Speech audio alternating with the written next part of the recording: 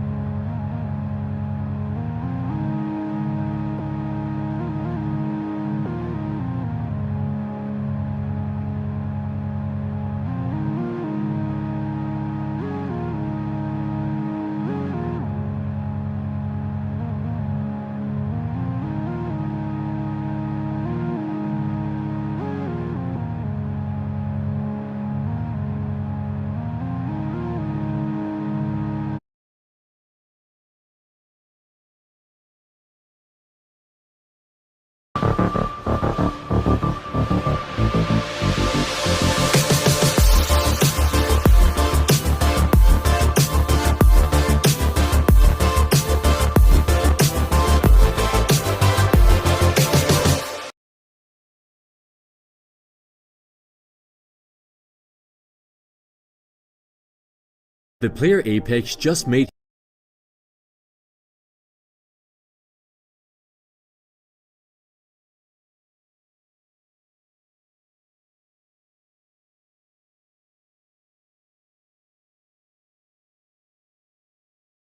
Player Apex just made history as he became the first person to ever complete 1000 extreme. Player Apex just made history as he became the first person to ever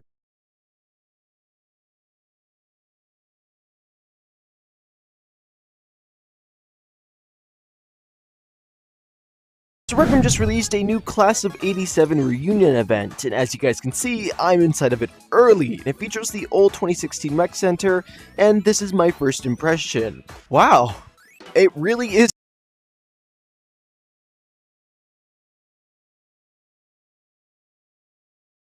There is a browser extension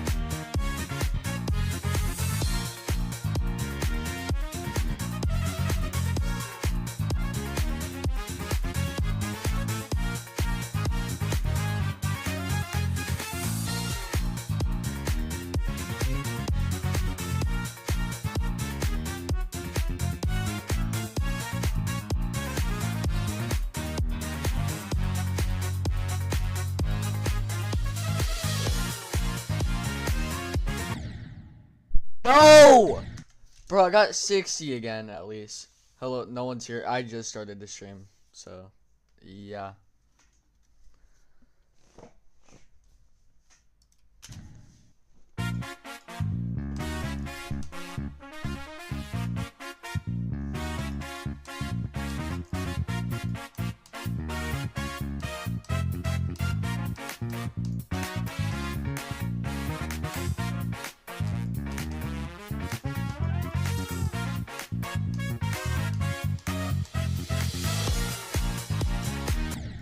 Bro, how am I this bad? Oh my god, what the heck? This one is actually pretty easy. I feel like this isn't even really a demon until like after 60%. Well, I guess maybe like an easy demon before 60%, but then like after 60% is where like it gets hard. But I think I can beat this.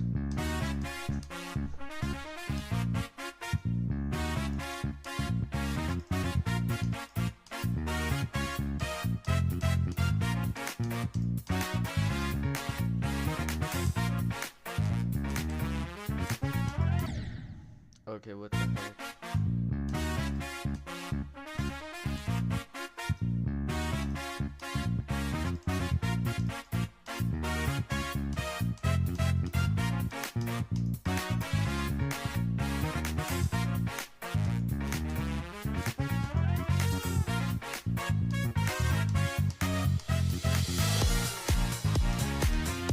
I thought I was gonna die to the coin again.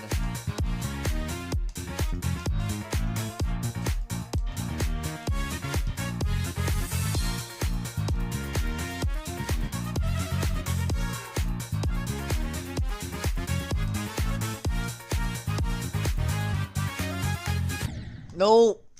Oh my god, I was supposed to jump another time.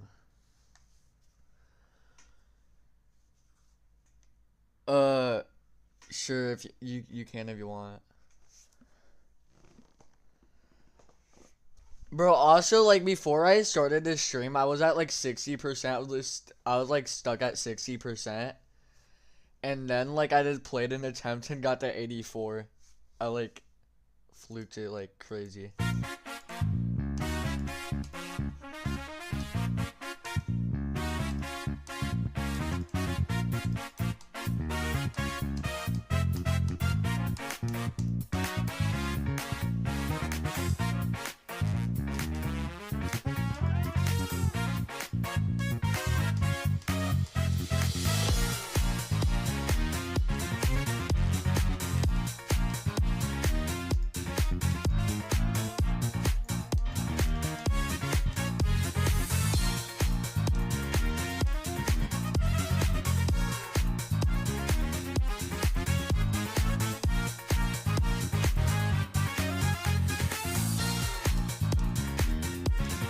Hopefully I don't die on the ball part again.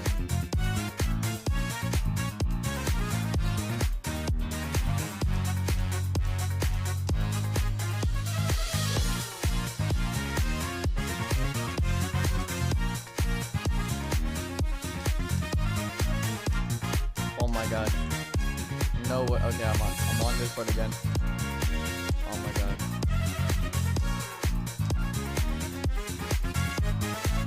No! 78, bro. I was so close. I was so close to that spider part. Hello, Amber.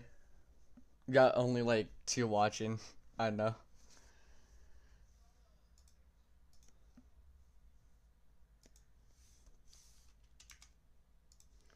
Bro.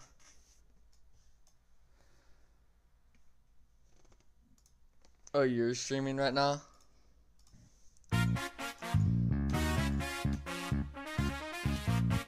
Hey, I mean, I know it's only 2 people, but I mean, I'll still take those 2 people.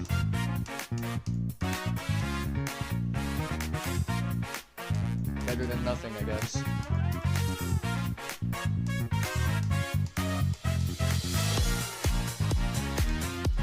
Oh, I almost died again.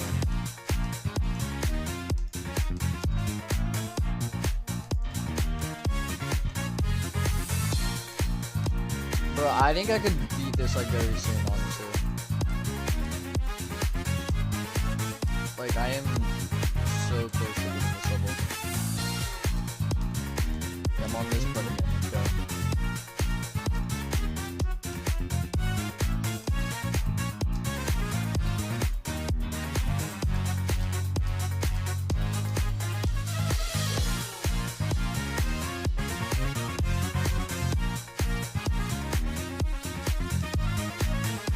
Oh, I didn't go up. I swear I clicked, bro.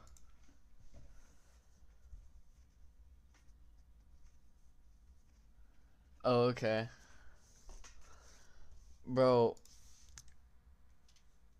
I think I could beat this, honestly. Wait, actually. I'm gonna open something up, like something up, so I can clip it if I beat the level.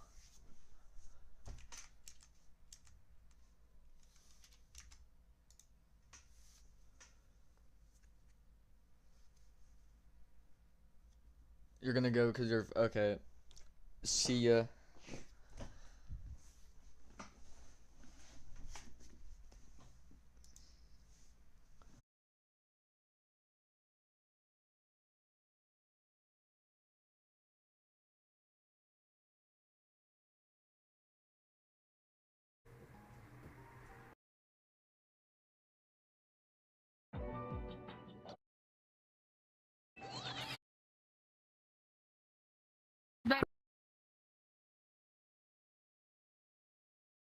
Is it?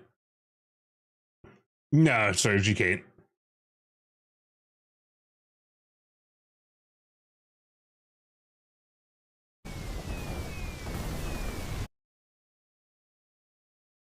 You might be wondering, Millennium. This is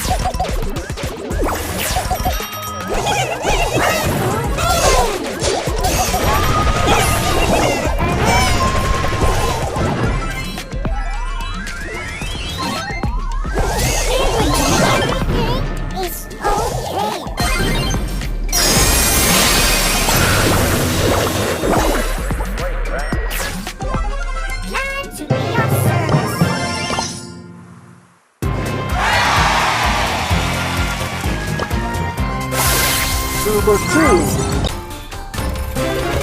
Super rare.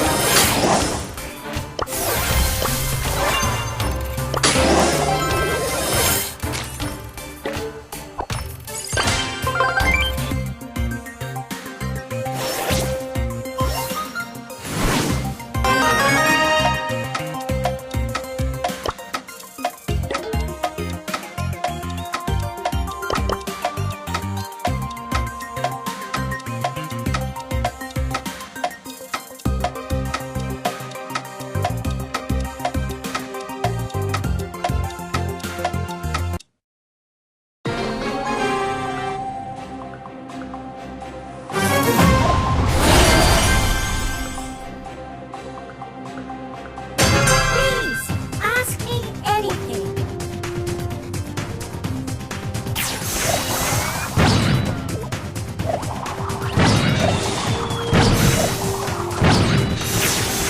Minor technical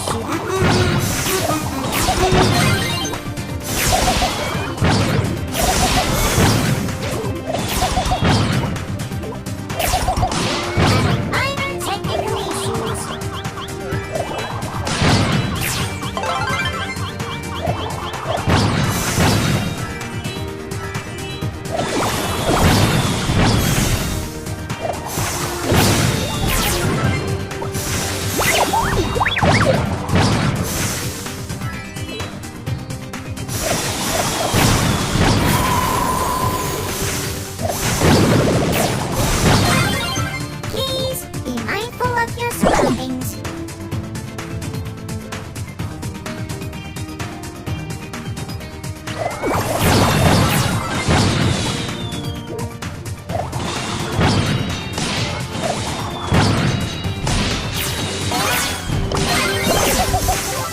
Oh, you seem lost. This is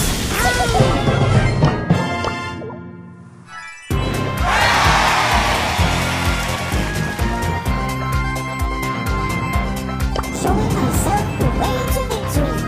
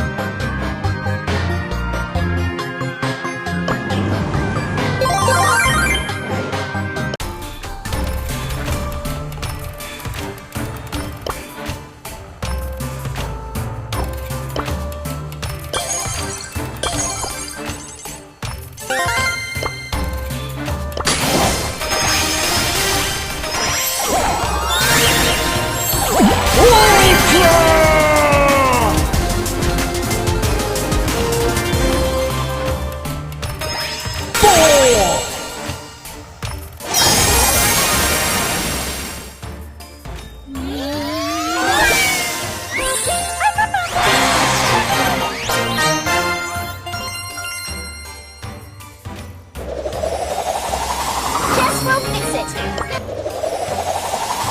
Let my breath liberate behind your arms.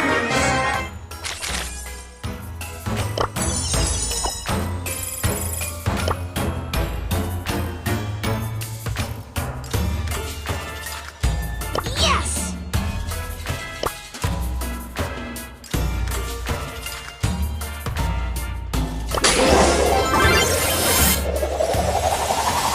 Time to show the kids how it's done.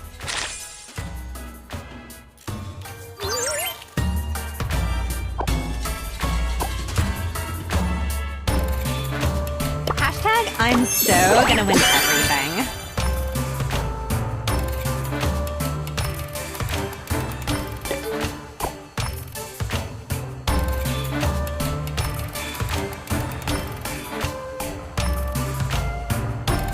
Keep the change.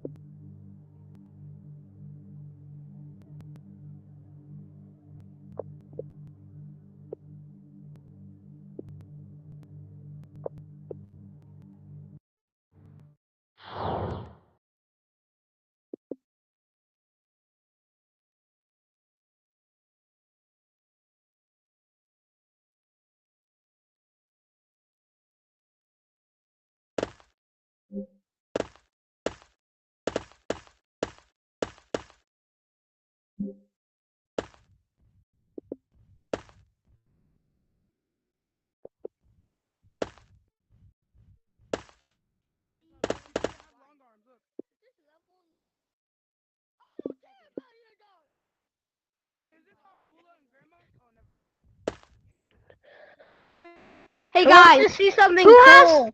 Who wants to see something cool? Who wants to see something gas cool? station hat? How do you get the gas station Hold hat? on, I guys. always wanted the gas station hat.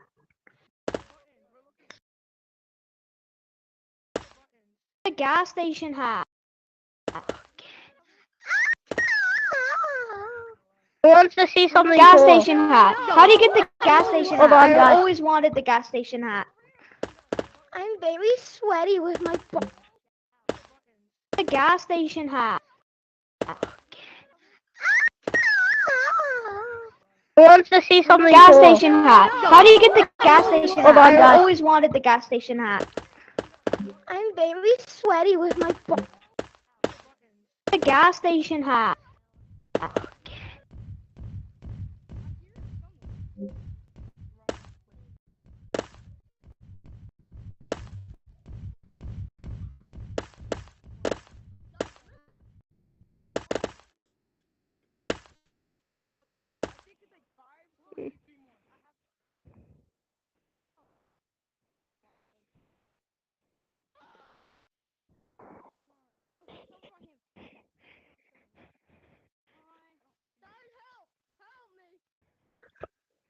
Yo.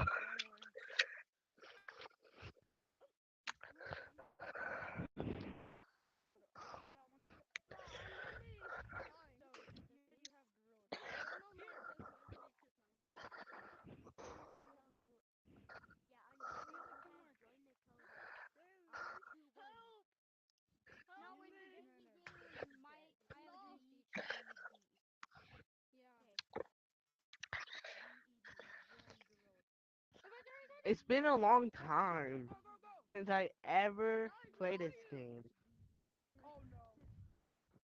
What is this game?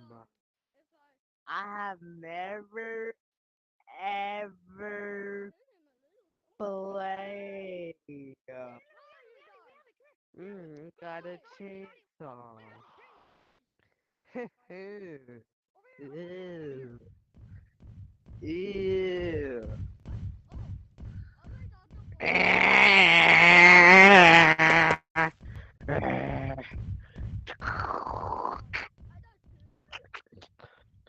Hey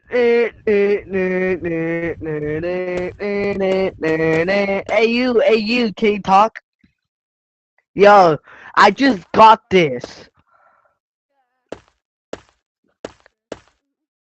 Yeah, and that is cool too. Yeah.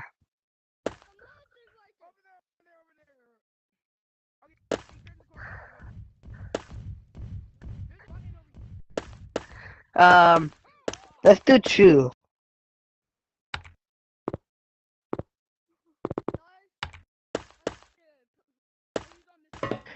Hey. Oh, there you, okay, let's go. Yes. Ah! Ah! Ah! That scared me.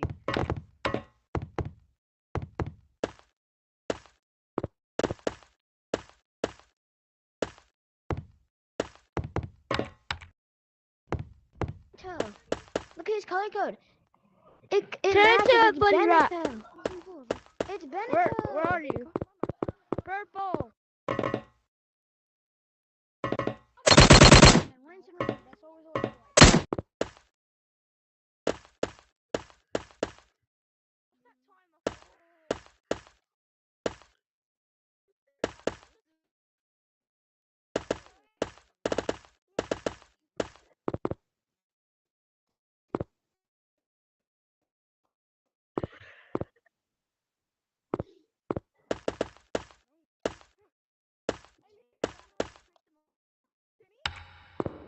I know how to trick the monster. That's what I named my rat. You gotta grab onto the corner of it and then go down. And then he can't. I am new. Can someone teach me how I to can teach play? you. Yeah, I can teach you. Okay, so how do I get a name? How do I get a name? You go over here, computer, press number one. One? Number one's already there. So Yeah, what and do I type do? your name. Oh, JEF. I kind of want a different color code. Do I click number 2? What is this? Yes, number 2. Press the numbers. Ooh. Okay, so I'm gonna do Okay. this. Let's go over here. Wait, bro. Wait. No, that's not the part for the games. Over there. Yeah, I'm gonna see. Okay. Wait, what is it? You need to unlock those. Okay, so I got a Christmas hat. Cool. Come. Did you remove the hat in the glass? Wow! You your name for no reason. I'm gonna play Russian Wait, roulette. what? Oh, it's blocked.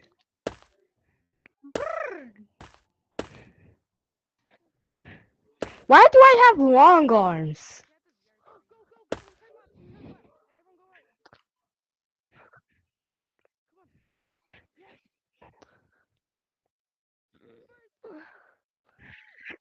Okay, I'm gonna leave it to join.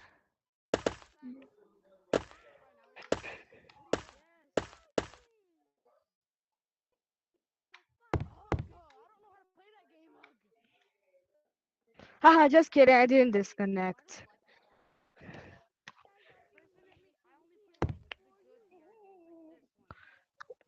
Ooh.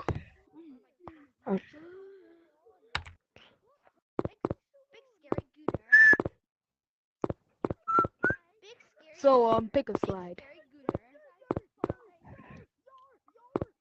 What one? Okay.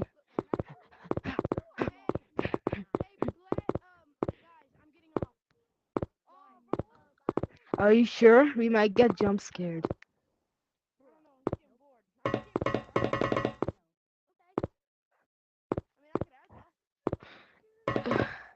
Wait, no! Okay, I'm not going to go. You go first.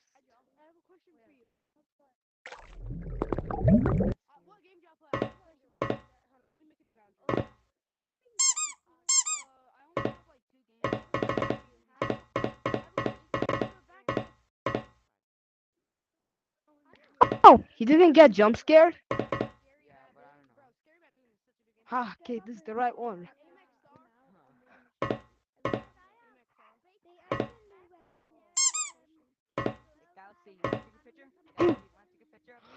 No!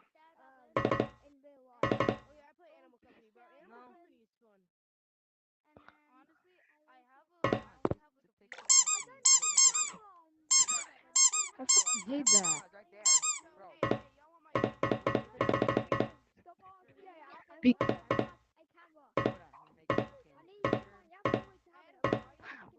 Why are you always pushing me?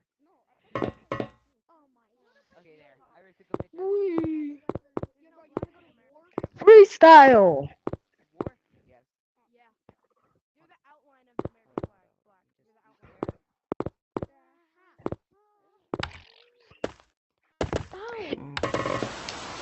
This is what I'm gonna do when I'm in trouble. Look, come here.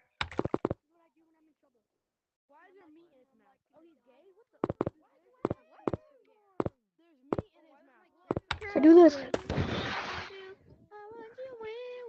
Yeah, that does not. Did not the single go? Wait, how do you get that? Does it cost $10? What I level don't did you know. go to? Do you? Let's go to level 30. Level 30. It's pretty hard. It locks you out. It better be something skibbity. That's Skibbity. not even skibbity. Yeah. That's roasted. Let's do level 30. Yo, look at. I don't know why I have long arms. I just do. Anyways. Where are you? Oh, it's already there. I saw it. It's there. It's there. It's there. I saw it. It's there. It's literally right. It's not in front of me, but it's over in that corner. He's in the corner over there. I saw him. I saw him. Okay, he's gone. Yeah, I think he's gone.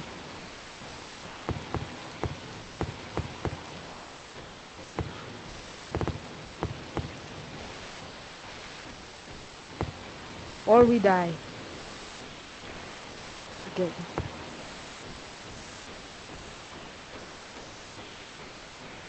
I thought I saw somebody.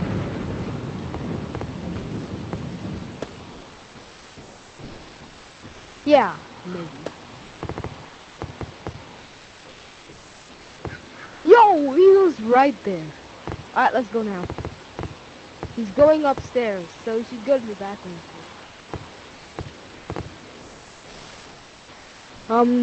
Not yet. Ah!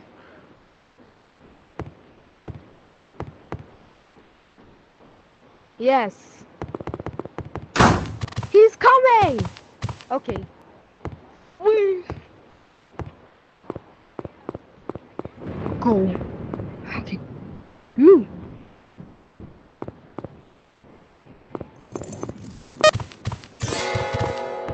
Where?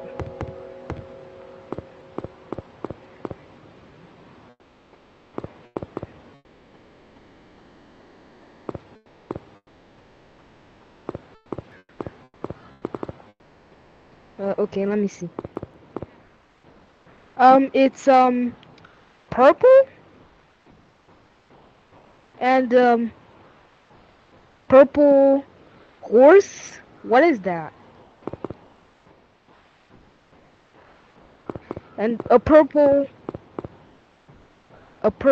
He's right there. A purple... Another one!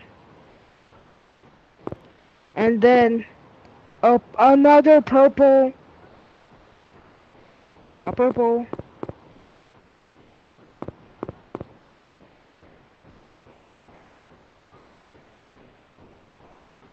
Oh no, it's that thing that looked like a horse. Pony. It has a tail.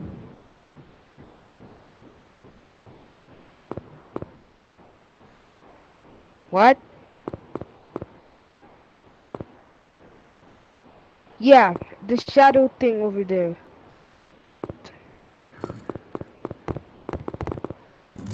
No, the other one. The second one. Be careful, he's coming! He was right there. That was a close one. Alright, should we go? What?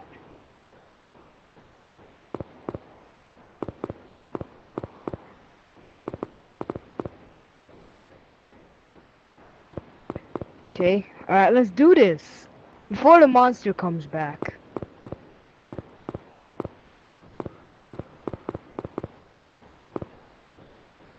Mine's a purple pony. Mine's a purple pony. Yeah.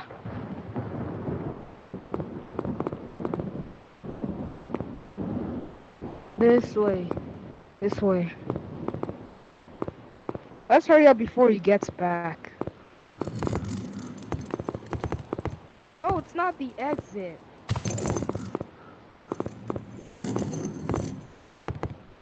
Please don't die. Thank you. Alright, let's wait for him to come because we've wasted so much time. This way. Are you... You go first, bro. You wasted so much time. So he's probably gonna come back soon. You see him?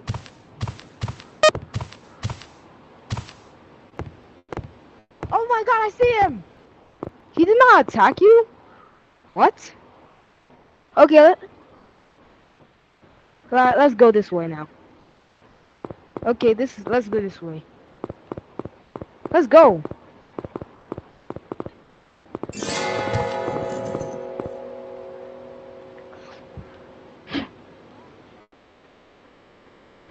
Wait for me! A purple ghost. Why did you leave me?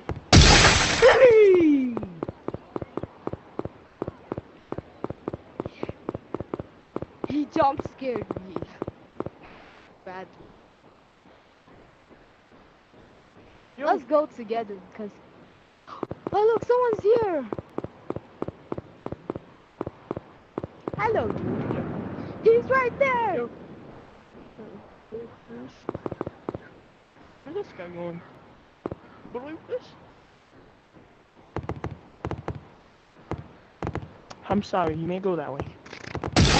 Oh shit.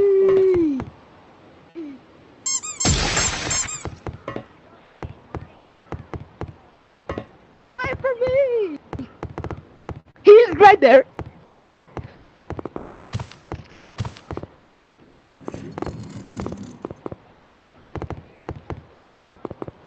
Why do I have long arms?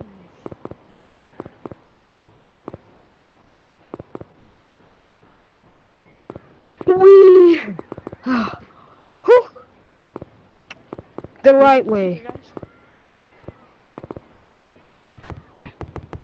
Maybe up there, maybe down there, maybe. He's there! He's there, bro!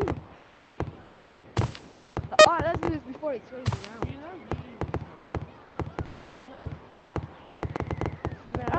It's my house.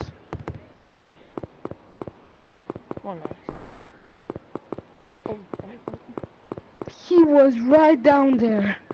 Okay. Down over here, follow me.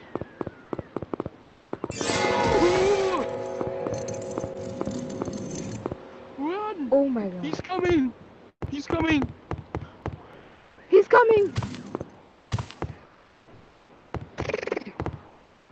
Ah! He's right behind you! Oh! Oh my god! Alright, let's go this way. Cause he's definitely in that way.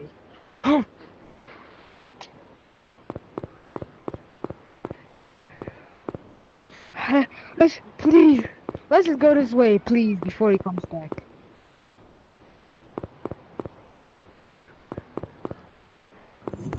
He's down there!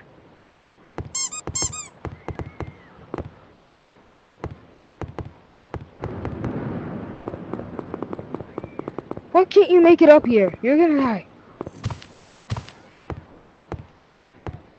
I feel bad. Okay, we should go this way. Definitely.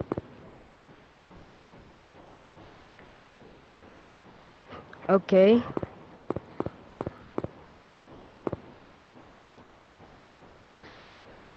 Oh, propose. Yeah, he's getting jump scared. The long arms is making me slower. He can teleport. Probably. I need purple horse. He's coming. That's a great. He's coming. He's coming. He's coming. He's coming. He's coming. Guys, hide underneath here. He can catch it! Ah!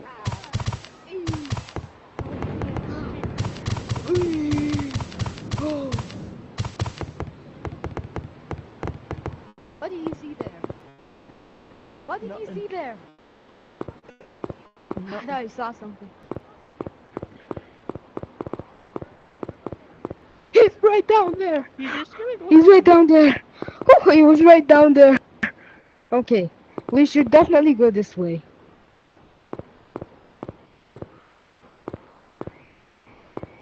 I think my pony is down there. I think he disconnected. Oh, he's going upstairs. Alright, let's go down. Down! Hurry before he comes! Is this a ritual? I hear him. He's coming! Hurry before he comes. You found yours? Wait! Next to this truck. Is this mine? It's not mine.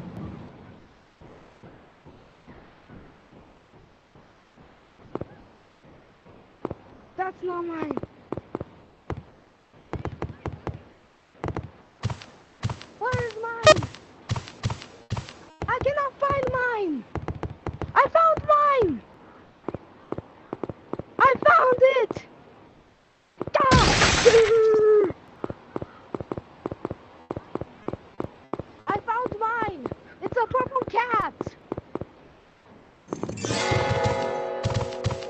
It's a purple cat. Yeah?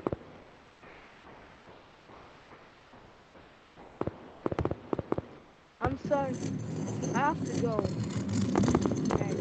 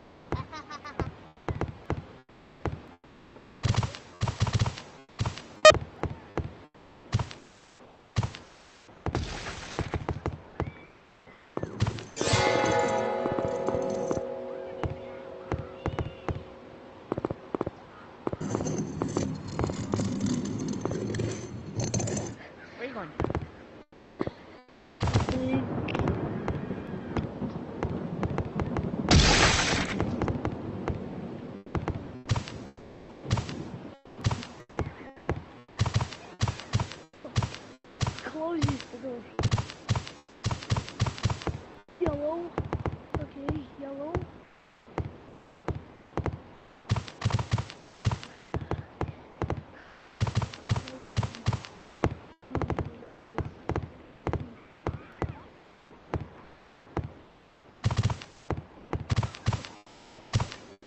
I'm not used to this level. I'm used to other levels. This is so...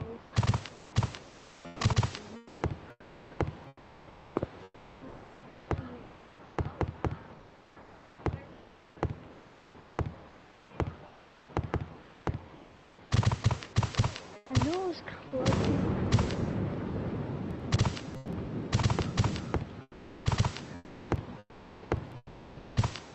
Right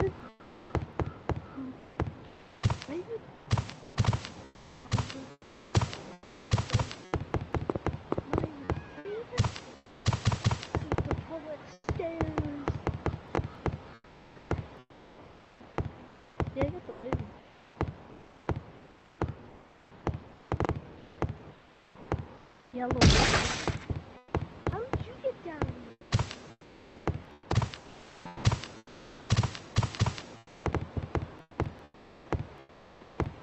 This guy is literally down here now. Oh, snap! Oh, God, he can come up here.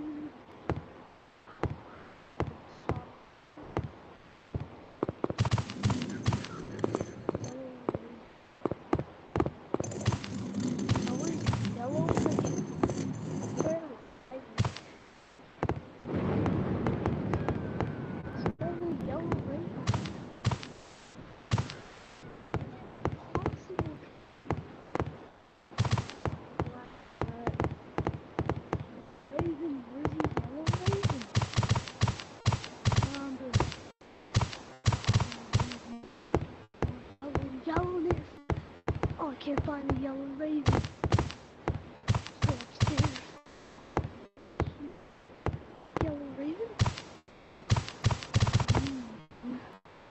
Yellow raven could be. Oh, cobwebs me stuck. Probably on this floor. Alright, yellow raven. Yellow raven. Oh, they're not here.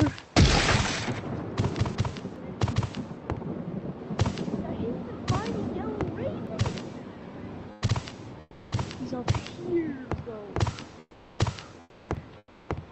Yeah. Yellow raven.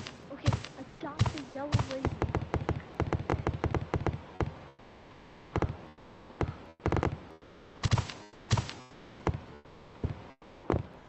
Oh, it's another raven? Green raven. I saw a raven.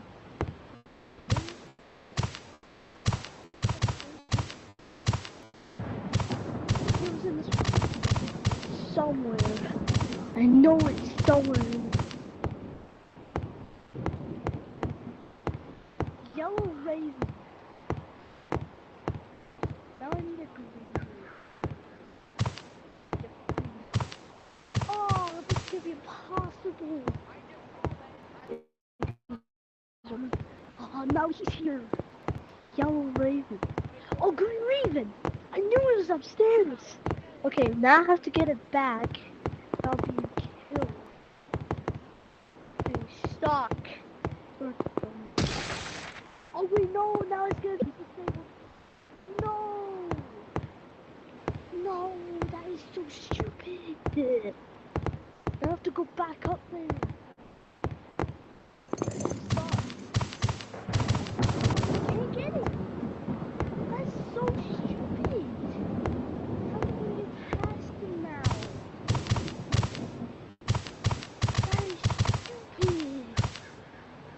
Is he still? Oh. I couldn't even get past him. How is this so impossible?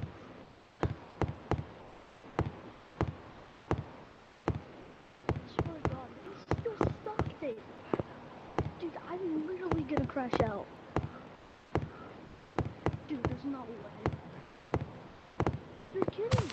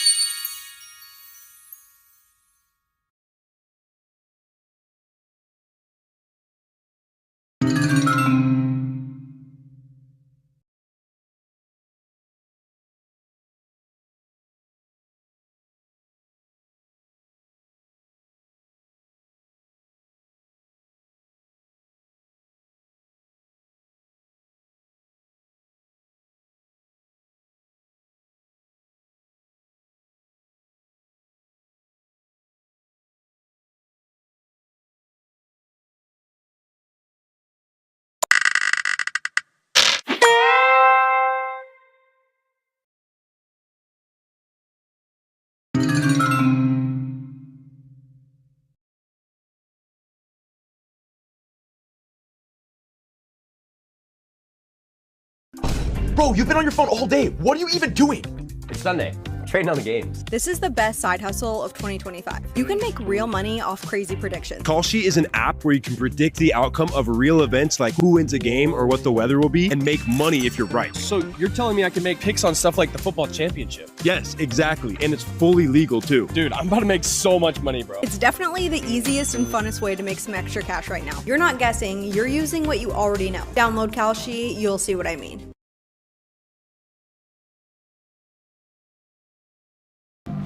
What if that $5 thrift find is actually worth $150? No way. Gemly just showed me the last sale price, and it's wild. That's hidden value right there. Uncover it, download Gemly.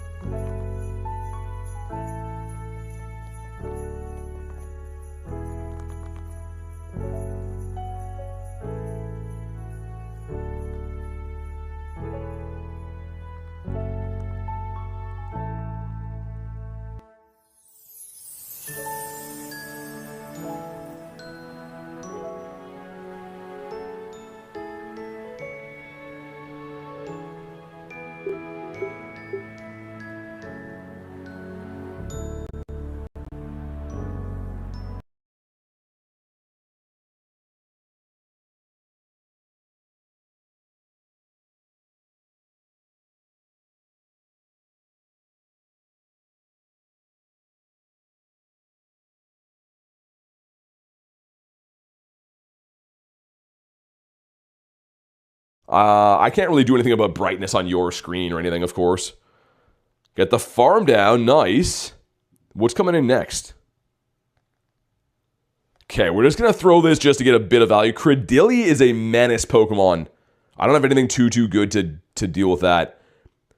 Guess how many shiny Grookey's today, says Tom? I don't know, man. Did you already play Calm Day? Is it already that far ahead in your time zone? We're bringing in the Dusky. So we're up a shield behind in pacing. I think we're going to shield this back. A Hundo Halloween Pikachu rarer than a shiny. Well, technically Hundos are always rarer than shinies. Yeah, just because they're about a 1 in 216 odds from Raid's research eggs. Stuff like that. And even more so crazy to find in the wild. So yeah, I would think so. Nice. Okay, it lands. We get the farm down. What's in the back? Ooh, in the back is the Molty. That is not what I wanted to see here. Mr. Molteaser is, just guess how many? I'm going to say 45. If you mean for what I think I'm going to get tomorrow, I'm guessing around 50. That's what I usually do. Airlace. Okay, so dude, Multimus Maximus. Great Pokemon. I use it in the Ultra League, but very, very bulky. Hey, what's up, Duck? No, you're good. You're all good. I mean, I appreciate you making time whenever you can, but good to see you again. Okay, we'll shield this one up in case they're going for the Brave Bird, maybe. It is the B-Bird. It's 9:30 for you. I think you'll get 40 today. Yo, Wolverine, what's up, man?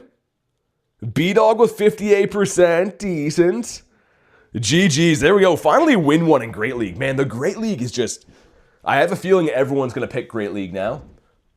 But dang. All right.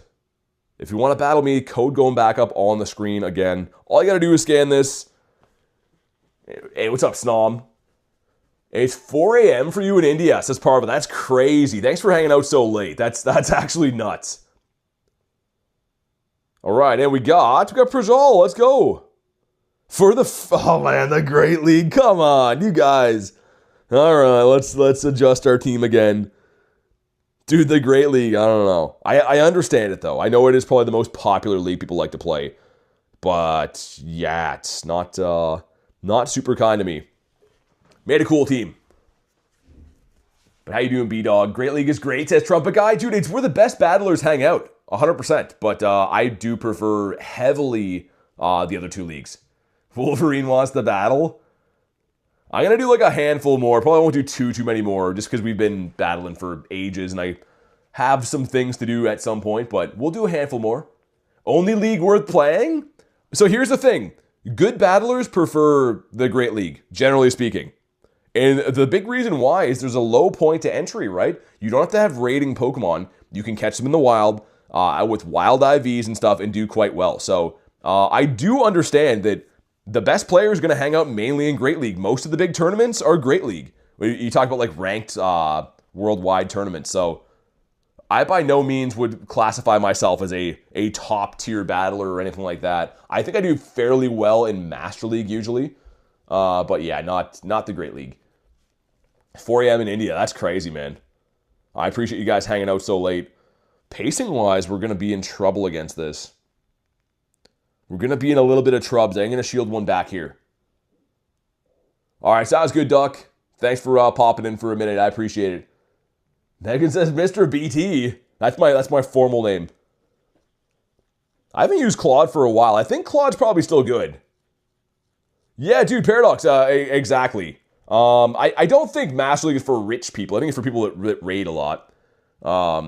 But yeah, it's different. I mean, to win in Master League, you still have to know what you're doing. But the Pokemon you get, generally speaking, are, more expensive to get to. Okay, Water Pulse. Get the Quake off now. I'm hoping that Zardomus Maximus is going to be good against whatever's in the back. Would be cool to see, like, Superior. I mean, probably not. Ooh. Okay, I don't think a Water Pulse would cook us here either way. So I'm going to let that go. I hope not. It is the Shadow Charizard. Make you an Ultra League team? The one that I'm... Oh, dude, it does. Oh, my God. Yo, 0 bulk on Zardomus right there. Oh my god. Talonflame, come on. Ah, that was actually close if I got to the Stone Edge. GG's. Claude had a fallout. I'm disappointed. Yeah, I was gonna say it was pretty good from like the start of when it came into the game, right? I'm only using it to battle you guys. I usually never ever play Great League just because it's not my cup of tea. But yeah, I was gonna say, Megan, the team that I'm using is Annihilate, Galarian Moltres, and Ultra Giratina in the Ultra League. But my main league I like is definitely the Master. Yeah, Prajal, good game. We got Maximus going in for the Ultra League. All right, let's do it. I think we battled Maximus yesterday. Azu's the only Mon. I was going to say, Azu, I think, has been good since I have known about, like, Battle League. And I know it gets better and worse some seasons, but Azu seems to be in every single tournament, like, big tournament that I've ever watched. Favorite Mega? Gyarados. Gyarados is my favorite Pokemon. Ooh. Zardomus Maximus over there. Not good for my Ape. Okay. Are they on Air Slash? Must be. Let's get the Rage Fist off here. Not a great matchup for us to be in, especially if they're running Air Cutter, because that gives them a guaranteed attack boost every time, and obviously it's a flying move. But they did shield once. Thinking if I want to shield this back here, because either way, a boosted Rage Fist will do enough damage. It's on Air Slash. I was going to say, yeah, I didn't expect that.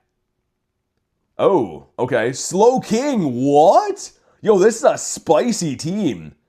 Multimus Maximus coming on in here, though. I don't think I'll have to respect any move. I think we can let this one go.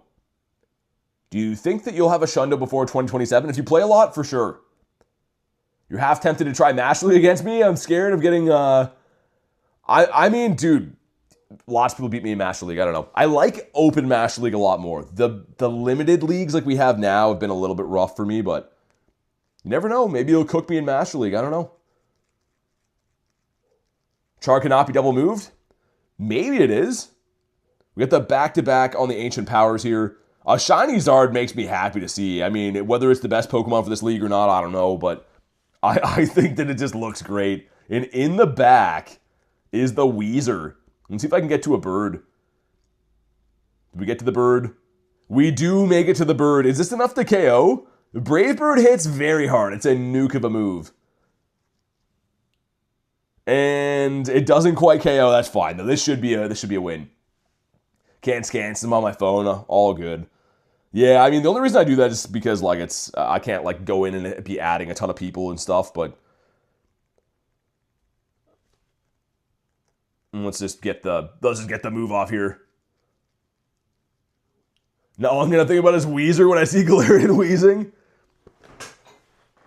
I mean, that's actually a pretty decent Pokemon too, I think. Isn't Galarian Weezing pretty meta? I mean, I was using it for Great League a little bit. It has a little bit more bulk. On the Ultra League side of things. There's also a Rocket here. Yeah, let me check. Hold on. I'm going to put the shield on for a sec so I can check that stop. But hopefully it's a bug. That'd be sick. The Grunt is... it's rock and roll. I know, it could have some good Pokemon, but I'm looking for Shadow Shinies. All right, we'll show it 2 more times. How about that? 2 more going in. Let's see what we got.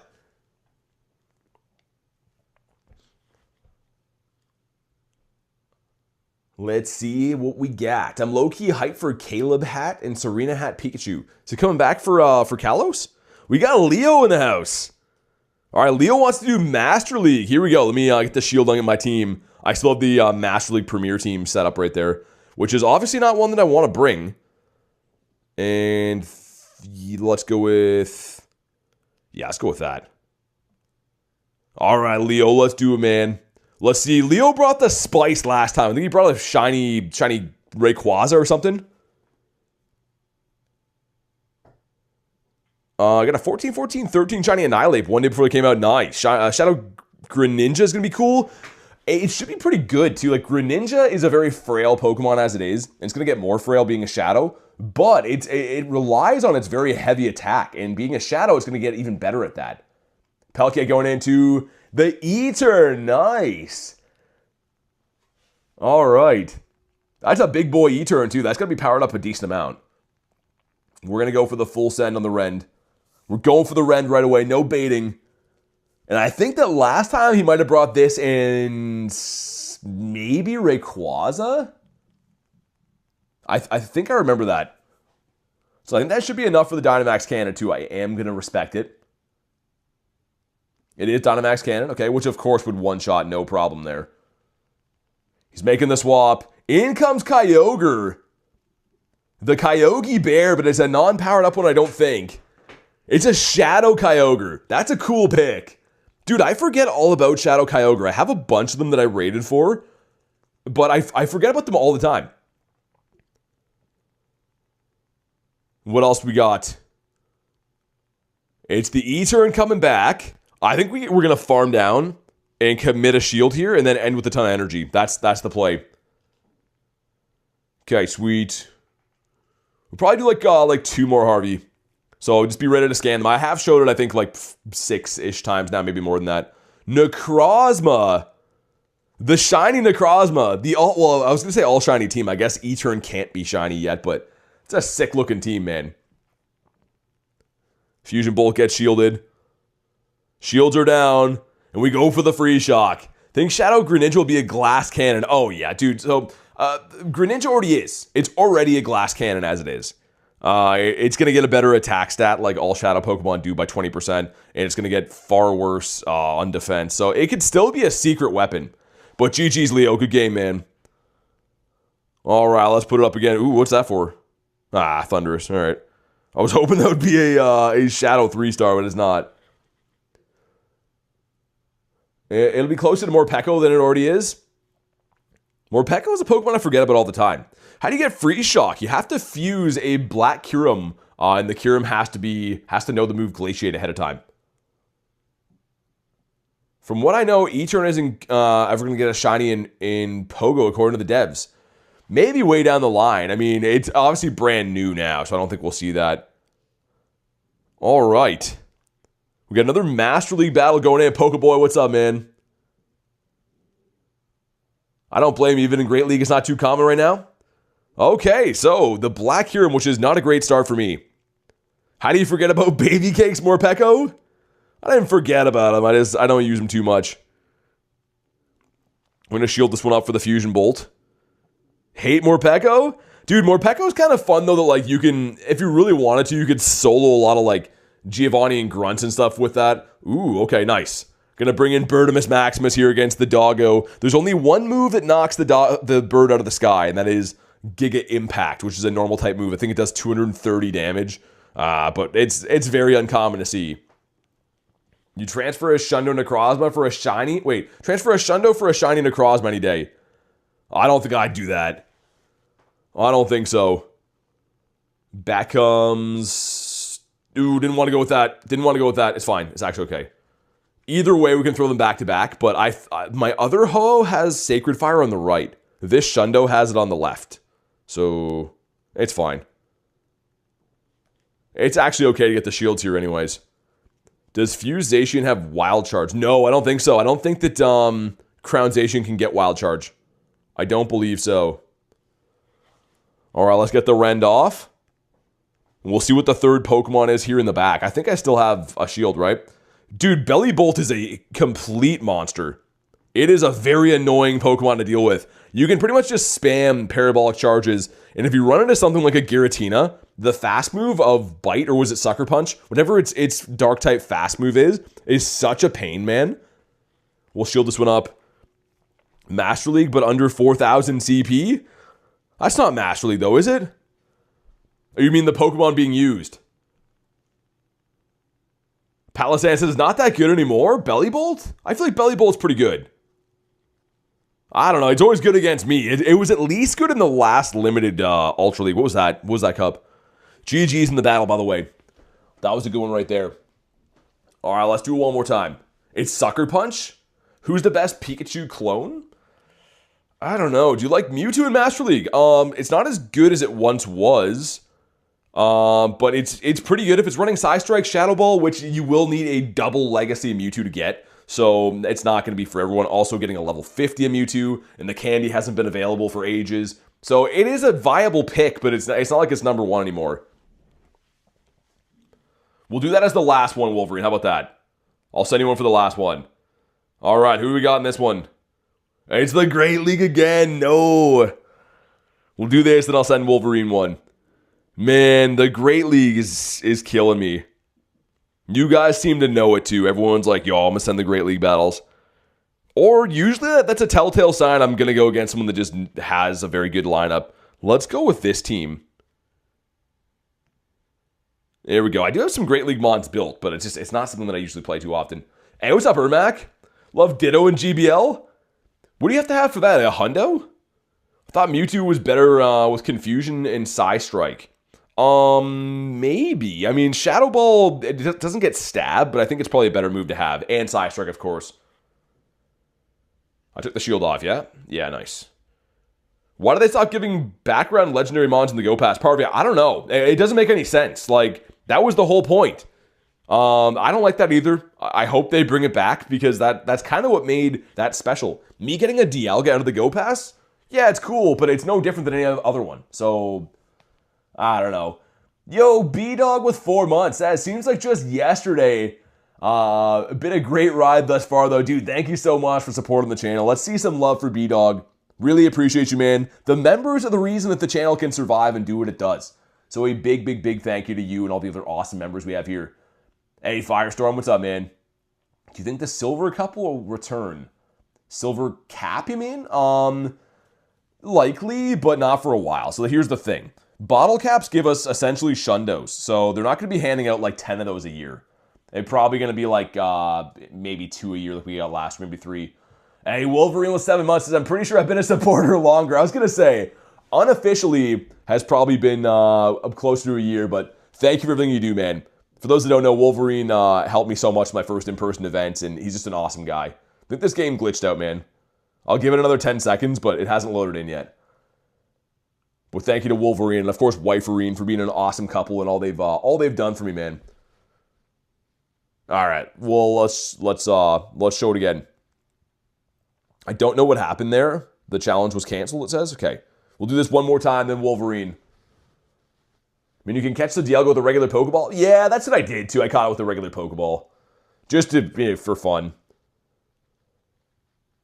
But all right, got all 6 G-Birds with no repeats. Like, you mean like the shinies and the non-shinies? That's kind of cool. Need to stop by here more often. It's been a blast. Yeah, good to have you. I mean, like, I usually am more of a shiny hunter and do raids and stuff like that. But, yeah, honestly, love having you here. Is Pogo dying? No, I don't think so. Pokemon Go's in a good spot. There's some bad events lately that happens. They take their foot off the gas sometimes this time of the year. Great League again, of course. But it's definitely not dying, man. It's the biggest mobile game, and you really see that when you go to like in-person events. When I go to in-person events, it's always mind-blowing to see the community come out and how many people are interested and how many diehard people there are going to the events and stuff. What did I bring last time? Oh, yeah, it was this, right? I was going to say that last one got canceled out. Okay, cool. But yeah, man, Pokemon Go's a great game. Yo, William with the 2 says, hey, BT and everyone, how's the gang going? It's going good, man. Thank you for the 2. I do appreciate that. Show some love for William. And a terrible start for us. Absolutely awful. I'm going to swap in Drapion here. And this is not even that much better. To be honest, it's not great. I'm going to be fishing for the crunch debuffs. So Play Rough is going to hurt pretty bad. Ice Beam is okay. Yikes, Core Brogan. Yeah, I was going to say, I really didn't want to see... Oh, they got the catch. I'm going to see if I can just... I won't be able to farm down. Be very close. Wow, I did farm down. Okay. Drapion's putting some work in. I'm still going to be fishing for the crunch debuffs. There might be a way to pull this out, but I don't know, man. This Pokemon is a problem, of course. Okay, we're spamming off the crunches. Drapion, again, I mean, I think he caught the Skelly by surprise. Okay, nice. I'm going to let this go. Let it go. The Play Rough's going to land. That is the energy-heavy move. So I don't think they're going to have too much overflow energy. Ooh, dude, what? More Pekko? Yo, that's insane, man. There's like no worse team I could have run into. We lose this one for sure. I'll try to play it out, but oh my god. Shadow Drapion's a menace. It's a great Pokemon. Now it's in hangry mode. You wouldn't like him when he's hangry. All right, the game was just bugging completely there. See if we can sneak in an Ice Beam. Maybe, probably not. We, of course, do not. I don't think this is even better, man. It's not the electric move, but I don't even think this catch was even better. Psychic Fangs again, okay. Is there any chance that it's not on? It has to have Aura Wheel, doesn't it? I think wasn't that like a must for Morpeko? Oh, nice. Another catch. We'll see if we get the shield here or not. There's probably no way to win this one. You hate this mouse, Morpeko? Yeah, he's such a pain, isn't it? There's no way we get a farm down. No way, right? No, it was so close. Yeah, my team does not like Morpeko either. This has not been good to see. So the only saving grace that's not going to help regardless is like, it's not a very tanky Pokemon, but I'd have to get to Hydros twice, and we're going to get outpaced. That catch was just devastating. They're going to outpace us. I mean, we made it closer than it probably should have been, I guess, but yeah. Insomnia, what's up? He's all hangry again. But even Alligator is not going to have the pacing to get there. Yeah, it's a CMP tie, too. Like, that's how close it is. GG's, though. And alright, Wolverine, I'll send you one. Wolverine wants to do under 4K CP Master League. So I'm down. I am down for that. I have to turn my battles on, though, which I hate doing because I get spammed. But let's do... Where is it? Advanced... Oh, it's in regular, right? Yeah, I think it's in regular here. Alright, Wolverine, it's coming. I haven't battled the Wolverine in ages. There's one of these streams we did this a long time ago, but it's been a while. So while we select our team, we put the shield on, so we can't be having any sneak peeks. We're going to bring a spicy team. So I think if we filter by CP 0 to 4,000, right? That should show us all of our potential options. It does. Okay. Yeah, we're gonna bring a spicy team for sure. Interesting. Just because, oh, that's just over, dude. I have a few mons that are like 4,012 that I wanted to bring, but they're not eligible.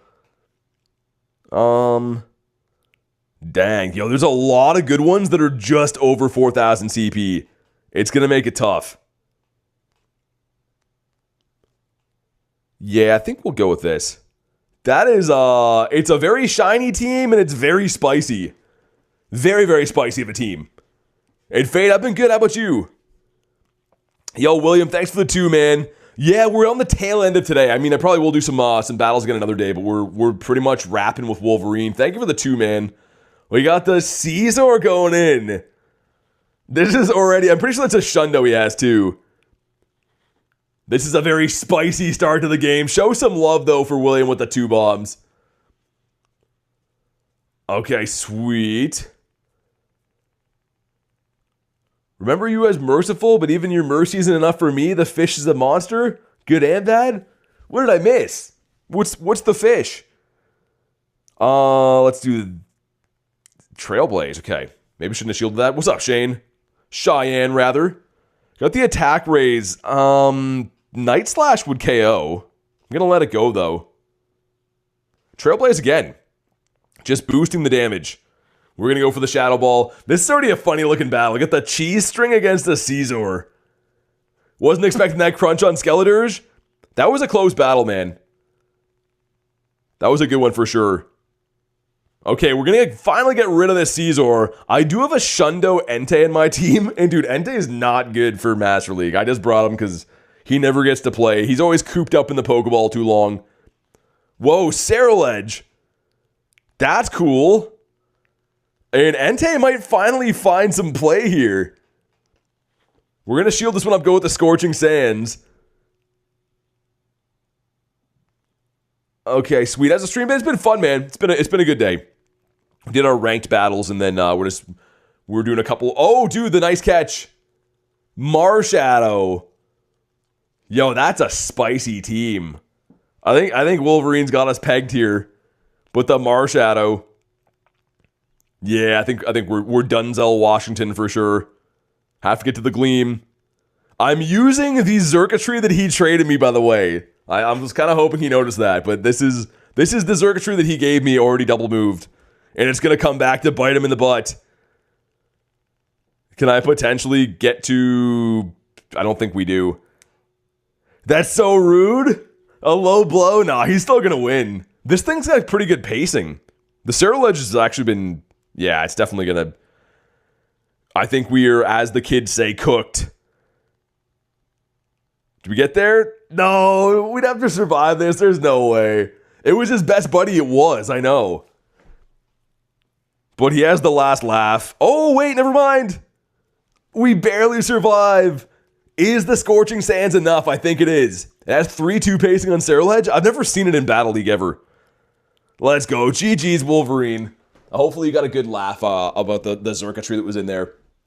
But man, that was a ton of fun. We got a nice leeway towards level 80 too. Like, we're very close. If I can win 10 battles here and there over the next couple days, we got this. But guys, on that note, I'm going to wrap for the day. Thank you guys so much for watching today's stream. I will be live again tomorrow for Grookey Calm Day, so make sure you are subscribed to the channel so you know when I go live and stuff like that. But have a fantastic night, guys. Thank you guys so much again for watching, and I will see you on the next one.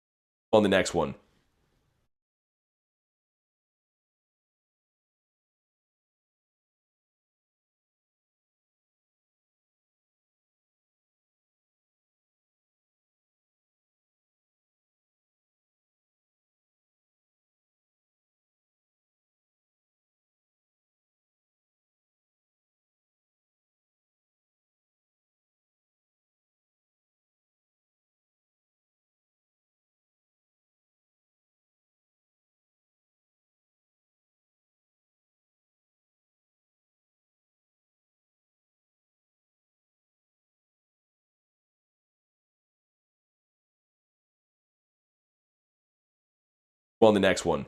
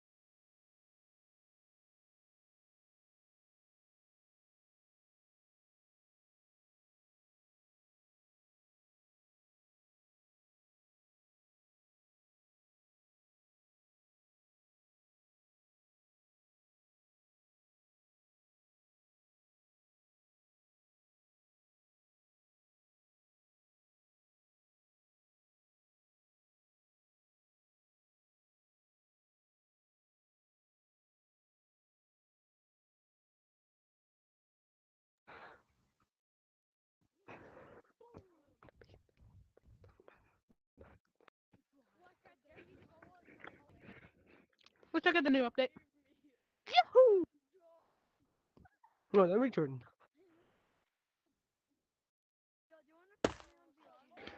Where is everyone? Man, people ask me this a lot. I do not know, bro. Yo, what level? I don't know. I've I've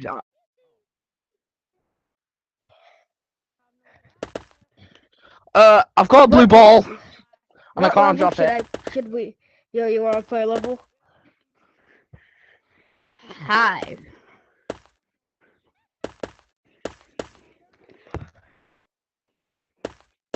Galaxy. Would you like to play a level? Yeah, sure. You get to pick the level. Yeah, there's like so much levels. What the fuck? You pick a level. I don't want to pick no level. You pick level. You pick level. 17. This level? I think he likes bro likes 4 things, dude.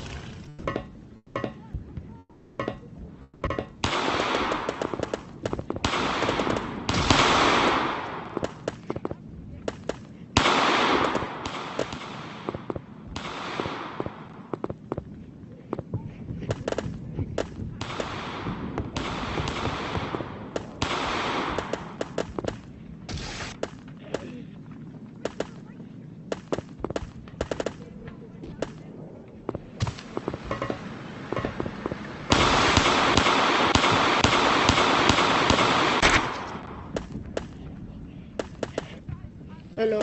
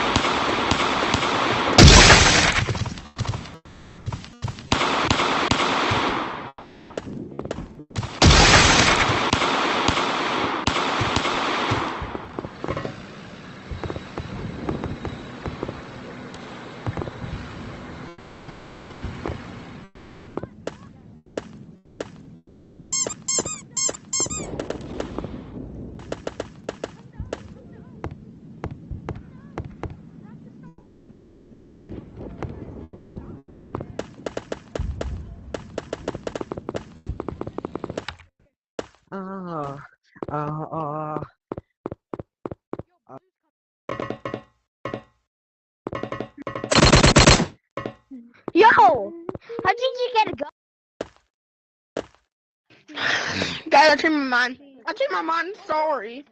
Chat. I changed my mind. What should I do? I'm gonna get a new old.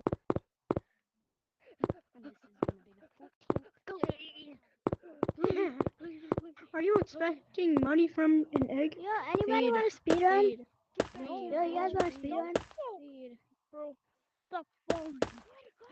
Yeah, you want a speed run? No, where'd you get that gun from? Credit.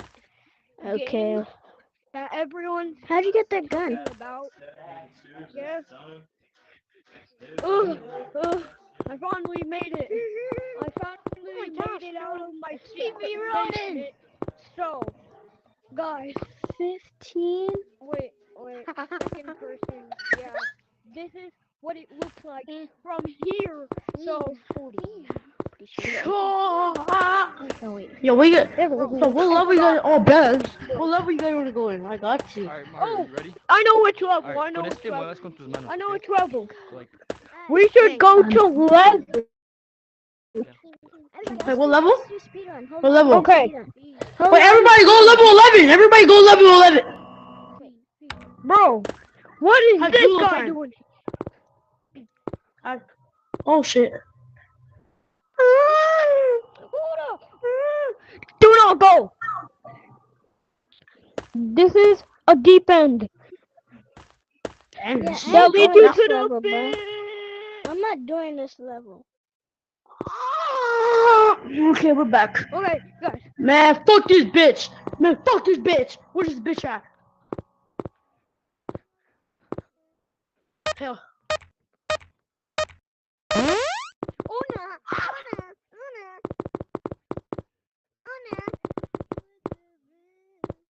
Bro, we gotta figure out this code.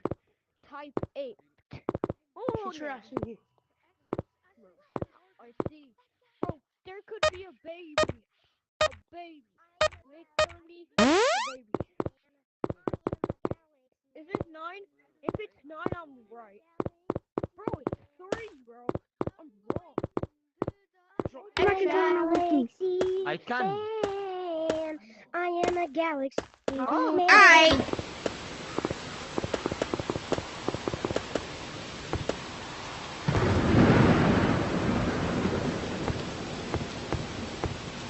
We can see that. We the galaxy. I am the galaxy man. We can see that. Shut the fuck up! You Yeah. I'll teach you what the fuck I'm gonna do about it, huh? Hit me with your plastic toy store from Toys R Us. Shut the fuck up. For real, can you shut up though?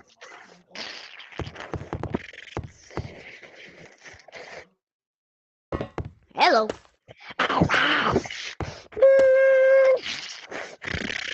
What's happening? Which one? Oh my god.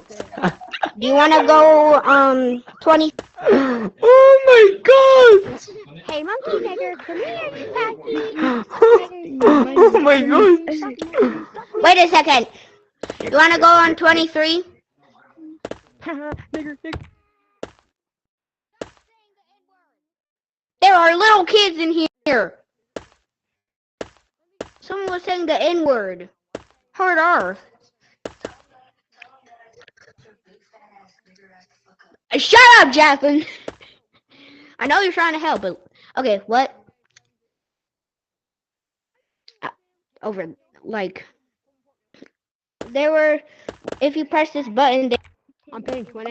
saying it. How do I report somebody? Bro, Mittens. Go to the board. Go to the board. I have no idea. Kill Mittens. Which board? Kill Mittens. Bro. Did you just hear that? I didn't kill Mittens, bro. Can you believe me? I didn't kill Mittens. He's going to do it.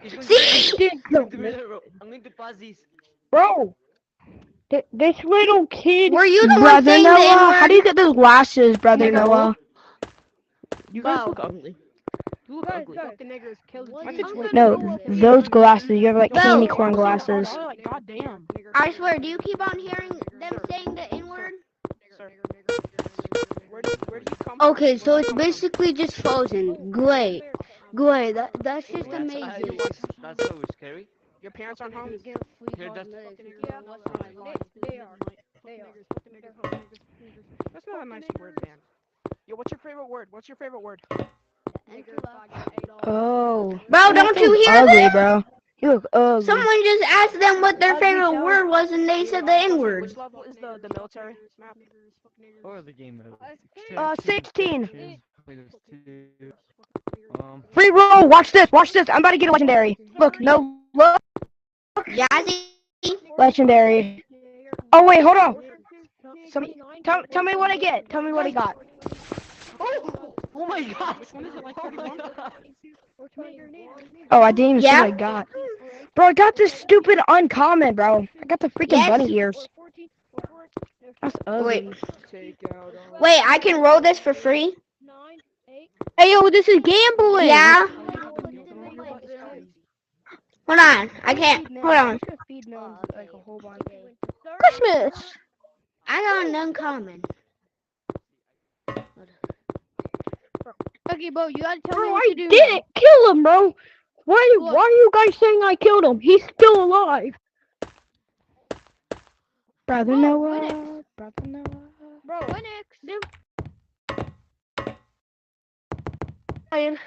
He's trying. Bro, why are you playing with 20 players, bro? Imagine playing with 20 players. Imagine playing with 20... 8-bit duck. Hey, Brandon. what do you want from me? I don't know. I'm just saying hi. Can you not accept the That's welcome awesome. wagon? Man, no one is nice and big scary. No one. Am I the only nice person, including my friend?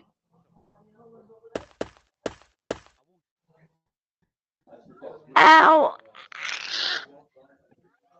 My arm hurts. But yeah, what?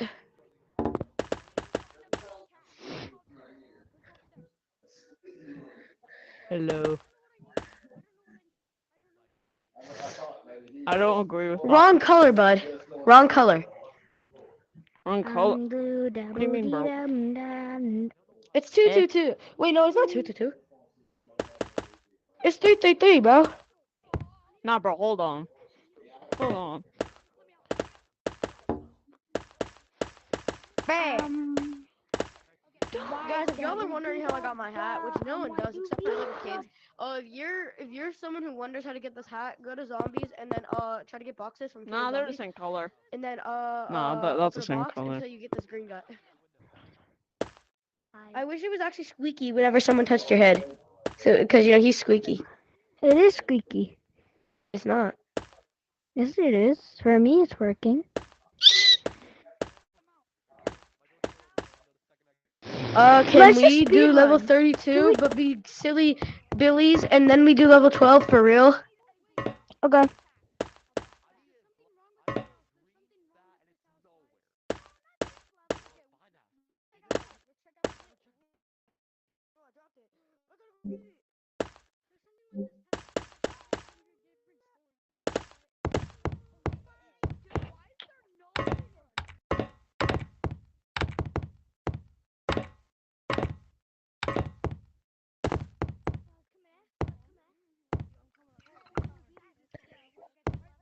K-L-O.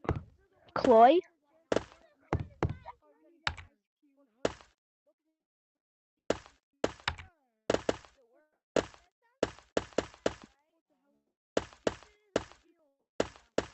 The only reason I'm playing VR is because this is gonna be like the last time you guys getting on.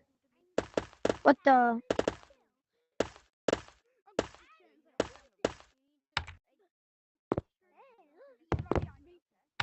I'll play Marvel Rivals with you later.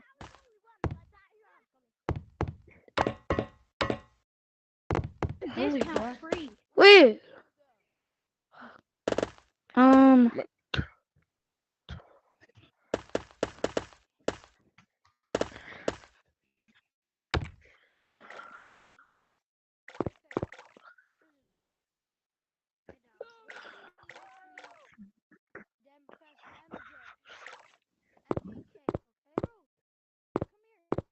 Nothing else besides Green, MJK, green, okay? Hey, I just started Yo, this I game. want How that can I hat. play? I want that hat. Can you teach me how to Show me how play? to get it. This? Can you teach me how to guys, play? do you get the gas station Y'all hat? Do I'll y'all press think Can you enter. teach me how to play? do y'all think my arms Can you teach me how to play? are short or long? Hey guys, do you think my arms Are you still are in the same short area? or long? You know what I know. You're in the same place? But how can I change my name though? Is there people around?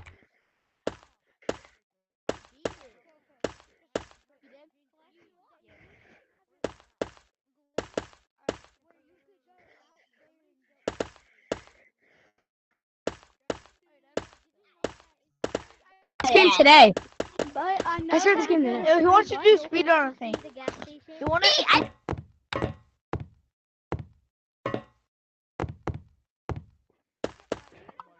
Hey,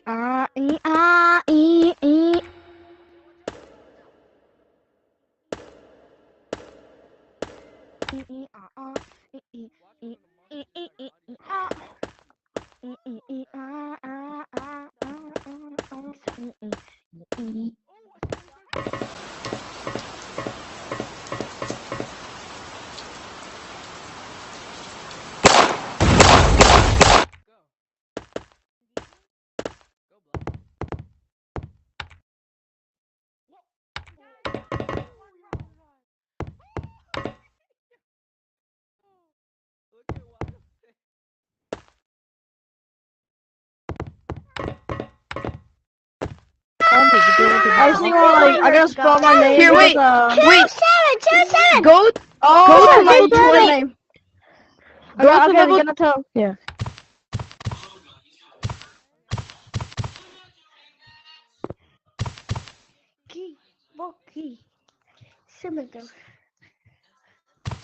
It's neon.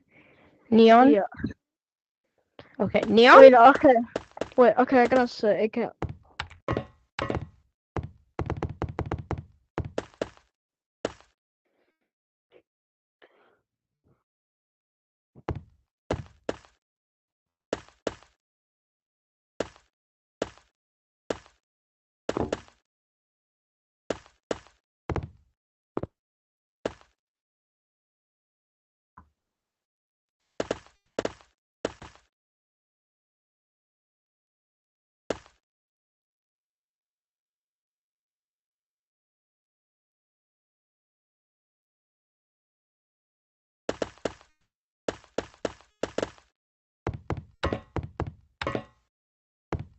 Level. Yeah. Got a Level 21. Ew. It's fine.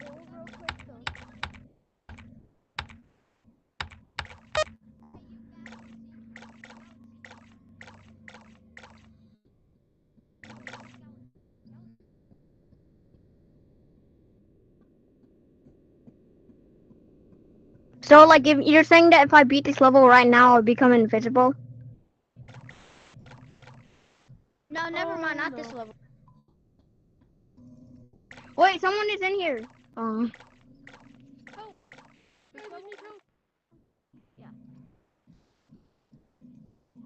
Ooh, I kind of did that by accident. I mean, well, like, I didn't become invisible, but, like, the monsters became invisible.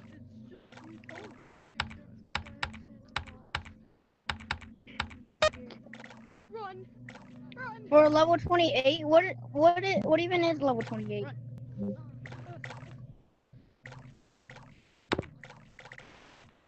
I need help getting the far one. Come over here. Hey, does anyone want to play a level? Does anyone want to play a level? Does anyone want to play a level? Orange, do you want to play a level? Or do you want to play a level? Do you want to play a level? Do you want? Dude, I'll play a level. Hey, Black, do you want to play a level? Do you want to play a level? Yeah, Do you let's want to play play a level level? Do you want to play a 27. level? Do you want to? Come on, everybody. Let's play level 27. Oh Job wait, this level is application. terrifying. This level is terrifying. Wait, I thought the monster was in here for me. Yeah, the key, the door is like all the way at the bottom.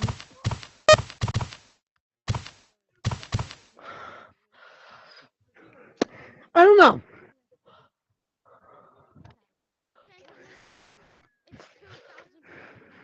What? When in doubt, I gotta fix this slide glitch where you go like. Okay, let's go do 28. Hey.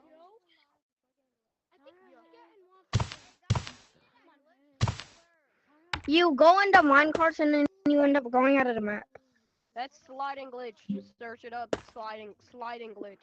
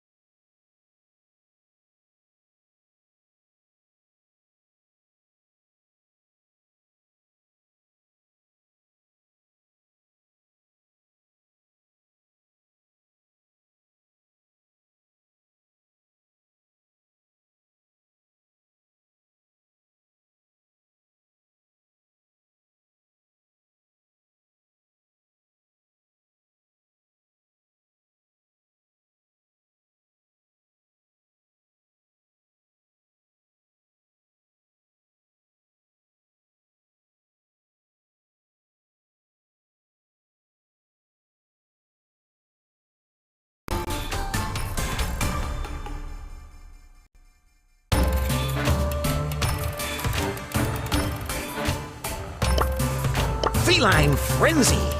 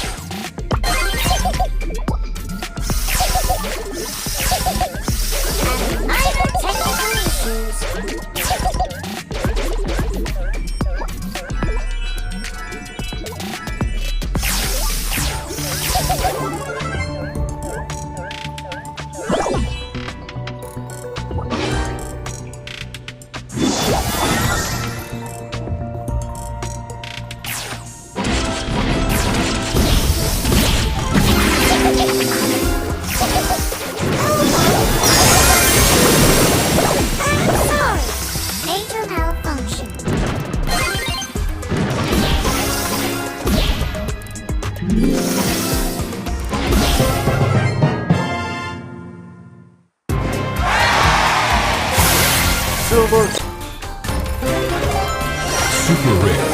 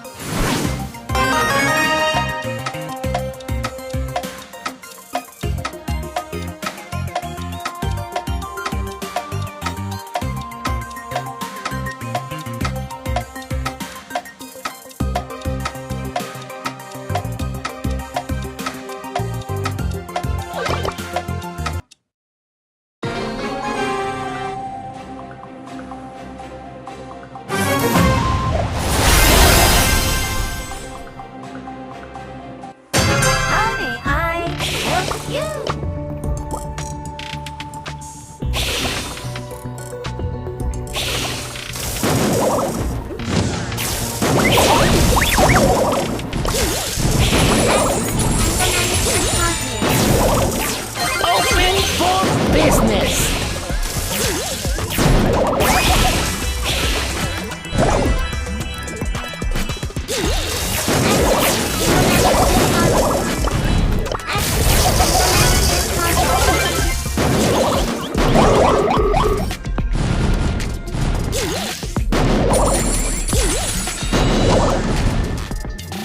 Open for business.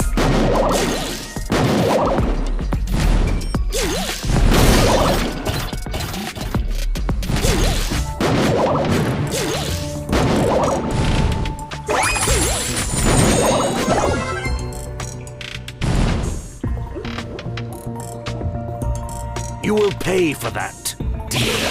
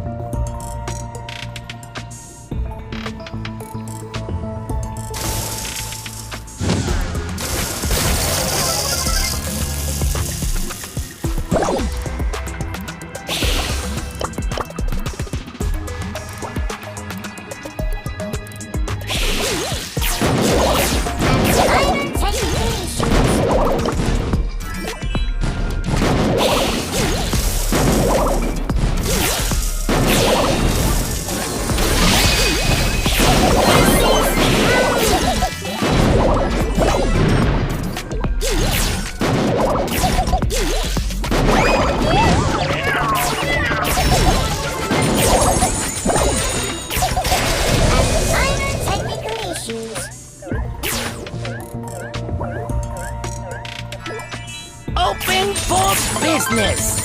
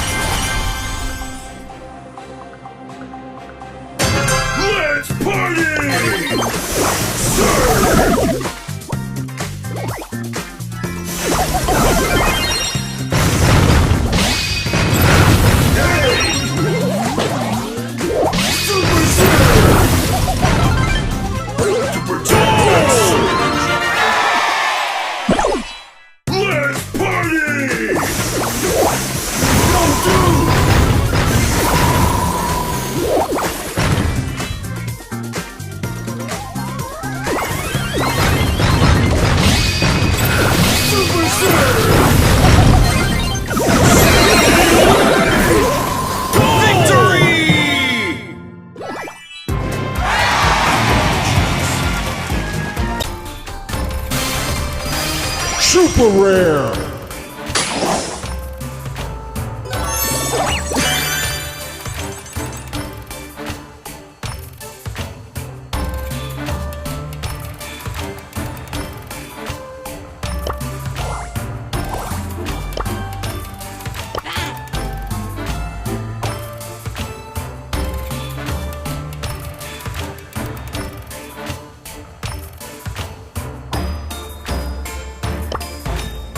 You aimed low and managed to miss the mark.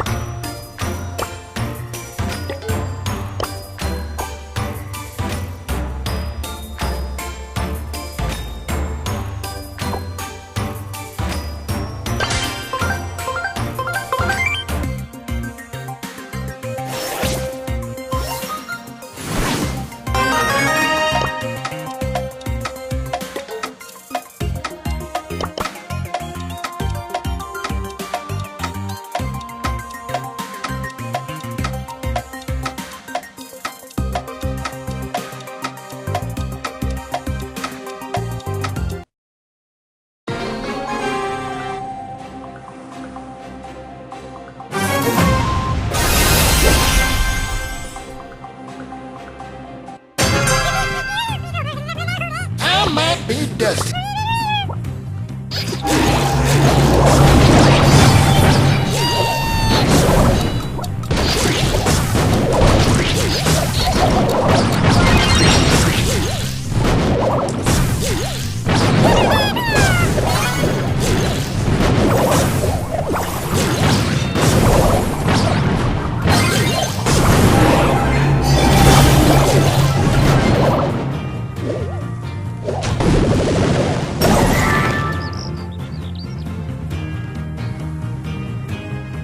I might be.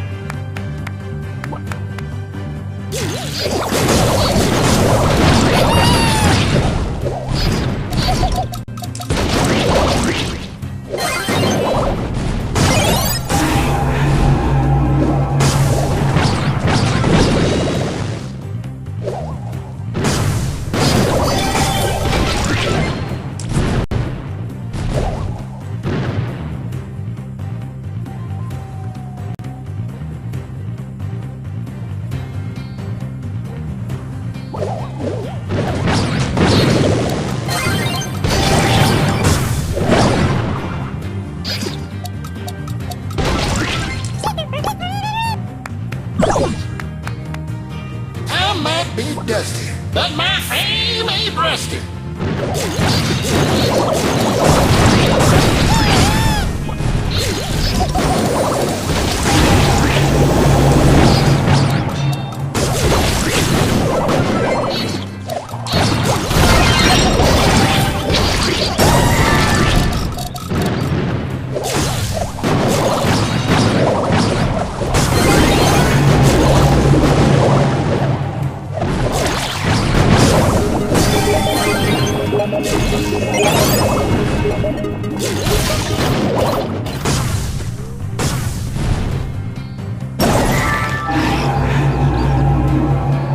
I might be dusty, but my fame ain't rusty.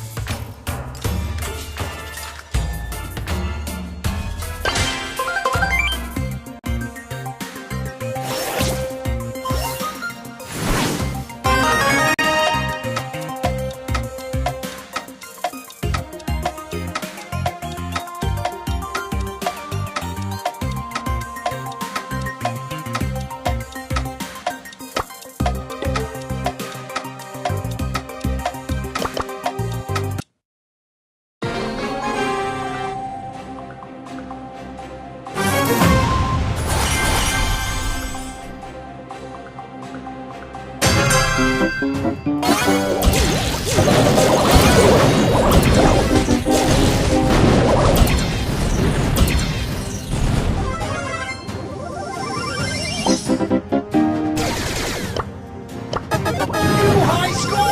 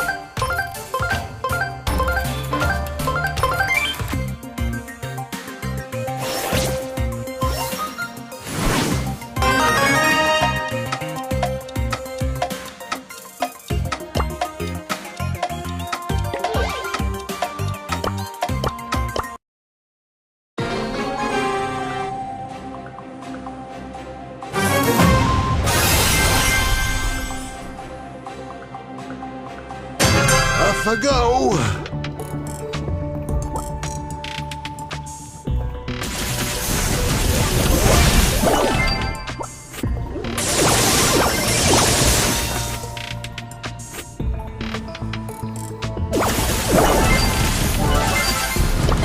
Oh, Gale, you silly sausage.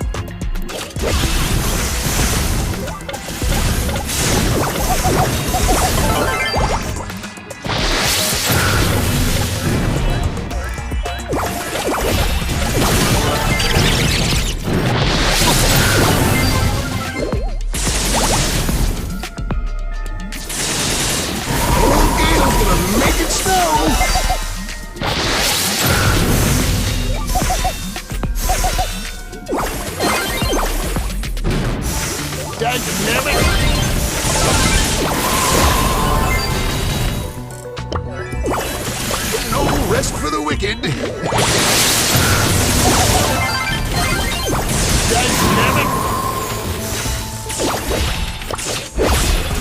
No rest for the wicked.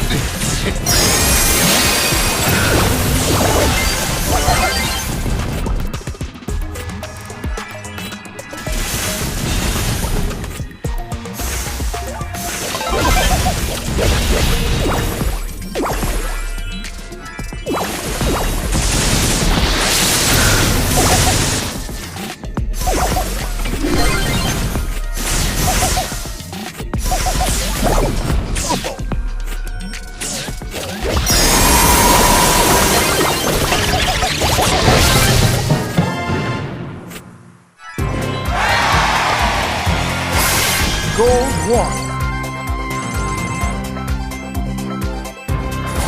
Sweet and dandy like cotton candy.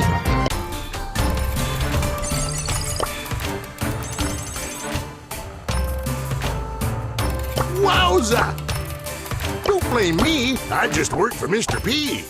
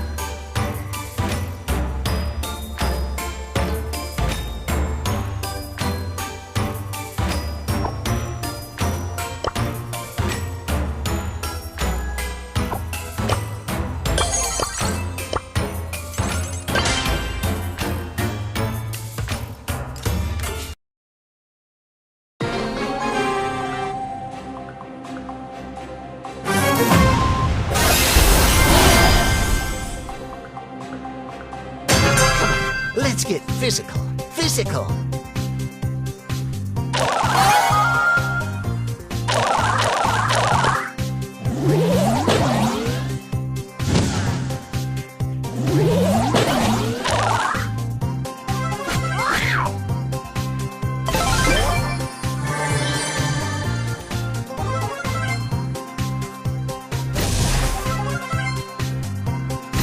You aren't kidding around, are you? Gonna start running out of lives.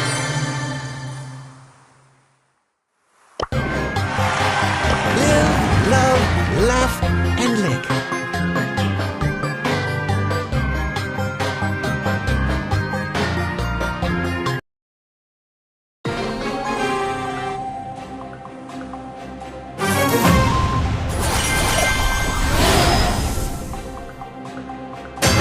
Cat's out of the bag.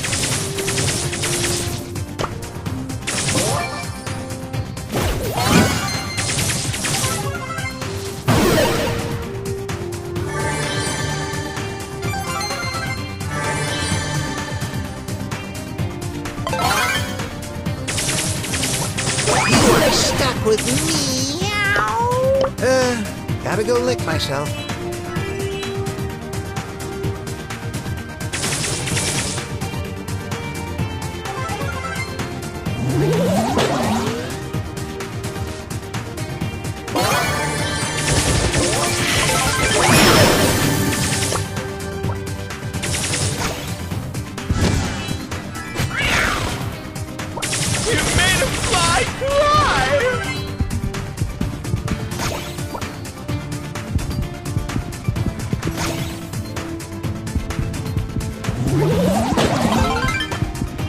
Feline frenzy.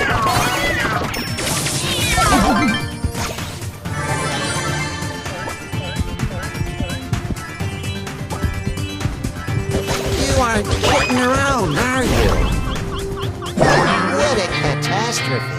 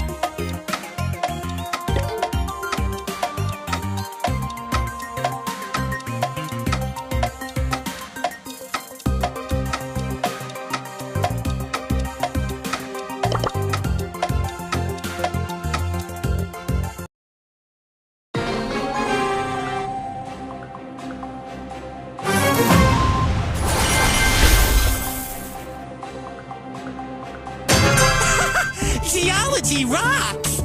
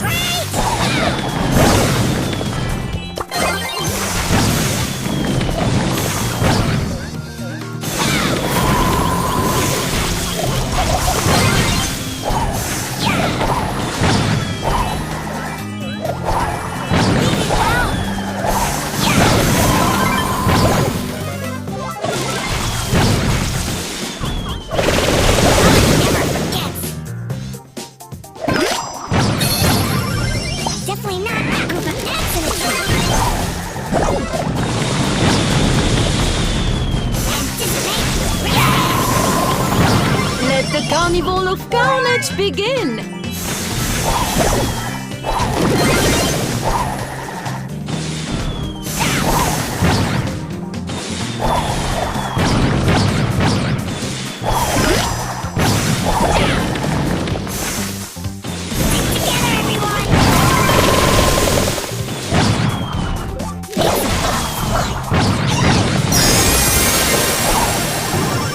Jungle Smash!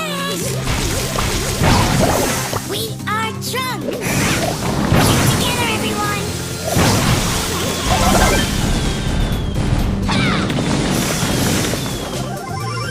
Arc shields, branches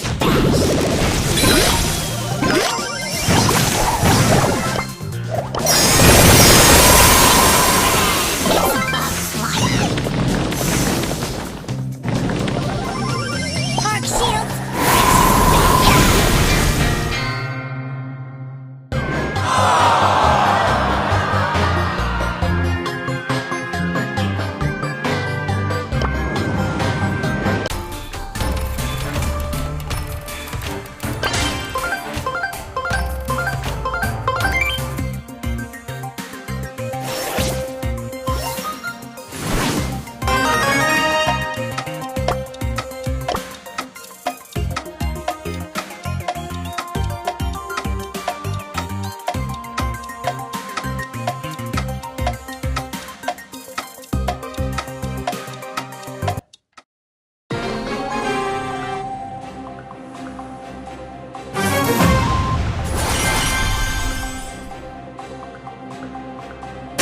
Wow, I'm a cat. Try to get over it.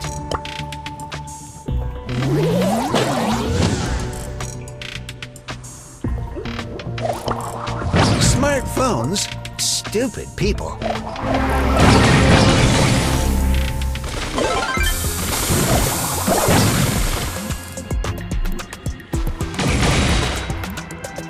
Claws of love!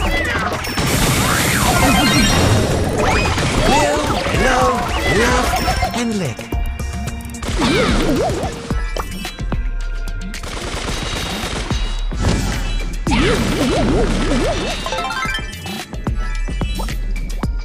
You are stuck with me.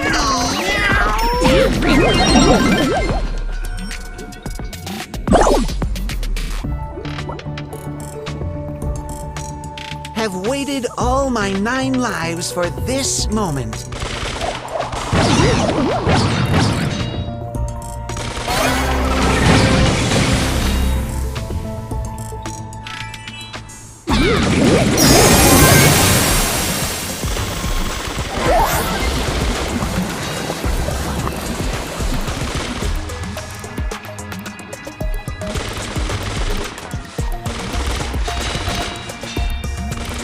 Feline frenzy.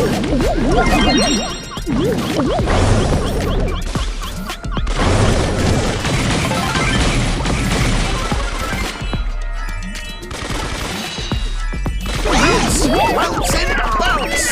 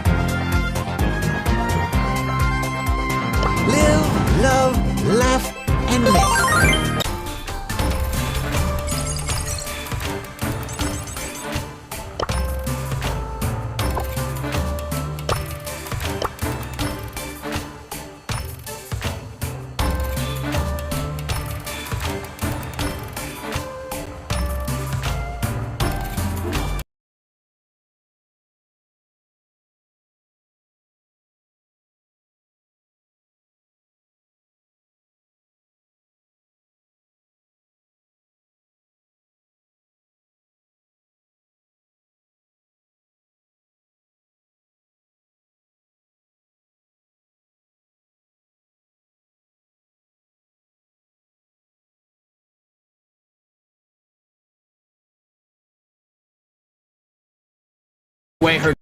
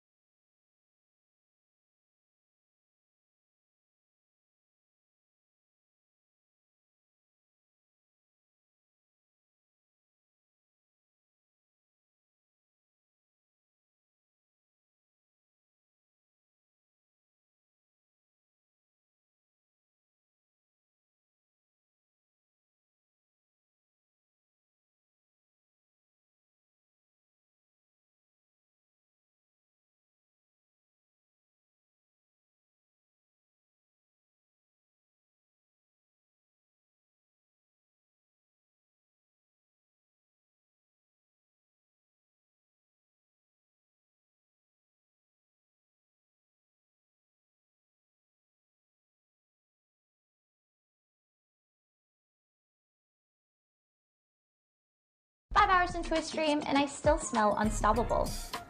Have you tried Unstoppable's scent boosters? Unstoppables is my laundry power-up for 24-hour non-stop freshness, so now I can confidently smell fresh from all-day streams to IRL game nights. Level up your laundry game. Okay, I guess I need... What do I need? I need a shield, I need a bucket, I need an iron pickaxe. So we need to go mine some iron, guys. That was your last one? No, I did one... My last one was a rookies, but I also got first, but my team got third. You look different than your voice. Is that what I'm supposed to look like? Oh, I guess people think... Say, I'm kind of... I feel like I'm tired because I was screaming for a bit. This music keeps making me think of something I had to play in band. Okay, bro. What was the song you had to play in band? Maybe take a video of yourself playing it on the French horn. You just know that guy plays French horn, by the way. Maybe take a video of you playing it on the French horn and upload it to Discord. Actually, clarinet? My bad. Bro, Squidward. We need iron. Ooh, there's a lava pool here, guys. Negative 850, 300. Alright, we just need some, iron. Are you gonna do Hightail? Have you guys played Hightail? What's your guys' thoughts? I think it was fun for like 2 days, but like, it's more like Terraria than Minecraft. I'm gonna make another review video, because, God, I hate glazers whenever a new game comes out. And they're like, this is gonna kill Minecraft. Like, it's definitely decently fun, but like, once you get through all the content, which I already got through, there's like nothing to do. It's nice for 6 hours, exactly.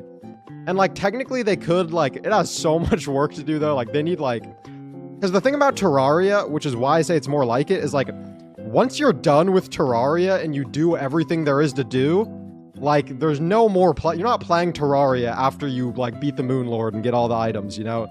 You're just done. Like, you don't keep playing the world.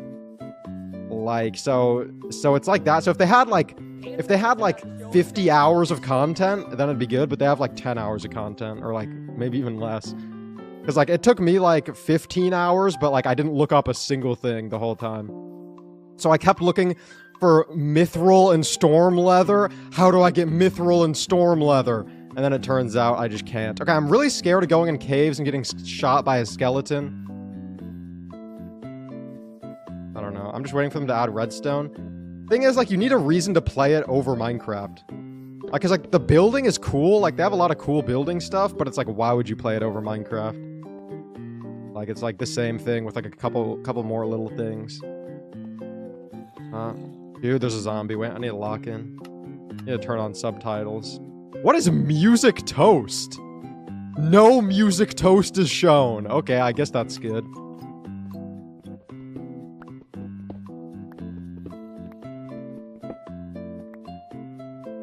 Dude, I need iron. Oh, this is good. This is about to be a banger situational song. This is about to be some music toast.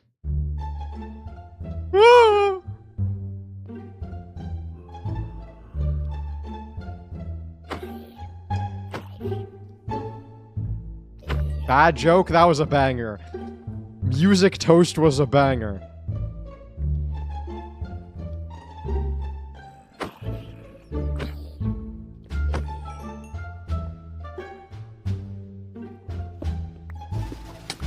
No! God dang it.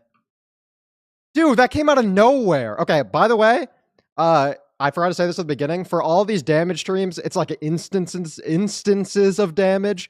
So like if I get hit by a blaze and the blaze ticks me like 5 times, that only counts as taking damage once. But I just said that because I forgot to say it. All right, here is the wheel of all the sodas. What is the best ones? I feel like the best ones are Enchilada can't be that bad. Buffalo Wing can't be that bad. Honestly, is Joseph Stalin and Kim Jong-un that bad? I mean, whoa, do not clip that out of context. Do not clip that out of context. This clip is out of context. Sweet corn isn't that bad. Barf is really bad. Pirate piss is really bad. Bloody nose is really bad. Dirt is really bad. Okay. Oh yeah, let me. Okay. Wait. Oh, someone. I think I didn't. So who did it? Which mod was it? One of the mods accidentally did the wrong payout. But it's okay. You know what? Can't undo it. So you guys just got scammed. GG. All right. Let's see what I spin.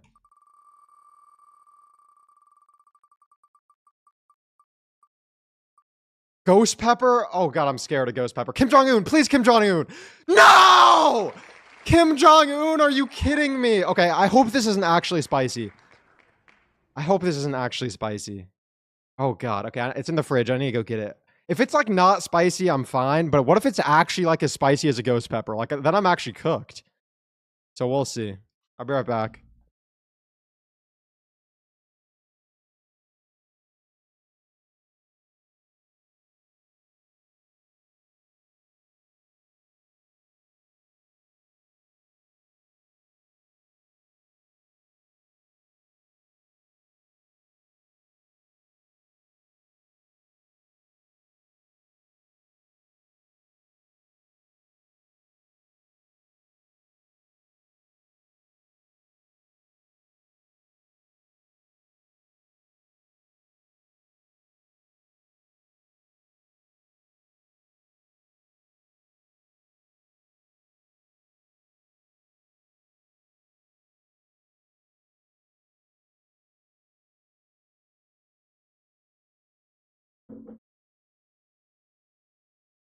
All right.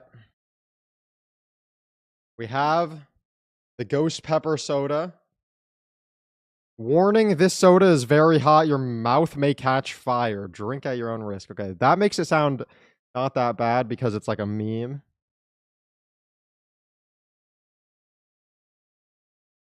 Dude, I hope it's not that spicy. I mean, I don't know. All right, let's see. I have 2 bottle openers because I don't really know how to use a bottle opener, but I think I got it. Okay, I got it. Urgh.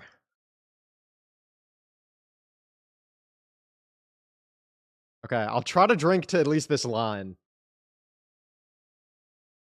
Please spit it everywhere. All right, first just a small swig.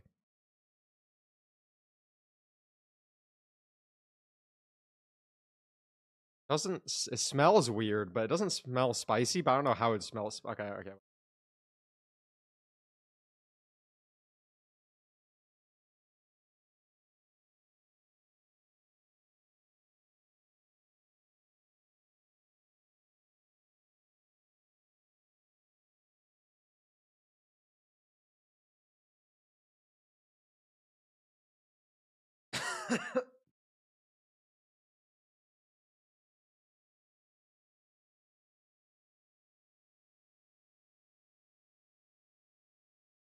I still have so much more to go. It tastes so bad also.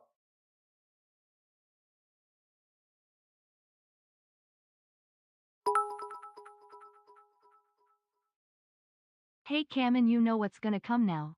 Hee hee smiley face.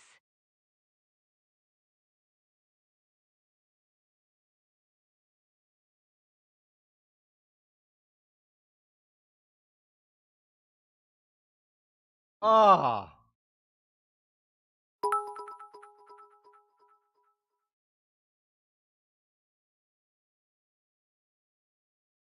That's not good. It also tastes bad. God, I need something to wash that down. It's like lingers in your throat. The spice isn't like unbearable.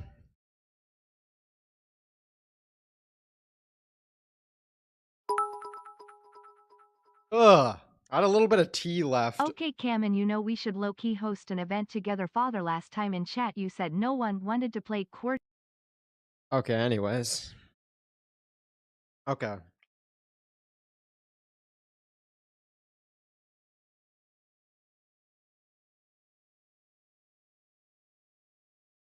Jesus.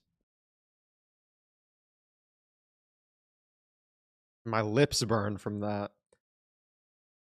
Ugh. There's still a skeleton here, man.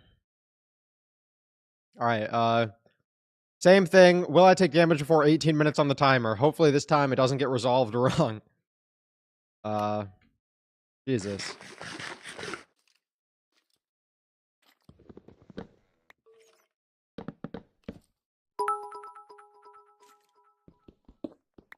God, Bro that thinks he can shut me down. Bro, we should host together, father. Everyone wants it. One in the chat if you want me to host an event with Quirts. 2 in the chat if you never want to see Kurtz ever again. How is there ones?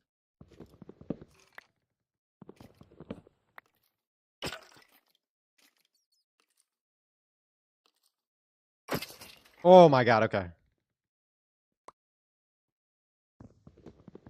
Alright, just get this iron and chill. Wasn't there another mob?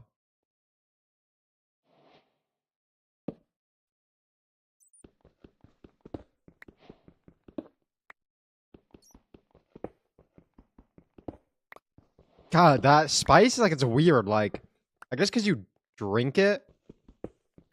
Most spice, like, stays on your tongue, but this is, like, the back of my throat. But it's not that bad. Where's the music? Yeah, 1 second. Just kind of intense. I kind of say it was 70%, 130% too. We should make a poll. Twisted knife, do you got me? Anyways. Okay, I think we got enough iron.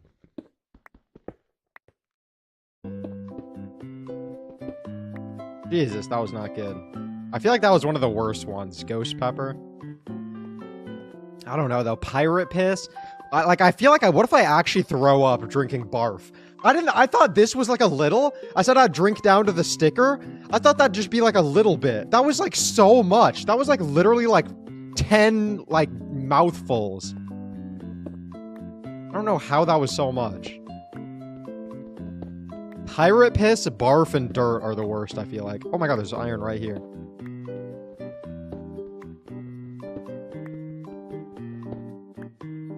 Barf is gonna be awful. Yeah, well, like, what if I actually throw up? That'd be bad. Be good content. Oh, is it nighttime in game? Everyone spammed like once, almost number 2s, they all want it. And trust me, Slowame would like it too. I guess.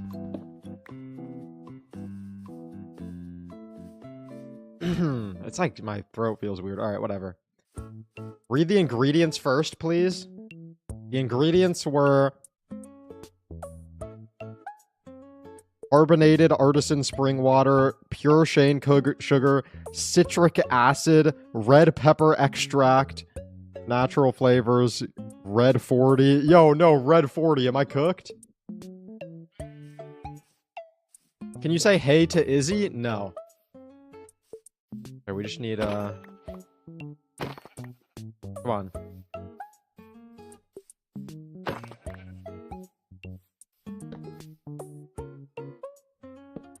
Nice. Which soda will be best? I feel like Buffalo Wing won't be that bad. An enchilada? Like, I'm guessing enchilada will just taste like enchiladas. Which will be weird, but, like, not that bad.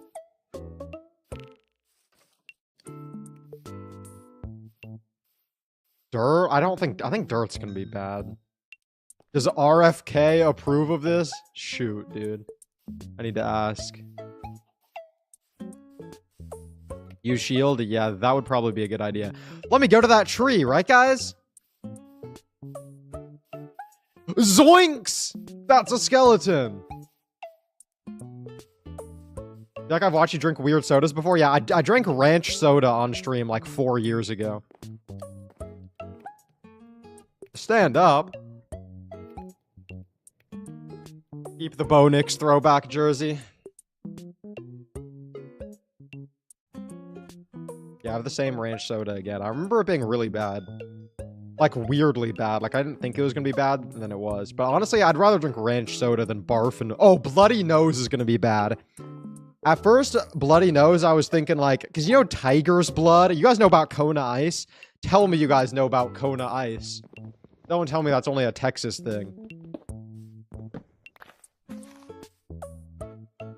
And then at Kona Ice, they have tiger's blood, and it's the best flavor. And so when I got Bloody Nose soda, I was like, okay, Bloody Nose, it'll be like tiger's blood. But I thought about it, and like, what if it tastes like iron? Like actual blood? That'll be so bad. Oh my god, that would be so bad.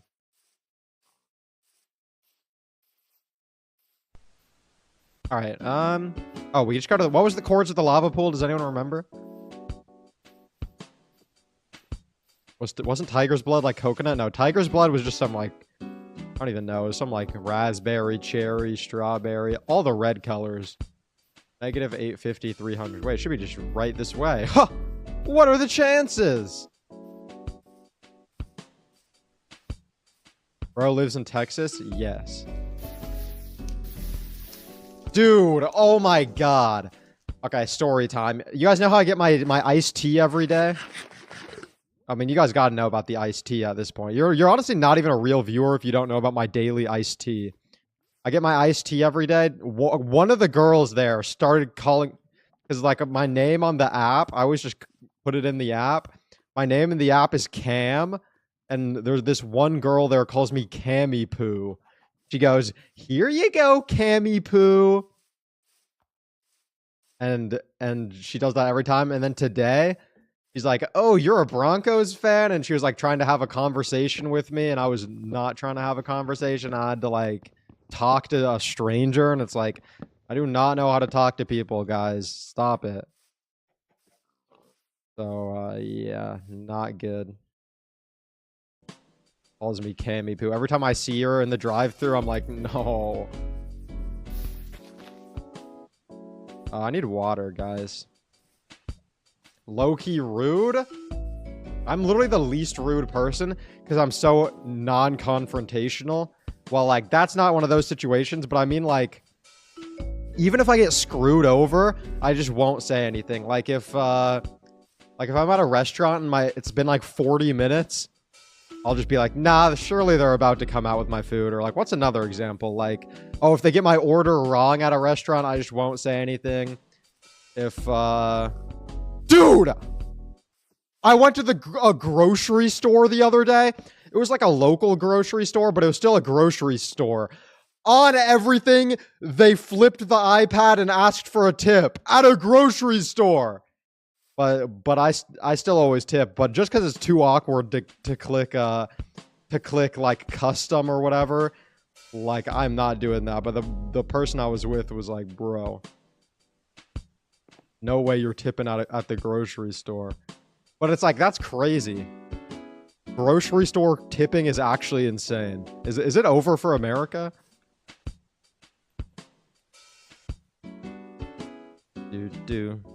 What am I doing? Oh, I'm getting water. I never tip. It's just too awkward to like click the... You have to... It's like 18%, 20%, 22%. And then you have to click the tiny button that says custom. If you want to do 0, it's like, that's just way too awkward. I got my shield. Oh, I need gravel. You don't tip in other countries? Yeah, no. They need to add that to America. Dude, grocery store is actually insane.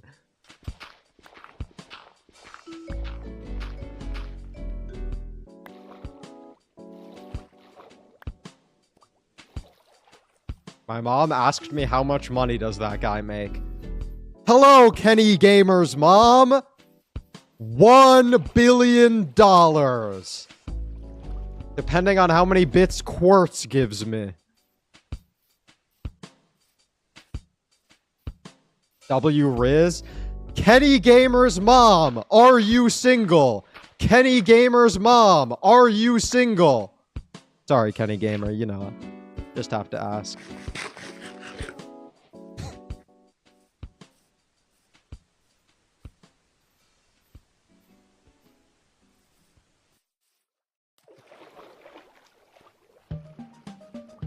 There's a restaurant in my town that has a no tip button covered.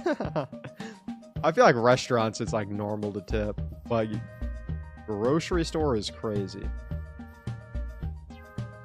I always like though when they flip the iPad, they always go like, oh, it's gonna ask you a little question. That's what they always say, like, oh, you just gotta answer this little question. It's like, oh, I wonder what this question is gonna be.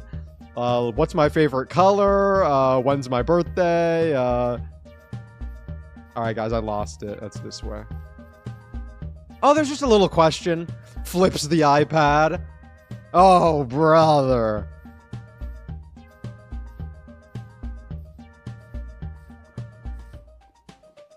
Alright, let's not take damage while making this portal.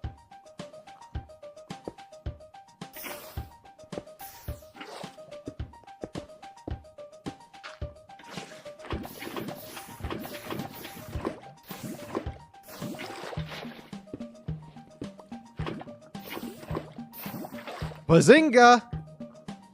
Alright, shoot, dude, I need to get gold armor so that, I don't take damage by a piglin, but I guess I'll do that in the nether. Choose outcome. Will I take damage? No, I won't. Alright, next prediction, will I take damage before 25 minutes? I'm about to go to the nether, too, so this could be yes. I need to try to get gold tools before I get cooked. Spawn.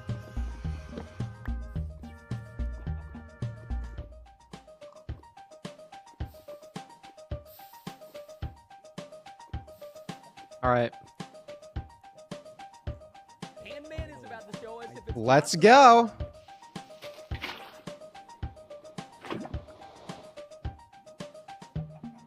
Wait, whatever. Alright, we need to get gold armor. Lock in. Oh god. Worst possible, well, I guess Soul Sand Valley's worst. Dude, but there's just no gold. Oh, this is so bad. Oh, this is so bad.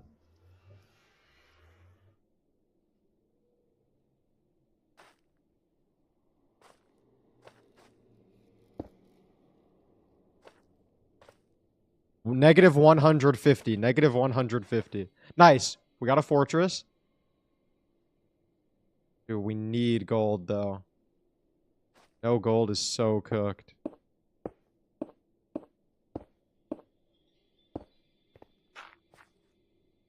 Please!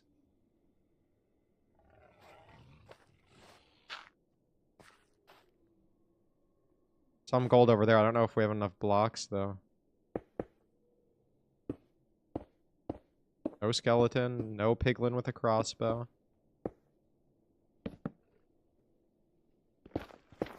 Alright, nice. Chug the entire bottle if you die. I think I'm good, actually. But so normally we discount the dragon fight because I try to kill it with beds, but I think I'm not going to discount the dragon fight and I have to kill it with a bow and stuff. One loud song.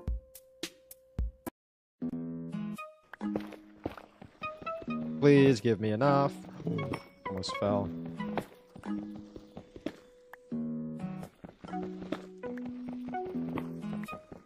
Why is it still on the playlist? The playlist isn't a playlist. It's just a long YouTube video. Nice. Wait, wait, 35 isn't an- wait. Rats! We need one more! For some reason I was dividing it by 7. I don't know why I was doing that.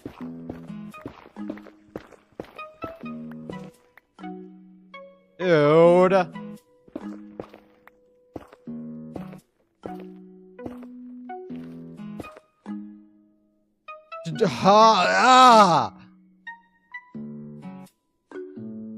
mean, do we get...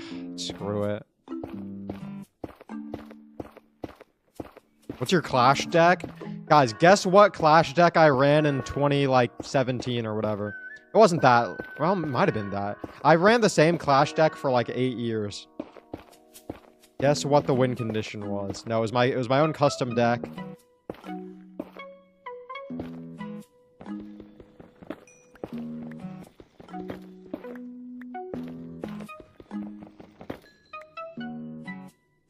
I don't think anyone's guessed it. It was more of a back in the day meta. Someone got one of the win conditions. Are you happy the Broncos won? What do you think, brother? If you had to just take a guess. It was, some people have said that it's like 2 cards though. Yeah, it was log bait. It was a minor goblin barrel back in the day. Listen to this deck. You guys are gonna think this is cooked, but there was less spells back in the day, okay? There was no snowball. It was a minor goblin barrel. Skeleton army minion horde. Ice spirit, fire spirit. Fire spirits used to spawn like 3 fire spirits. I used that. This is literally my deck. I made this. What else was in it? Oh, and then Inferno Tower. And then, oh, and then Zap. And then, is that everything? Or was there also a Fireball? There might have been Fireball Zap. What I ran back in the day. Ran Legendary Arena. Alright. I kind of want to get a Bastion before I go to the,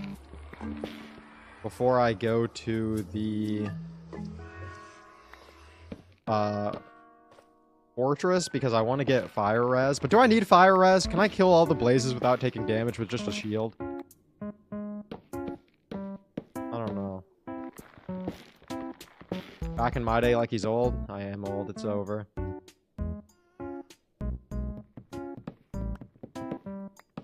Maria, can you end this prediction? Wait, which one did you guess?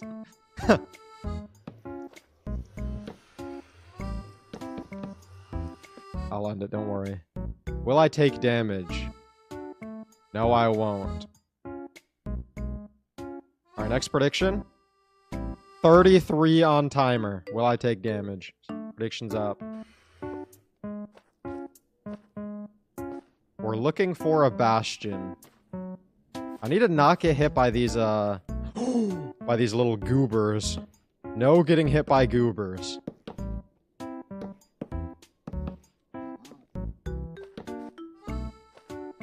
I feel like there's nothing over here. I think maybe I YOLO it and go to the fortress. I don't know, though. I swear right out there's a Bastion.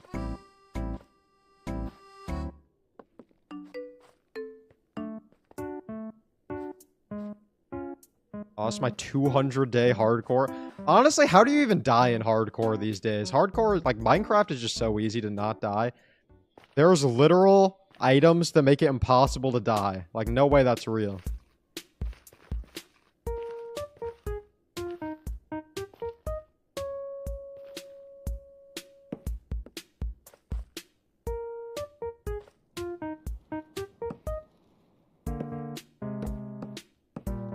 Yeah, Void is like the only way to die, I feel like.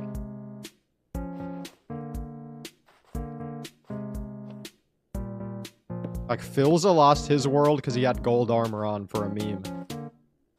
Like, you have to be memeing to die. Speed bridge. Chat, should I speed bridge? Digging straight down.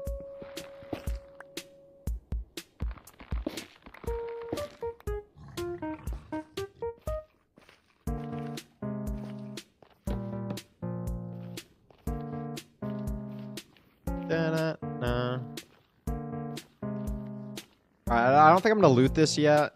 I'm gonna look for a Bastion though. If I can get Fire Res, this just becomes free to loot. Hey man, you passed a red flower. Dude, red flower is actually OG. Only OGs remember red flower. Shoot, I'm out of cobblestone. My axe is gonna run out soon. I need to not get hit. Alright, don't take random stupid fall damage. So are there any Hightail believers in chat? I swear everyone was glazing it the first day. I made a video, like, slightly critical, being like, it'll probably get boring. People are like, well, Minecraft gets boring. Like, they're literal, like, I don't know. It's like fun, but like, I'm the only one on the server who played it? Oh, wow. I thought more people were playing it.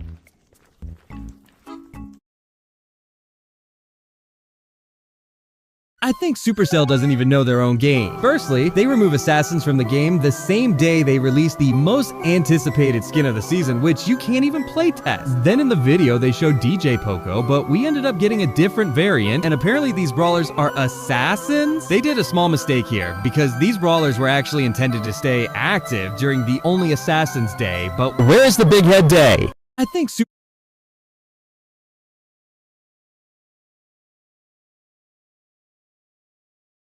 You make me. I'm always tired. You make me. I'm always tired, and I'm always annoyed, and I'm always done. I'm always tired, and I'm always.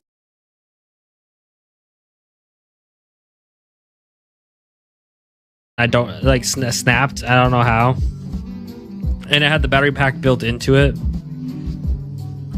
Oof. Yeah, it was unfortunate. What headset do you have? I have a Quest 3. Oh, I have the 3S. I had to buy it with my own money. Yeah, I bought mine with my own money too. I'm surprised I even made enough money at my job for that. I'm surprised I even got a raise. Hey, a raise? That's what's up. 26 cents. Hey, you know what? A raise is a raise. Yeah. Making that cheddar. I'm going straight to the vending machine. Get out of my way. Oh, I'm sorry. I'm sorry.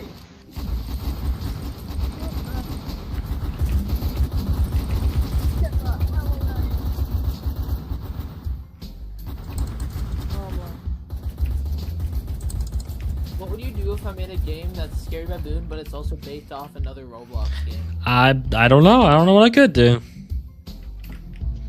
Also, is it illegal if I make Scary Baboon and fully remake it, but then don't ever publish it? I mean, as long as you're not making any money off of it, you're not using any of the assets, and you use all of it yourself, I don't think it's illegal. What if it's only the player model and monster models being used? No. If you use any of Scary Baboon's assets, then that's when it gets illegal.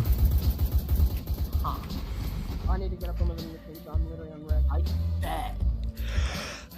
Oh, were you trying to get on top of the vending machines?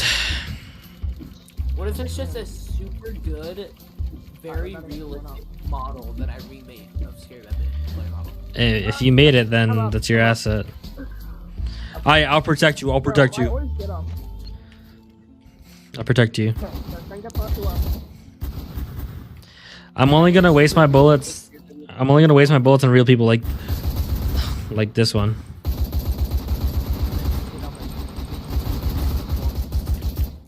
No. But it's basically just Scary Baboon, but for instead of. But it's never being published because I don't want to get taken down or anything. Good signs. Yeah, they will find you.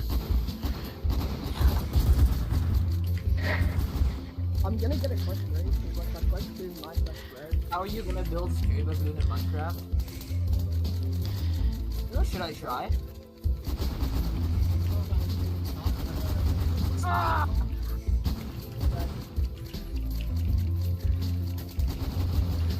Hold on, come here. Come here, we're gonna get on this hospital bed right here. Yo, Parky, do you know what the game name is? What's up? Do you know what the game name is? Yeah, it's like Baboon Outbreak or something like that. Alright, that's Baboon Outbreak. Also, by the way, we should all, like team up, like, everyone, and then we should all make Scary Baboon in Minecraft. Like, we should all hop on a Minecraft server and do that. I do like Gotta bring back the Scary Baboon. Scary Baboon had a Minecraft server? Yeah. Yeah, The OG days, yeah. I couldn't even join it though because I was underage.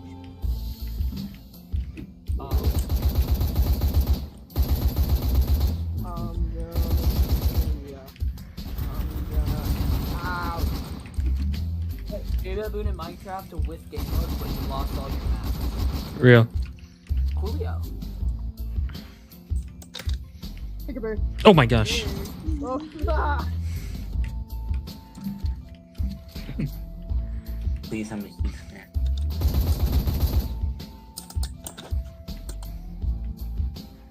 I wish you could jump in this thing. I wish I had an image perms.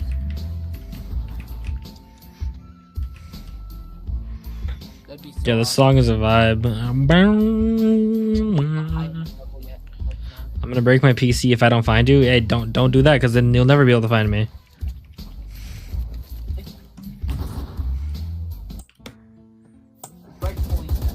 Oh. Kill him! You okay? Oh my goodness. There's like 6 of them, Mom. Yeah, I'm like.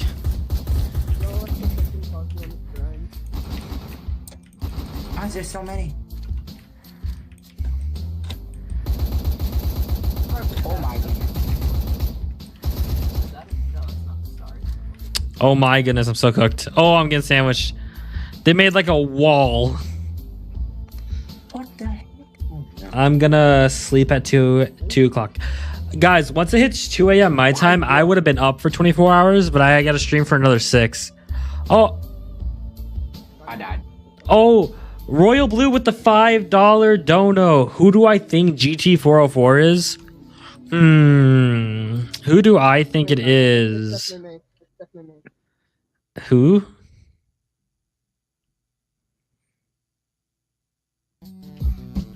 I don't know who that is. Who do I think it is? Honestly, guys, what if GT404 is me? It is you. You know how unexpected that would be?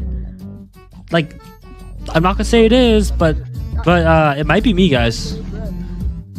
Finally! Are you lucky? It might be me. What's my VR battery at? I'll check.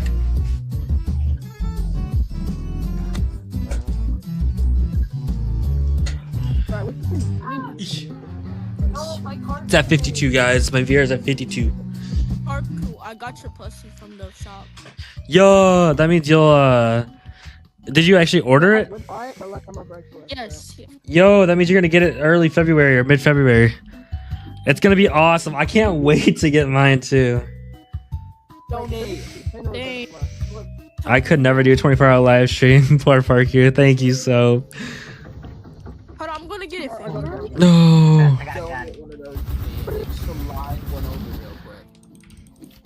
Yeah, I wanna. If you can't do a 24-hour live stream, who are? I'm joking. I'm doing a 24-hour live stream. I'm not regretting it one bit though. I'm having a lot of fun.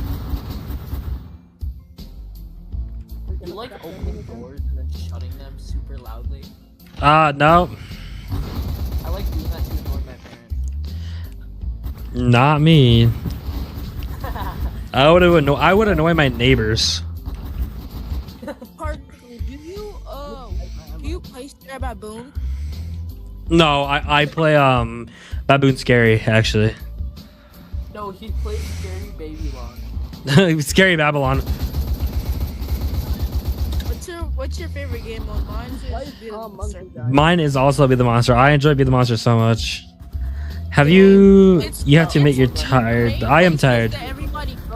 I've admitted I'm tired a lot. You know what might energize me? You know, like might they wake me up? I think a shower would wake me up. I thought you were gonna say one of the devs to add this to the game. They have to add this to the game. Good idea. It's called Among Us. Among Us. That'd be crazy if they added Among Us. They added Among Us, bro. That would be. I'd be playing the game daily then. Yeah, no, I'd honestly, they should totally. Or add some murder mystery game. Like, that would be crazy. Hold on, they gotta actually do that. Why is there a hole in my door? Okay, I gotta go. I don't know. what the hell's he doing?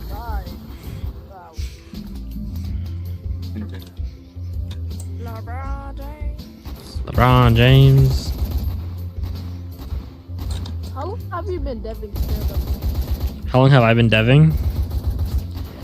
That's a great question. I could not answer that.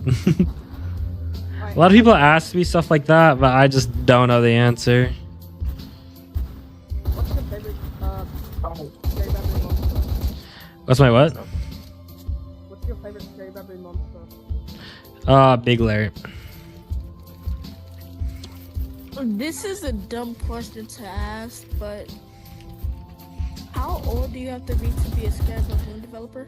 I heard it's They usually they accept anyone who's 13 years or older, but you gotta be extremely skilled. I'm pretty sure the dev team, I don't know if they're looking or not.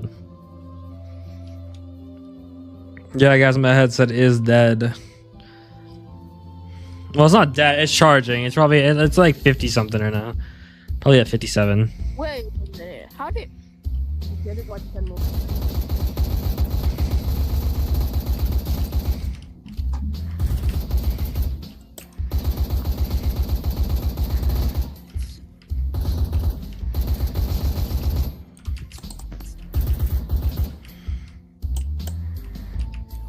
Oh, I'm out of bullets. I am lagging so bad. There's 1, 2, 3 people left. Oh. He just tapped himself.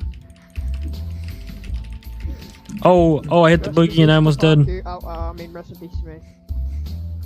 Oh my goodness, my lag. No.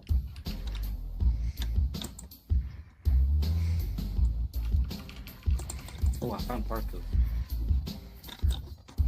Hi, guys. Oh my. No, what? I thought I got past them. Oh, on the cool baboon. The like cola one. Yeah. I gotta lock in. And then the last person dies. Ah, no, no. Can we get this guy saying 6-7 in chat, please? Can we get him? Let's get him out of here. All right. Yeah. All right. I am going to try waking myself up by taking a shower. It's much needed. Yeah. Let me just do something real quick. Let me let the chat know. I got to create a poll saying taking a shower, and then put some questions. All right. What should the questions be? The one is I was here, and what's the next one? What should the next one be? It's basically a poll. It's just to show people that, just for fun. Yo, Parku. What's up?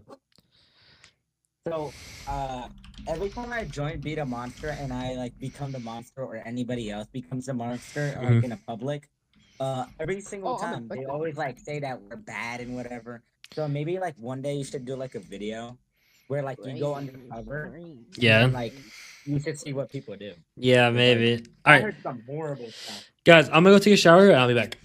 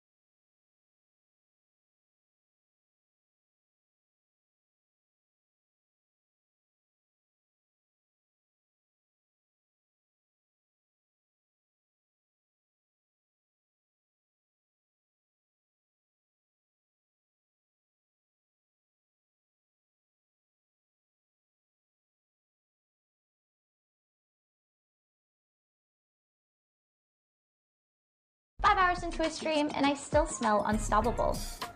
Have you tried Unstoppable's scent boosters? Unstoppables is my laundry power-up for 24-hour non-stop freshness, so now I can confidently smell fresh from all-day streams to IRL game nights. Level up your laundry game. Booking.com has all kinds of stays because a city hotel is right for some, but not quite right for others. Find exactly what you're booking for. Booking.com, booking.yeah. Barf gonna be.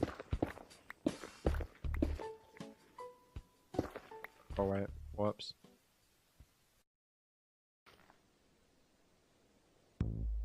Dude, and I was like burping it up as I was drinking it, so I'd like re-smell it. That was so bad, dude.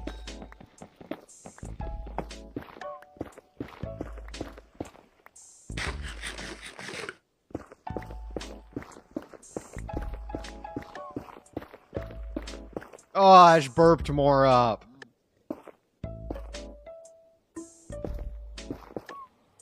That's so bad.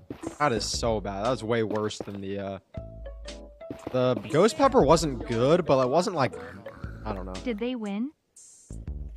They won, and then on the very last play, the starting quarterback got injured, so now we're cooked for the championship game. So it's over anyways. I'm not even happy anymore. But thanks for the 45 months.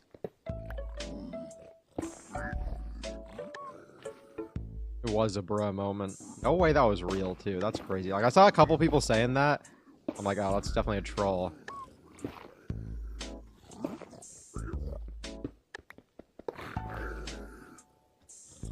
Just to end stream to mourn.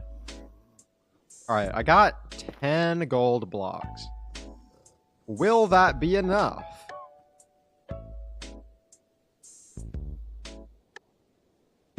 I guess I should do another prediction. Will I take damage before 46 minutes and 7 seconds on timer? 6-7! 6-7! Predictions up. Need more blocks. And all the piglins are mad at me right now. Oh yeah, I can craft those nuggets into an extra 2 gold ingots. Thanks for the tip. God, that was so bad. My pickaxe is about to break, and I have no stone for a stone pickaxe. It has 5 durability left. Well, that's not great. Hopefully I get some iron from these chests up here.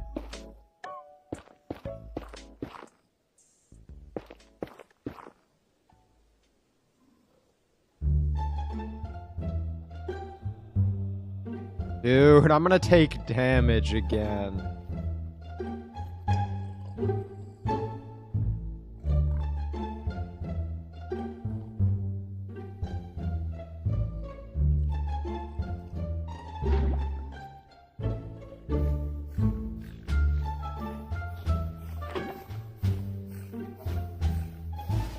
How did I not hear a skeleton die? Must have died. Okay, there he died.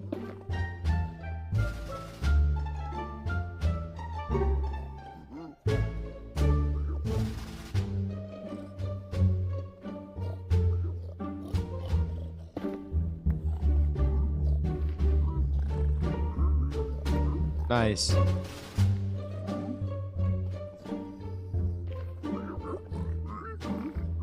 Okay, nice. We got 3. That's really good.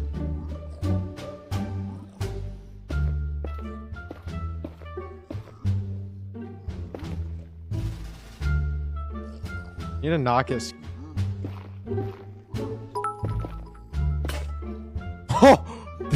You should do a speedrunning random letters. You have a wheel with every letter, and you have to get any item that starts with that letter. Have I done that? I don't remember. I remember thinking about doing that.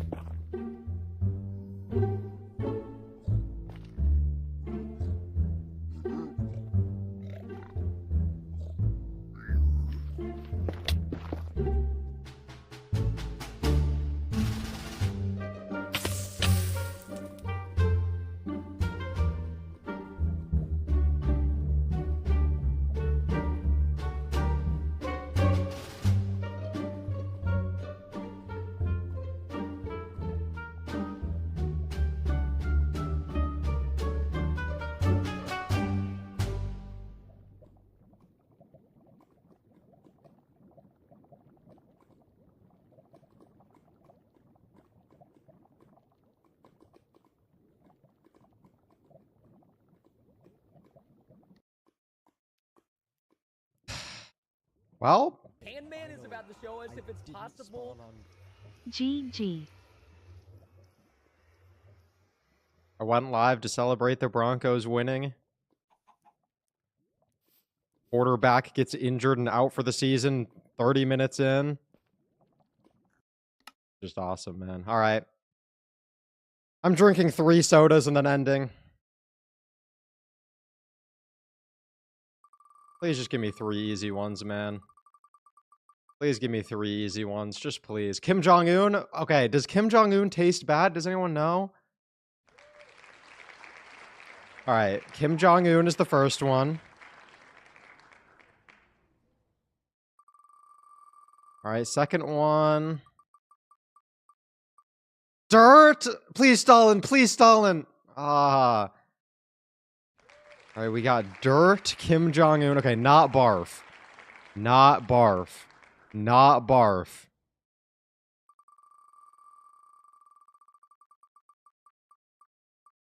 Buffalo wing? Corn? Corn? Corn? Corn? I'm good with buffalo wing. Alright, we got dirt, buffalo wing, and Kim Jong-un.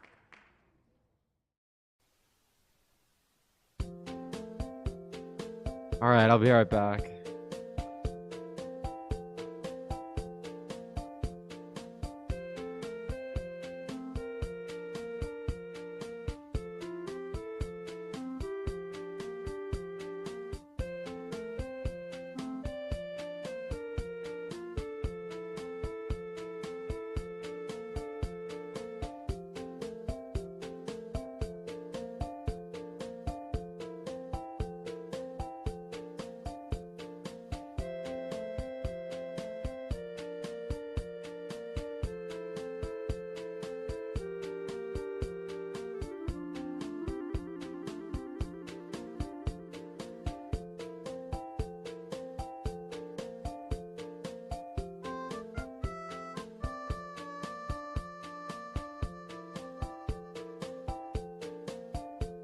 Alright, guys, what do we do first? Barf or dirt, Kim Jong-un, or buffalo wing?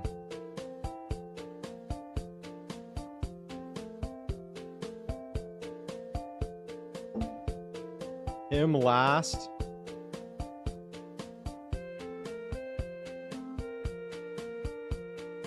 Oh, Kim Jong-un is white, which reminds me of the ranch. Dirt. I feel like dirt's gonna be the worst. Should I do dirt last?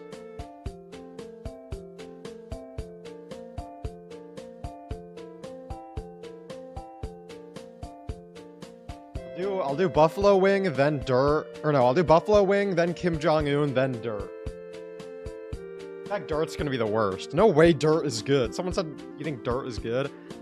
Alright, I'm doing buffalo wing first. I feel like this shouldn't be that bad, right? I mean, I don't know, though. Dude, I don't want it to be bad. Dude, 3 back-to-back, I might throw up.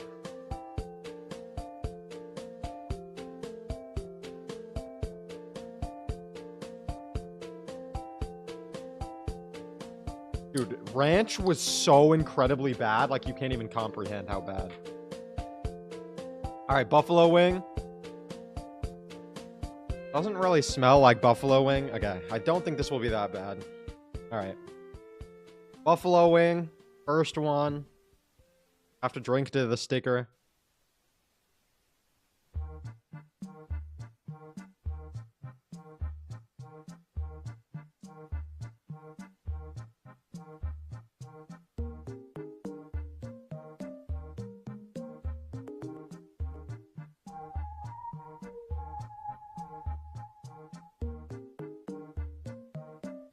It's, the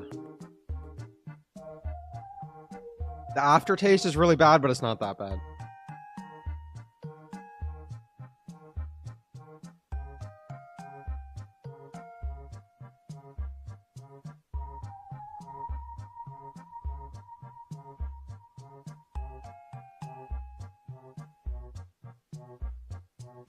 All right.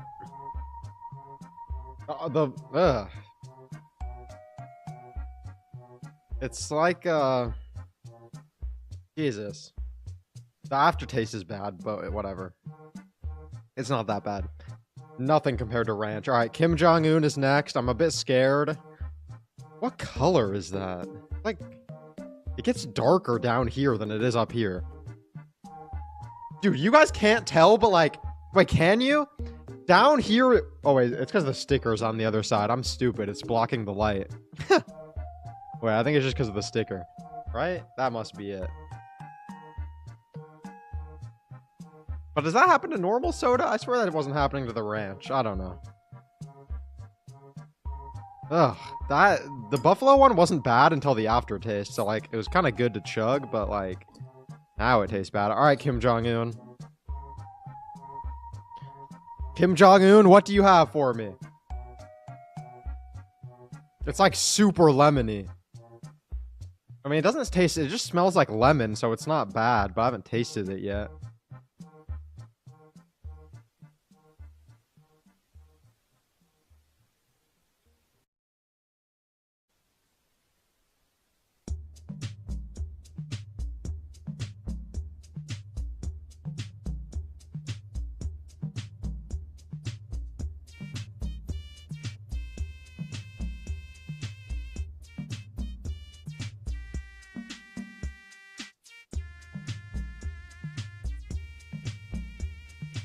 It's not that bad. It just tastes really like acidic or something, so it's just hard to drink.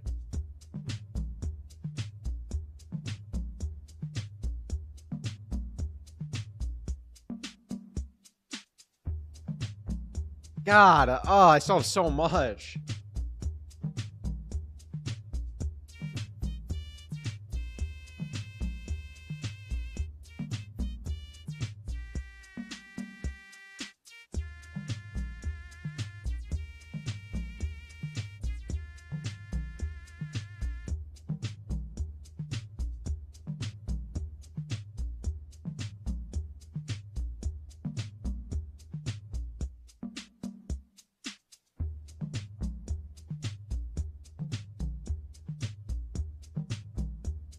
Wait, I have a little bit more, then I'll read the ingredients. All right. Ingredients are water, sugar, then citric acid, gum acacia, natural and artificial flavor, ester gum, yellow 5. They just say natural flavor for a lot of them. But yeah, the third ingredient was citric acid.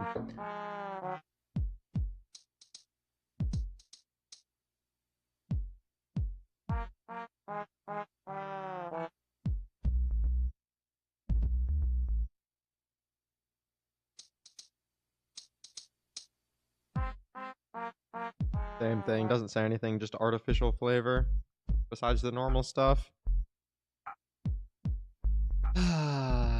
Last one.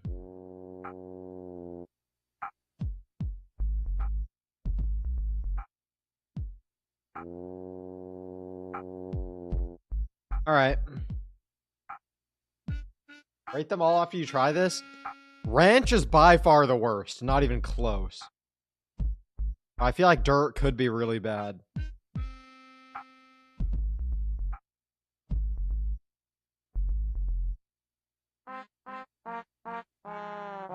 This is dirt.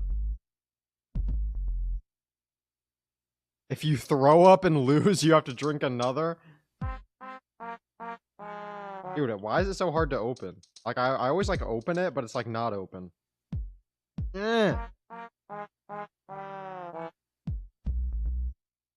Yes, I'm aware Bo Nix broke his ankle. Like, what are the chances of that? On the last play, I come here to celebrate. I'm not even happy anymore. Gotta drink these stupid sodas. Oh, I spilled it everywhere! God dang it. Now my mouse pad's gonna smell like dirt soda.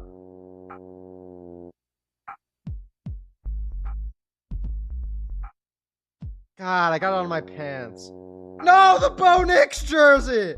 Is this a metaphor? Oh, this smells like dirt!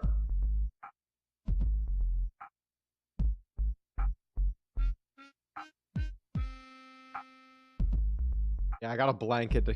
It's not... I didn't spill that much.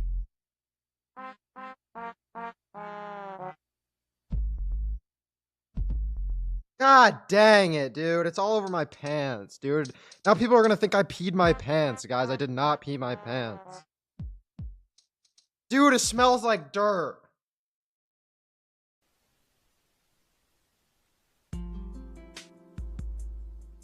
It literally smells like dirt. It literally smells like dirt.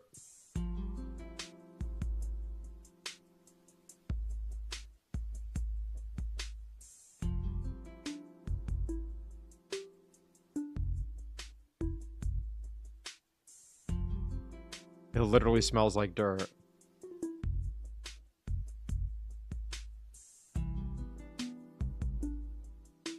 Wow, it literally smells like dirt. Oh my god.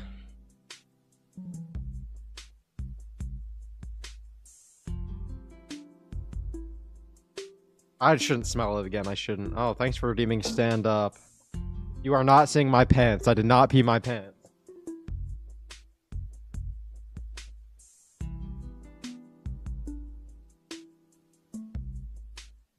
Burped up some Kim Jong-un. This is actually the worst. Like, I was gonna be celebrating. I'm not even. God. All right, dirt time.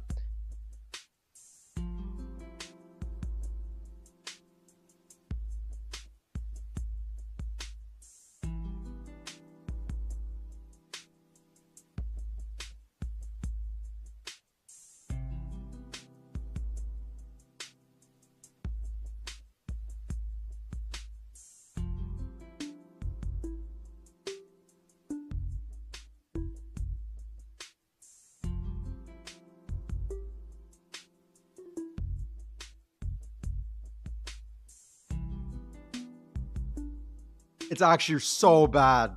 It tastes like dirt. Oh my. It tastes like mud. It literally like tastes like mud.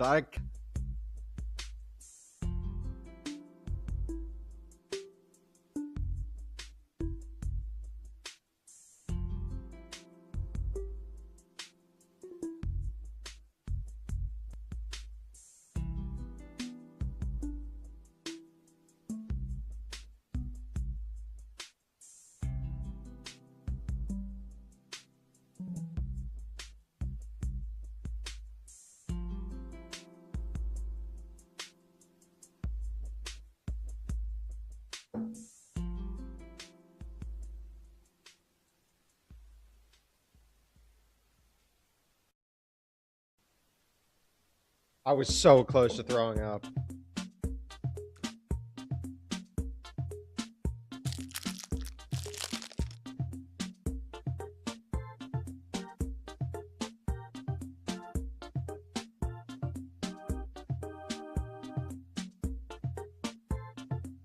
This is literally the worst stream of my life. I'm not even joking.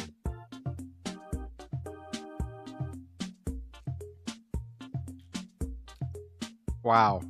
That was terrible. You always say that? No, this was actually the worst. Alright, here's the ranking. Honestly, Kim Jong-un was the best. Like, it was kind of annoying to drink, but it wasn't that bad. Buffalo Wing wasn't that bad. Ghost Pepper in the middle, but still not that bad. Down a lot, ranch. Then down a lot, dirt.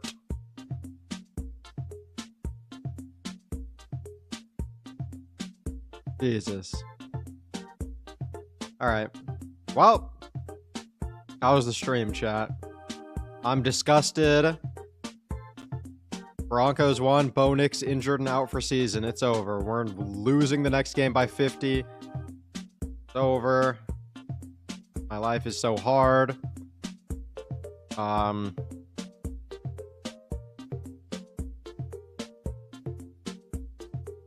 Jesus.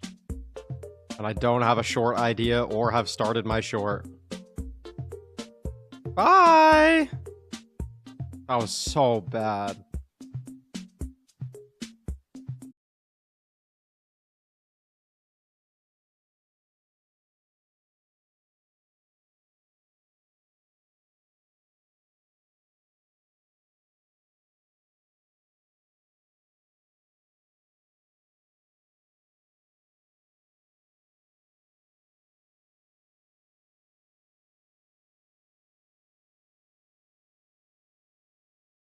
Hey everyone, today's short.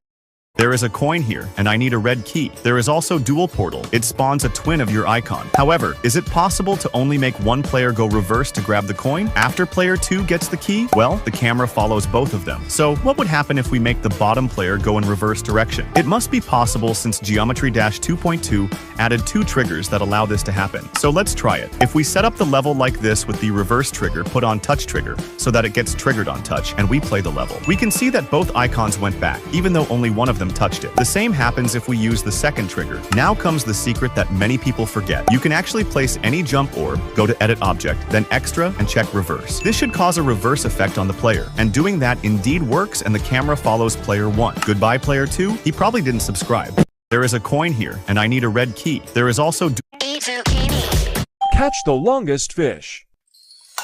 Whoa! That's a big boy. I'll go for this one. Aww. Old minnow. Maybe this one. Oh, another small one. I thought I knew how to pick them. Right up front. Whoa! Come on, you have to believe. Happy sad. There's something strange inside the O. The cup is attached to your skin. It's been 1 Hey guys, Studio here, and in today's video, I am going to be playing every single Neil.fun game that exists, and then ranking them. There's a wide variety here. We're going to be going from stacking rocks to deciding who lives or who dies. We're going to be drawing logos from memory, the password game, spending all of Bill Gates' money, infinite craft. I need to stop messing with your mama. Your mom. And many more, so let's get started here with... Alright, here we are. Asteroid launcher, iron, stone. I guess we gotta drop an asteroid wherever we want. Where should we put this? Who's gotta go? I guess we could start with New York. Goodbye, New York. What would happen if an asteroid, hypothetically of course, a comet, which was really large, going really fast at a... Let's do 6-7. What would happen if a 6-7 comet came in at 250,000 miles per hour and hit Manhattan? Let's see. And what happens? Oh my gosh. There's a crater and 6 million people would be vaporized. Oh no, that's not... Sorry guys. I feel like the entire Earth would like vibrate like crazy. What's on the other side of the Earth from New York? There should be something that tells you the exact coordinates of the opposite side of the Earth, if the Earth is round, of course. Not to get political, which I think it is. Either way... Whoa, what's happening? Oh, we can keep scrolling. There was a fireball. Oh, so the crater is just there. The fireball would have gotten the rest of the East Coast. Oh wait, is Toronto good? Toronto is safe by inches. What? No, dude! Oh no, 21 million people would have died. I'm sorry. I'm sorry, guys. I'm sorry. And then 3 million people who didn't die would have gotten burns. Oh wait, what's this? Oh, a shockwave, okay. Ooh, long damage. I'm so sorry. This is not a good way to start the video out. What if it was just a baby 3-foot comet that's just drifting around 6-7? What if that hit New York instead? Launch. 0-foot crater.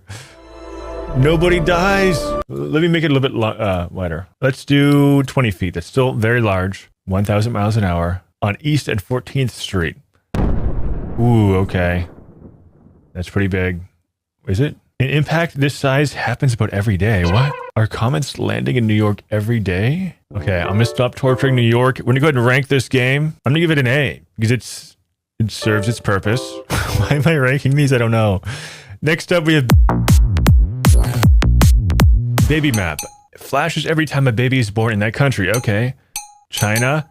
Oh, America. Okay. Nigeria. China and India are definitely getting busy. I'm waiting for Canada to show up one time, please. Canada, do something. Somebody have a baby. Have a baby right now. Right now. Have a baby in 3, 2, 1. Do it.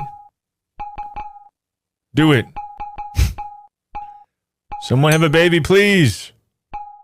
Why isn't Canada doing anything? There it is. Okay, finally. India had 90 babies. They're on the leaderboard. Gold medal. China, Nigeria, Pakistan, United States. Where's Canada? 1. We have to rank the baby map. I'm going to give it a C because there's not much there and nothing else to say. Next game. Can you draw a perfect circle? Yes, I can. Go. 81. I could tweet this. New best score. That'll be easy to beat. Oh, wait. I'm going to do it right now. 85. Easy. What's the perfect circle? 100%? I don't think I have a steady hand for this. If I get 90, I'll be pretty happy. Okay. Well, if I get 95, I'll be happy then. I got 96. Why was that so easy? Okay, if I get 98, I'll be happy. Hold on, just gonna lock in. How did I do 96 so easily? I gotta do what that one guy does with the chalkboard and the swirling of the arm, make the perfect circle, but my range of motion is not the same. I only have a mouse pad.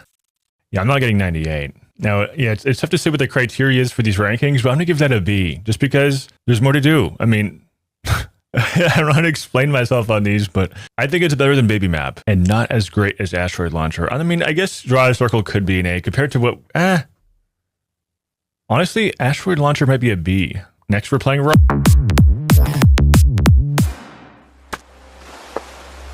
Here we have rocks. I think we have to stack these. You have to make it stack without any reinforcements with my mouse. Here we go, we got 2. I feel like this has to be the next one. Slow down. Oh, I squished it too hard. There's no way that's gonna... Wait, let's flip it. Okay, the flatter side down. Nice. We don't want to squish these rocks against each other.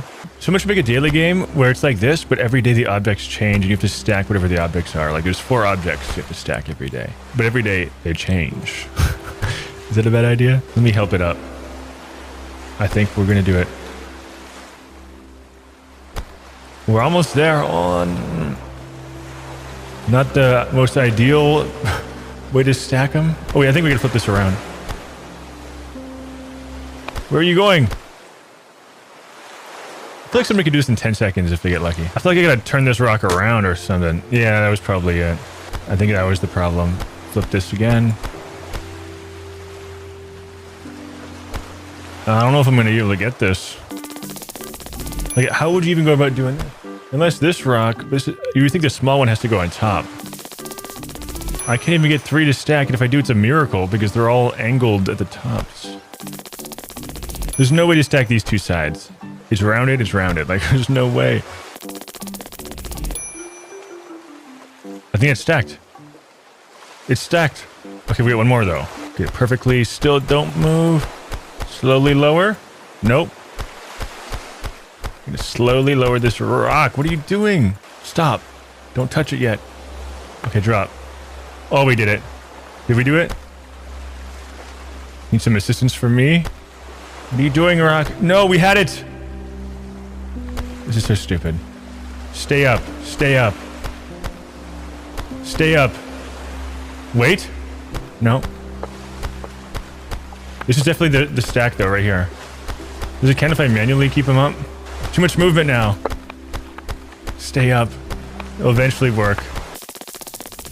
Oh! Oh!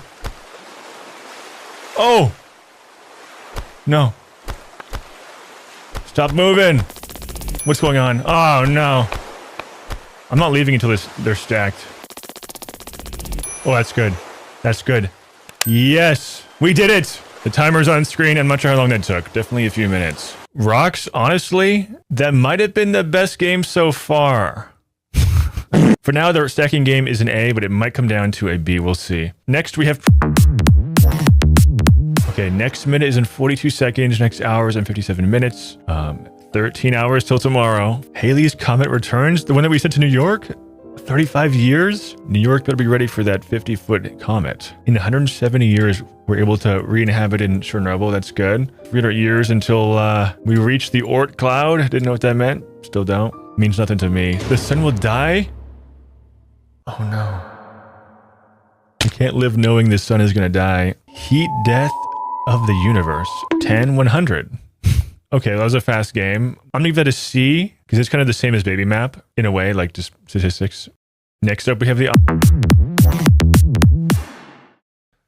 Oh, Ars Polaire Sofa. Guess the auction price. Oh, okay, so I guessed the price. Something tells me this was like disgustingly expensive. Like they have the name of the couch designer. Like it's gotta be worth thousands. I'm gonna say $5,000. Okay, well no, it was $500,000. We get 0 points for that. Next. Okay, we have a painting now. Stuart Davis. They're old, so this has to be worth millions of dollars. Let's just do... What if it's worth like 15 bucks? I'd pay more than 50 bucks for a painting that's over 100 years old, but let's just do 1 million, even though I've never heard of the Sketch Church Tower. Okay, no, I'm 66. We get 16 points for that though, even though we weren't that close. French. Okay, Pablo Picasso. Okay, this one's worth jillions. Let's do 40 million. Boom. And, okay, that was really good. Next up, we have Maggie, also 100 years old. I'm not sure what happened to Maggie's face. Let's say this one's worth 70,000. Never heard of it. And that's an amazing guess. Oh my gosh. Okay, next, round 5. I think I've seen this actually. It looks like something I could have seen, but you know, it's not very memorable. By Paul Kazana. Over 100 years old. I'm gonna go with 1.4 million. I don't know, it's old though. Like you can't replicate, you can't like just have him make another one. Imagine being born in the 1900s or let alone the 1800s. Ew. Y'all mess with Unk? 1.4 million? Ooh, no, okay. I knew it should have been more than that. 2 points, I'll take it. Les, whatever that says. No clue what's going on, but I'm gonna say, sorry, 600,000. Plus I don't know what's going on. Oh my gosh, I'm so good at this game. How did I do that? That is an incredible guess. I'm so proud of myself. Ooh, another sofa. This is the last one. This is a one-seater though. Like who's buying a one-seater that's over 100 years old, unique armchair? Like I'm sure a dog peed in this and it's filthy. I would not want this for free. Like if someone offered this for free, I would say no. I don't want that. I would send it to Goodwill the very next day, which is why I'm going to say $3,000. But it's so old, it has to be worth something. Let's do 8,000. Who's paying that? Nobody. Maybe Marcel is, but he's not. Hey. Rest in peace. Next. Okay, this game, honestly, that is definitely an A. That's an A, and it might be better than Rocks. It's tough to say. Okay, next we have... What are they saying about beards? Only 3 stars? I won't be the first or last one to admit it. Beards are a cool cosmetic, but why do they have to grow? That is kind of a flaw of having a real-life beard. It grows. It is like a possum crawled on someone's face and dies of shame. You have my vote. I'll rate 4 stars to help the rating out. Next up, fast food. Let's see what people are saying about fast food. Slows down character after eating. Also reduces HP. That's true. Creators, please fix this. Babies at 3 stars. Let's see what people are saying about babies. Babies should not have been added to the game. They cry all night, so my avatar can't regenerate health, and they are a pain to clean. Remove ASAP. We have to get rid of these babies. Blobs of happiness. Make happiness higher and very, very good. A mini-me. Without them, our species would not exist. All babies do is cry, poop, pee, puke, and sleep. They are helpless, disgusting creatures. It is much easier to adopt a toddler if you want kids. Interesting. Guys, you think I should adopt a toddler for a video? One of the worst parts of the world, they come out like jam-covered goblins and start squealing. This is coming from Jesus, by the way. I am going to review Earth Reviews with a C-. It might be our first D game, actually. Simulation Clicker is up next. This is a game that I've never played. Click me. 1 simulation. 2. Oh, DVD. Hold on, 1 more for this. Now we have the DVD. Come on, corner off the start. Corner off the start, please. No. Oh, every time it bounces, it gives me 1 stimulation. I'm saying simulation. Let's keep on clicking this to get more things. We can buy a mount animation. Let's spam click me, get some more points. Oh, we're getting multiples now, like 2 per click. Keep spamming it. Oh, what, Subway Surfers? Hold on, we're almost there. Subway Surfers. Oh, that's huge. Oh, button upgrade. Might as well do that. We get more per click now. And there's sound effects. This is so much better. SPS counter. Seer stimulation per second. Okay. Okay, we're at 3 per second right now. We want to go up. Let's spam click. And what can we buy? We're gonna click on this here. Click on whatever we can afford. Give me whatever. I don't care. Anything. Ooh, okay. Breaking news. Let's just click whatever we can. Rain clouds. Oh, nice. I'm definitely feeling stimulated now. A lot going on. Local man finally moving away. Okay. What's this? Pinwheel. Oh, 20 per second. That's huge. Oh my god, our points are going up like crazy. 60 per second? Well, let me just click this for a few seconds then. And then let's buy Lo-Fi Beats. Might be copyright. Hopefully not. I'm gonna unload all my shares. Okay, we're out of shares. $6 million. Oh my god! Is the game over? What happened? It's over. I must have clicked the end game button or something. Produced by Liz Ryan. Thank you, Liz. Anyways, this game is an A. I kind of got carried away there. Actually, no, for now, it's definitely an S, because it's definitely the best game we've played. But now it's time to spend...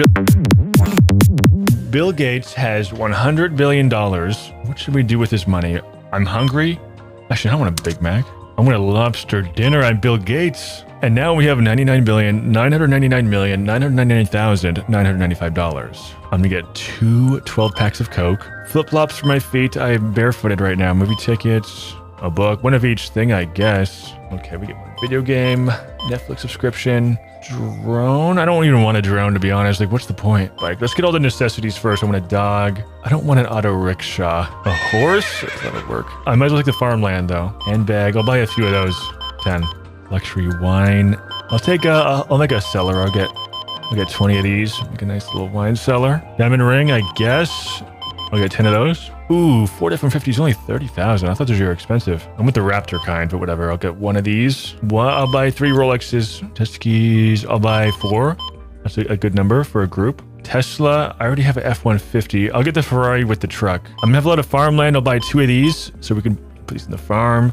Need the house. May as well have a lot of gold saved up. I don't want a McDonald's. And after all of that, we've only spent about $16 million. We're 0.16% way into our budget. So, Bill Gates, what else can you do for us? Super Bowl ad, what am I promoting though? I want this for my farmland. I want 5 tanks to protect the farmland. I'll take a yacht. I'll take 2 yachts in case one breaks.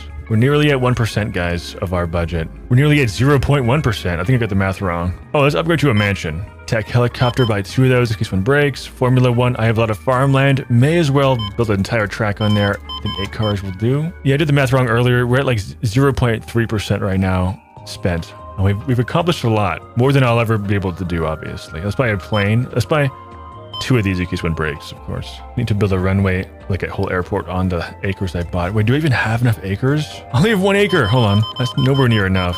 This better be near the water because I have a yacht. Let's buy 100 acres. Let me just type it in, actually. 100 acres. We better be near the water. Skyscraper. Wait, we can build a whole city. Let's do 10 skyscrapers. Okay, that was 10% of the budget gone. But now we have an entire city that can house thousands. Cruise ships. For the civilians, I will buy 10 of these. And there goes another 10%. Let's buy 1 NBA team to get people interested in traveling to our location. We're pretty much just building a whole city. Meaning we need more houses. Where are the houses at? Single family homes. Right here. Let's get 10,000 of these going. Actually, let's get 100,000 homes. We're halfway to the budget. Honestly, I think I'm gonna end it right here, and I'm gonna keep the rest for myself. We spent $95,176,025,000. Not bad. All in a day's work. Our biggest item was the cruise ships, it seems. Yeah, this game was just a data game, but I do think it deserves a B over the C that I've given for the other data games. Next up, we have... I'm not a robot, level 1 checkbox. Well, I'm not a robot, we can press that button confidently. Level 2, stop signs. Now this is where it gets tricky. We know that these 4 are the stop sign, but does it ever want the stem? Does it ever want the stem? Like, it's hard to know what they're looking for exactly. I'm gonna go with just these 4, though. I think that's safe to say. And, oh, nice. Level 3, wiggles. I'm gonna just type this out, I guess. RPCD. Submit. Okay, no, caps lock. Here we are again. Let's type that same thing out here. Boom. Vegetables. Oh, no. Okay, potato head. Potatoes are vegetables, but not the head kind. Avocado, I don't remember. Tomatoes, yes. Carrots, whatever that is, onion. Bananas are a fruit. Fruit. Vegetable? Eggplant, and I always forget what avocado is. I'm pretty sure it's a fruit. So let's go this way, and we did it. Okay, easy. Reassembled the intersection. Oh, wait, it's easy. Wait. Boom. Boom. Okay. Flip this, and we're done. Easy as that. What? What do you mean? Am I missing something? Everything's connected. Oh, maybe it's different. Maybe it's... No, it has to be this way. Oh. Wait. It has to be this. Oh, this is wrong. Oh, okay. It looked the same. Next. Level 6, tic-tac-toe. We are X here. Okay, we're gonna stop him. We gotta stop him. And the game is over. Verify. No. I forget, but I think the best move in tic-tac-toe is right here. Or maybe that's the worst place. I forget. Boom. Let's try it anyways. Oh, no, we win. Boom, we won. Nice. Verify. Stop sign and bike. Level 7, word search. Wait, what? Oh, I see bike. But it says, select all the squares with a stop sign and bike. Let's look for stop sign. Looking for the S. Don't tell me it's like not in order. Hold on. Stop. Oh, right here. That was easy. Next. Enter the perpetrator's license plate. Okay. I want to know how many levels there are to this game. Caps lock is important here, guys. And they are from Texas.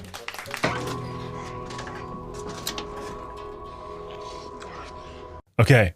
I've already done this in my other video. If you want to watch that, go check it out. It'll be in the description. Now, this game is an S tier, an actual S. Better than Simulation Clicker. It might even bump this down to A eventually. Next up, we have dark patterns. Websites on the internet are constantly trying to get you to complete actions, whether it's buying something, recommending a friend, or posting private information. There's a lot of value in getting you to perform specific actions. However, some websites go too far and try and trick or mislead you into doing something they want. This has led to what are called dark patterns, or shady ways of tricking you into performing actions without you knowing. Sneak into a basket. The sneak into a basket technique is often used to get you to buy extra items. I've definitely seen this before. You want to buy the cool item. Whoa. Complete. Confirm shaming. I've seen this before. Do you want to sign up for our newsletter? Yes. No, I hate everything. I'm miserable button. No, I hate cute dogs. No, I like eating babies. Just let me... I don't want to sign up. Get me to the next page. Get me to the next page. Come on. And we have UI switcheroo. Oh, I've seen this before. Where it places another button conveniently behind the one they know you're going to click. Do you want to sign up for our newsletter? No. Of course. Would you like to send us your DNA? No. No, no, no, no, no, no, no, no, no. Oh, I hate these two. Agree to the TOS. I always carefully read these because they do try and sneak like a few things like, oh, I'm probably supposed to click these checkboxes. But then it's like, would you like to sign up for our marketing where we sell your information for profit? Like I've read that like 10 times and like, wait, I can't click this. I don't want to be farmed.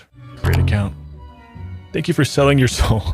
They're farming our souls, guys. Everything's getting sold. Contact spam. Some sites will gain the ability to message your contacts. Oh, yeah, I hate that. Now your friends can send you messages. Yep, join the site. Exactly what I just said. Download ads. Oh, this is the worst. When I'm trying to find a font or something or like a file. Download a YouTube MP3. There's like 10 download buttons. I gotta figure out which one's part of the UI, which one's an ad. And the people who make those websites don't even try and make the download button look like it's not an ad. Like they all look the same. The real one looks like an ad too. Some colorful blue big download button or something. Here's a virus. Here's a virus. The one true one. Oh, this was the one. Okay. We got 4 viruses in the way, but that's okay. This should be like a crash course for like first time on the internet. You got to learn how you're going to be scammed and farmed. This game is great, although I'm going to have to give it a C. Still good though, of course. Next up, McDonald's reveal. Very close. Nike, but a little bit thicker over here. And I wish we could be like an accuracy percentage or something. That's pretty close. Apple logo. Okay, this is the tough one. We get a leaf. The apple. Problem is I don't know which side has the bite. I think it's this side. Let me fill it in. I think that's the side with the bite, and I think the leaf is leaning that way. Let's see, is this accurate? Reveal. Ooh, I was right. Probably not a good thing that I knew that. Starbucks. They get a mermaid in the middle, or Medusa, whatever her name is. It's like she got the wavy hair. And it's like this, and then she got a face. And she's a mermaid, so she got a little fin back here, I'm pretty sure. If I get this right, I'm gonna be kind of mad, actually. Is that right? Oh my gosh, it is. Amazon. Wait, just an A, right? And then an underscore with that little smiley. Oh no, the whole logo, okay. Twitter logo, that's a bird that's facing this way with the wing, like this. Bird, beak. Just gonna fill it out. This might be my best one yet. No legs, I don't think, on this bird. Is that good? Oh, other way? I knew something was wrong. Okay, dang it. Snapchat. I think this is a ghost. This is unfortunately my most accurate one. Boom. Oh, no eyes. Okay.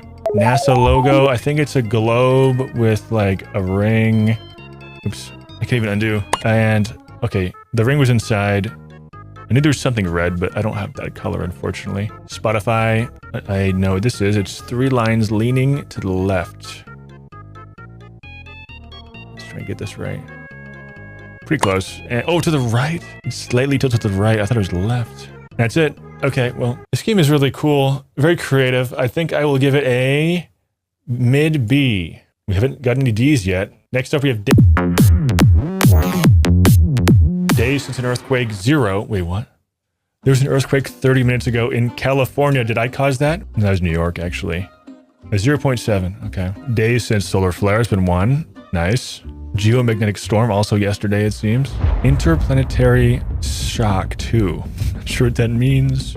Ooh, there's a lot of earthquakes recently. This one's in Alaska 7 days ago. Tsunami last month. Oh, I mean, the waves were, what is that?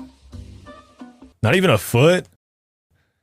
A 10-meter high tsunami. That was earlier this year. Whoa, it says 470 meter high. That can't be correct. I don't think it's ever happened. That's like a 1.5 mile wave, right? There's no way Tracy Arm experienced that. 100 meter high mega tsunami. Yeah, the same one. Maybe this did happen. It's the same one again. Again. It just keeps happening. It gets higher and higher. What happened in August? Hold on, it might be real. If you don't believe me, guys, click after this gray triangle here. Oh no, she wants you to sign up to her newsletter. Don't do it. 100 kiloton 10 years ago in Russia. They got dash cams in every single car, but nobody captured this in a dash cam fail video or something. Just like accidentally captured it. It's been about, what, 30 years since a nuclear weapon lost? Way to go. Megaton asteroid impacts. Don't know if I believe this. That was 100 years ago? It's like Wilt Chamberlain's 100-point game. No one has proof it happened. And this one in particular, no one has proof that this happened. Nobody was alive. Gigaton asteroid impact. Don't believe this. No one was alive back then. In Kazakhstan. Okay. Probably a ginormous crater if that's true. A teraton in Virginia. Wait, what happened to Virginia? Oh, but it was 35 million years ago. And that's it. Okay, this game, my least favorite so far. I'm going to have to give it a D because it's not very good. It's kind of just stuff you can find on Wikipedia. Next up, we have The Deep Sea by Neil. What does Neil have for us? The Atlantic salmon. Okay, some of these don't go too deep, I guess. The polar bear goes below some of the fish. That's kind of embarrassing for them. This guy doesn't even have gills, and he's going lower? Like, what's the European Pilchards excuse for the polar bear going more south than you? The clownfish, spiny dogfish, the barnacle. Why can't it go further down? Will it die? Aren't barnacles like just rocks? Ooh, killer whale. I've actually seen one of these in person before on a beach. Like, it was alive in Vancouver, Canada. It was just swimming above the water. Like, it was kind of walking on the water. I was a child, but I do recall seeing this fella. Keep going down. Bull shark, turtles, a wolf eel. We're getting to some species now that I've never seen. A terrible claw lobster. Why is it so bad? I'm sure it's all right. Great white shark, dolphin, cockatoo squid. I think everything, like, as we get further, it's gonna be like flatter and flatter due to the amount of pressure being this far down. Like, they're getting just completely crushed by gravity. Big eye tuna. You see, this is what I'm saying. As you get deeper, the flatter things get due to gravity crushing them. Even this guy, he's probably supposed to be like an oval shape, but he's like a flat fish, a monkfish. A sperm whale, okay. The Midnight Zone. Well, this is where no sunlight can reach. And judging by our scroll bar, we're only like 10% way down. Jewel squid, never heard of it. Keep going down. Sea pen, telescope octopus. We've reached 2,000. Giant isopod. Okay, this is the lowest thing we've seen with limbs. Although I've never even seen one of these in person, nor would I want to, because I kind of have arachnophobia, and I consider this to be like the same family. Crustacean. Let's keep going down. Ooh, colossal squid. That's huge. And very flat. What do they got down here? I almost want to just like jump to the bottom. Let's get down here to 10,000. Oh, what's this? 2 men. Jack and Don. On board the submarine, Trieste slowly descended into the Mariana Trench. Their goal was to reach the Challenger Deep, the deepest point in the ocean. Let's see if they got there. They succeeded and became the first humans to reach the deepest point. Okay, so they've touched the absolute most like southern point to the core. The Challenger Deep. That's kind of cool. Nearly 11,000 meters, which is almost, or it's just about 30,000 feet. It's kind of like when a plane goes up in the sky at its top altitude, 30,000 feet. They went down 30,000. Okay, the deep sea. I'm gonna give this a D, but like a nice D. Just because it's like it's still a fun game, but like it's kind of like a quick lesson though. Entertainment wise, it's gonna be a D because there's better things on the website, quite frankly. Next up, we have map of ARPANET. Okay, I'm probably going to learn a lot right now. ARPANET was created by the Department of Defense to allow researchers to share information and resources. 6 years later, in '83, they had over 4,000 computers connected. Oh, they had emails back then? Interesting. I'm going to get my hand on one of these computers then. It's very interesting. Next artifact. First spam email. What year is this? May 1st, 78. The first spam email was sent by Gary, a marketing manager, of course, for the Digital Equipment Corporation. Gary sent a spam email to 320 recipients on ARPANET, advertising a product presentation of a new... Okay, well, he's the first ever spammer. Okay, well, he was before his time, it seems. First smiley face, okay. 82, but they included the nose back then. Interesting. Where a student joked that there was a mercury spill in the physics department. So it happened in the Carnegie Mellon University, it seems. Next.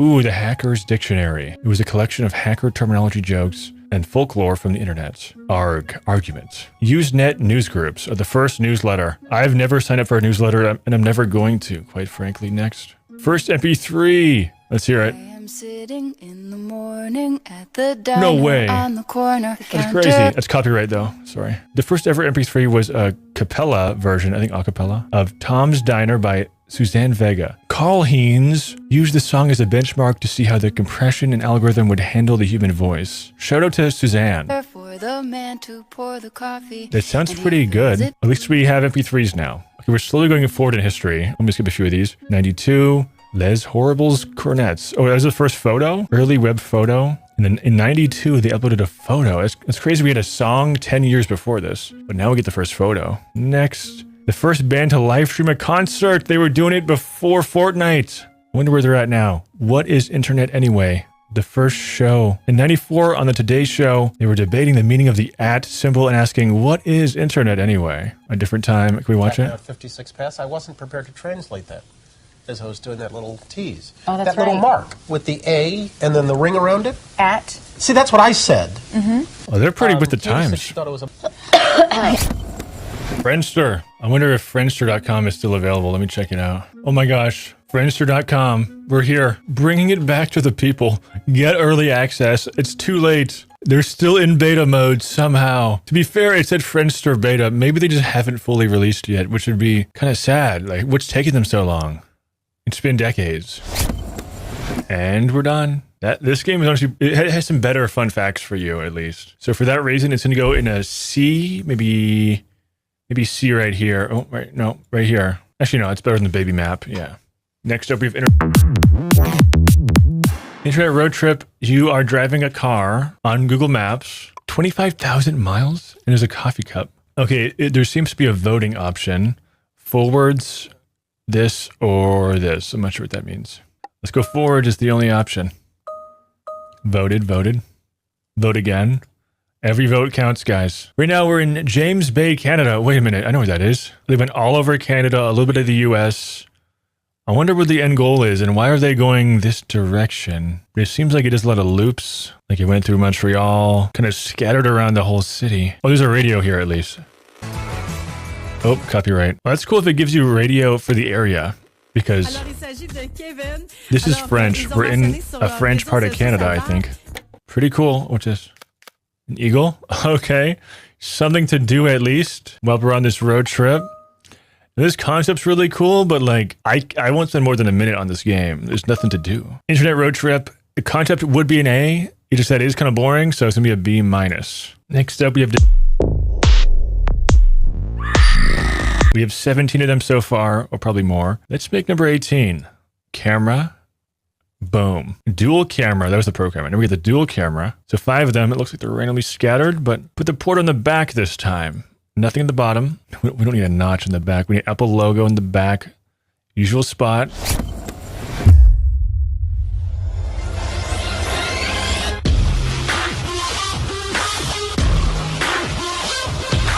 Honestly, I'm kind of liking just this. You can grip it from here. You got your ports, new ports this year. We got the Thunderbolt and the HDMI. You no longer need to reach your thumb to the top of the screen, but you do sacrifice the entire bottom of the phone. Notices, bulges, capital O-W-O. Okay, yeah, it is kind of hard to rank this, but I'm going to give it a C, a mid-C. Honestly, it is kind of pushing B, but I'm going to keep it at C for now. Next up, Internet debates have raged for too long. It's time to settle the big questions so we can move on. How do you pronounce GIF? It's GIF. I used to say GIF. GIF. Actually, no. I'm not sure if I ever said GIF. Because I would think like, oh, Google. If. I think I would go for that. So, is the dress... Hold on. It's blue. Wait, no. Is this blue or black? It's definitely blue and black, but I think the lighting is what messes it up. It's actually white and gold. I think it's actually white and gold, but the lighting definitely makes it look blue and black. The original is white and gold. I could be wrong. Okay, 6, 7. Next up, what came first, the chicken or the egg? The egg. Oh, I'm wrong. How would the chicken become before the egg? The egg has to spawn in. The first ever chicken had to come from an egg, right? Should a sandwich be cut diagonally or horizontally? Problem with diagonally is you get way too much crust. Like the ratio bread to crust ratio on those corners is kind of a lot. I'm gonna go horizontally here, and I am very wrong. Okay, I haven't had a sandwich in this with this cut in it in years, so I just feel like there's more, like the bites on the edges are more crusty. Maybe I'm wrong. Is cereal a soup? No. Toilet paper over or under? I always forget which one's correct because someone told me one time and I try and remember and I put it a certain way. I think it's under? No, I'm wrong. Oh my God. Always wrong. When I'm faced with two options, I get them wrong. Coke or Pepsi? I used to be a huge Diet Pepsi guy. I don't know why, but it would always like, if I had an upset stomach, I would drink Diet Pepsi and it'd be better. But I switched to Diet Coke. So I'm gonna go for Diet Coke. Yeah, now I'm Diet Coke. Is pineapple on pizza good? I used to love it, but now no. Star Trek or Star Wars? Star Wars, probably. Yep. Sorry, get mugged. Star Trek. Would a dog wear pants? Probably like this on the backside. Could Jack have fit on the door in the movie Titanic? I have no idea what that means. No? Okay, I'm wrong. Are we living in a simulation? Probably. I'm gonna say no though. And okay, 50-50. Does a straw have one hole or two? Now I'm pretty vocal on this, guys. A straw has one hole. It's a piece of plastic with one hole. Oh. Okay, well, I guess everyone thinks that. That's good. Okay, well, this game is cool. I wish I kept going. I'm going to give it a B. It gives you a lot to work with. Nothing to say. Moving on next. I was born. I've done a few of these things. I took steps, said words, made friends. Didn't really learn how to read, though, as you guys probably could tell from watching the vids. I miss a lot of context on screen that you guys catch. I learned how to ride a bike. I know how to read, but did I read a book? I actually read one book. I've read a book. Learn to swim. Yep. Elementary. Play a sport. Fly in a plane. Okay, I learned to fly a plane. I did ride in one boat, but like 10 years ago. Ride in a train? I don't know if no, I have. I did ride in a train once. I did not ride in a helicopter. Definitely saw the ocean. See snow, I'm Canadian. Make a snowman, I'm Canadian. Finish middle school, I'm Canadian. Just kidding. Go to a concert. This is really sad and embarrassing to admit. The only concert I've been to is the Fortnite concert. There's a real life concert in Los Angeles. It was like Marshmello and Logic or something. And they didn't announce who was going to be there. It was like a Fortnite party and all of a sudden Logic's performing with Ninja. I'm not sure how I got invited to that. I went camping 2 times. Roller coaster, I don't even know if they count, the ones I've been on, but I'll click it. Instrument, harmonica, yes. Oh. I've kissed my homie before. Get a credit card, yes. Start driving, yes. Go on a road trip. Honestly, have I been on a road trip? I don't know if I've been on a road trip. Actually, no, when I was like 4, I was on a road trip, but I had no part in that. I was being dragged around. Visit another country, give a speech. I don't think I've given a speech. Unless this counts, like in a video. Actually, yeah, I guess a video speech works. Graduate high school, learn another language. I tried in high school, French. Invest some money, meet an idol. I've met Jacksepticeye at a bar in Boston. Make a terrible mistake. Probably. Mistakes were made, for sure. Win a trophy, yup. If the YouTube plaque counts, yes. Climb a mountain, yes. I'm from Vancouver, Canada. Run a marathon. I did a 5K. I'm not sure if this means a full marathon or I did a 5K last year. So I'm going to check the box because I want everything to be checked. Learn how to cook. Explore a cave? I don't think so. Where would I find a cave? Okay, I'm not liking these ones. These are getting too personal now. Once again, kind of hard to rank a game like this, but I'm going to have to give it a C. Because just check boxes, but, you know, it's still creative. Next up, what? We're in Texas. The big American boots. I wish we could guess where we are. Oh, you're San Antonio. Okay. Oh, we can randomly generate a new spot. Ooh, this San Antonio, Texas again? No, we're in Bolivia. I'm going to try and not look at this and guess where we are first. Random. This is... I'm leaning towards Canada. Old Melbourne Road. Are we on the left or right side? The car, I'm trying to figure out if this car is driving to the left or right. There's a curve here. Makes me think this is the window at the driver's seat. I think we're driving on the right side of the roads. Oh yeah, the sign's right here. So yeah, definitely not Australia. I'm gonna guess Ontario, Canada, and North Carolina. Okay. Whoa. Pigeon attack. Bolivia.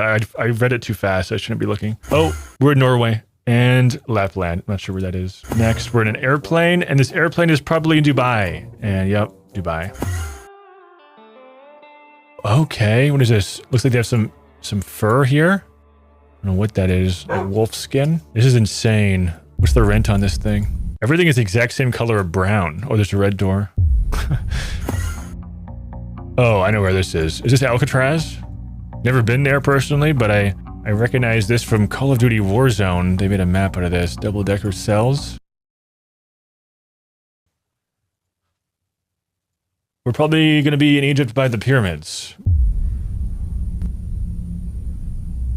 Space? No, England. Okay. This game, honestly, I didn't know this game existed. I think it might actually, it's definitely an A. It could even be an S. That's a good game. It's better than the auction game. And it's probably better than the Rocks game. Yeah. Next up, we have Printing Money by Neil. Minimum wage is $7 in some areas, that is. Software engineer, 45. Physician, 90. How do I get this job? $4,000 an hour? Your hourly pay...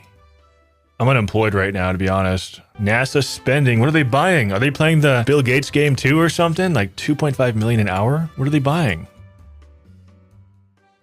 Does NASA make money? How? Amazon revenue, 32 million. That's a lot more. Walmart, nearly double Amazon. And then the military is spending even more money on what? Someone tell me. And it's over. Yeah, that was fast. Yeah, once again, these rankings don't mean anything. That's going to be a C. Okay, next we have... Okay. Use the right arrow. Astronaut. There's an astronaut. Oh, okay. We're getting bigger and bigger. So that's the Hubble Space Telescope. It's a large telescope. That's a large space shuttle. That's a large space station. That's a large rocket. Whoa, okay. This is the asteroid that landed in New York. And this is the one that hasn't landed in New York yet. Oh, it's the moon of Mars. Pluto. Okay, I recognized Pluto. Who gets to name these things and how do I sign up? Moon. There's the moon of Earth. Io. Moon of Jupiter. I mean, they're just cooler. They got like more color to it. Although it looks kind of moldy. You got like green on it. Looks like no one's ever been there. Mercury. Earth. That's where I'm at right now. What is this? Supermassive black hole where? You think we'd be able to see it if the sun is this small. Like I can see the sun right now if I look outside. Looks pretty large. Where are these things hiding? These don't exist. I would be able to see them. Now, these are going to be fake. Where is this? Oh, there's more? Now, the thing is, we would be seeing this right now if it was there. Or maybe it is. Maybe it's the entire sky around us. You'd think we'd be able to see any of this.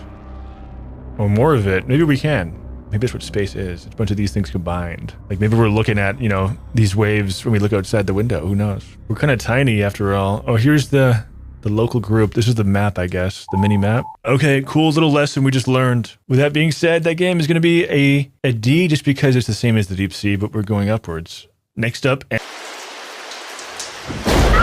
ambient chaos. What does this mean? Oh, this is cool. You make your own little ambience. Coffee shop. I want people to be talking. I want lo-fi beats. Nice. Might be copyright though. Make it quieter. Waves. Campfire, winds, forest, train, highway, office, dentist, playground. A lot of these. Oh no. Alien spaceship. Medieval battle. Nuclear siren. This will help me sleep. This is actually be rated an A though, because that's actually super useful. If you're one of those people who needs like an ambience to sleep, you can really customize it. So has to be an A for me. You have a piece of paper. It's 0.1 millimeters thick. Fold. What happened here? Okay, now it's the thickness of a human strand of hair. Let's fold it again. The paper is now 0.4. I guess that makes sense. The width of a grain of sand. 1.6 millimeter tall. The thickness of a strand of spaghetti. Okay, you can see the thickness there. That's 4 folds, 5 folds. We're doubling up every time. We're a ladybug now. 6 folds. Sunflower seed. 12. Oh, we're really doubling. I thought a sheet of paper could only fold 7 times or something like that. An egg. 10 folds. We're a hummingbird, which they need to be patched, by the way. 11 folds, it's a basketball. It's a thick piece of paper. 13 folds, cheetah, human, Volkswagen, giraffe. We're doubling a whale, plane, Liberty, Ark, Eiffel, the Burj Khalifa, the Derby, the New York Park thing, the Las Vegas Strip. We're getting larger. Wait, hold on. For 28 folds of paper, we were at that place where those guys went down to in their submarine. About the length of Rhode Island, the altitude of which space begins? Huh. How many folds can we get to? 42 folds. We've reached the moon. Guys, if you have a piece of paper on you, fold that thing 42 times. See what happens. Don't ask any questions. I'm going to rank this game a D just because it's not much. It's telling you fun facts about doubling, and that's cool. Next up, capitalism ramped up in the 21st century, and if you're not selling, you're losing. Here are some products that won capitalism. Toyota is the king of automobile. 11 million cars per year. That's crazy.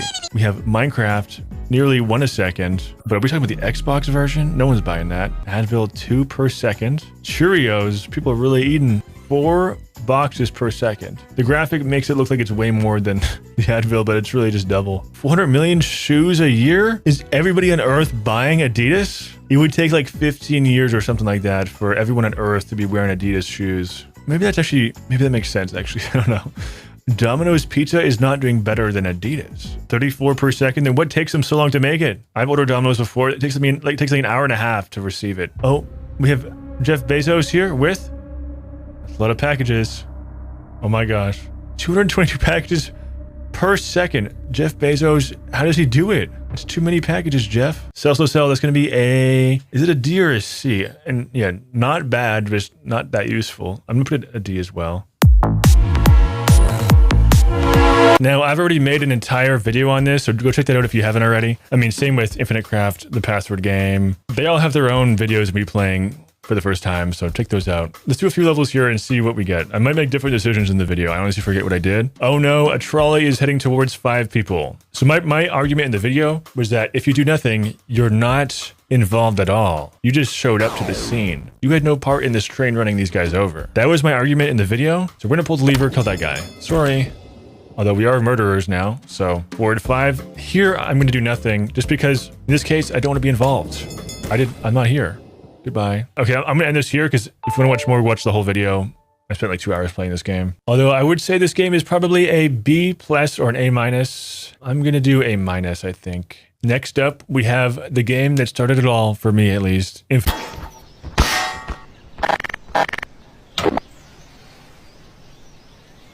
Now, I've made a few videos on this game. You start with the basic elements. You have to combine them to create other words. Cloud, cloud, rain, earth, plant, plant, plant, tree. For now, I'm gonna make a challenge of getting a random word. I'm gonna get a random word generator out. I'm gonna press new word, and it's gonna give me B. Okay, thank goodness, that's an easy one. We already have plant. If we get flower, get pollen or something. Plant, forest, tree, plant, water. Like, we're actually so close to B already, so this is gonna be easy. Mist, swamp, fog, fog tree, ghost. If we keep on combining these, we'll be there in seconds. How do we get to B though? This game's way harder than it seems. We have yin yang, but yeah, let's get some more plants out here. Let's do a dark mode too. There we go, easy. We just want the word B. It's simple. We need flower. Flower! Oh my gosh. Flower, and then we need garden. These are all good. Park, garden, zoo. No, there's no bees in the zoo. Jungle. Oh, lion is good. If we get from like, we can get from that to like an insect. Flower, lion, dandelion. That's pretty good. Lion pride. What? Oh yeah. Rainforest lion jaguar. We need to turn a jaguar into an insect. Tiger flower. Tiger lily flight trap. None of this makes sense. Flight trap mist. Nile lotus. Egypt. What's going on? Dust flower. Pollen. Hold on, we're there. We're there. We just flight trap pollen? No. Pollen. How do we get the B from here? Flower? B. It's over. Okay, I want to get one word. That took longer than it should have. It took 102 words. Of course, you guys know how I feel about Infinite Craft. It's definitely an S+, the best game on the site. Yeah, it's the biggest series I've ever had on YouTube. So thank you guys for watching those videos. It's fun. I like playing little browser games. That's how you guys probably found me. Next up, we have... Here it is. Share this page with a link. Okay, I could. I'm not going to, though. Where's YouTube? Share with YouTube. Ooh, I could. Do you have a YouTube channel? Are you looking for likes and subscribers? Dazzle your viewers with this page. I could. I'm doing it. Oh no, it's actually doing it. Share with the NSA. I probably wait, with the dead? Oh no, can't be doing that. Share with aliens. Okay, it just says tell them. I'll tell the aliens, I guess. Unfortunately, this game is a D. Nothing on there. Would be an F if there was an F. Space elevator. Scroll up. Okay, this is the opposite of the underwater game. Where are we right now? Okay, it's 59 degrees at the bottom. Ooh, the hummingbird. Gotta patch those. 800 meters. The first ever plane to cross the English Channel. Nice. Osprey. Cool. Pigeon. Hang glider. The largest helicopter ever built. I've never heard of this, but yeah, it's been about 9,000 feet above. The typical altitude for a skydiver around here.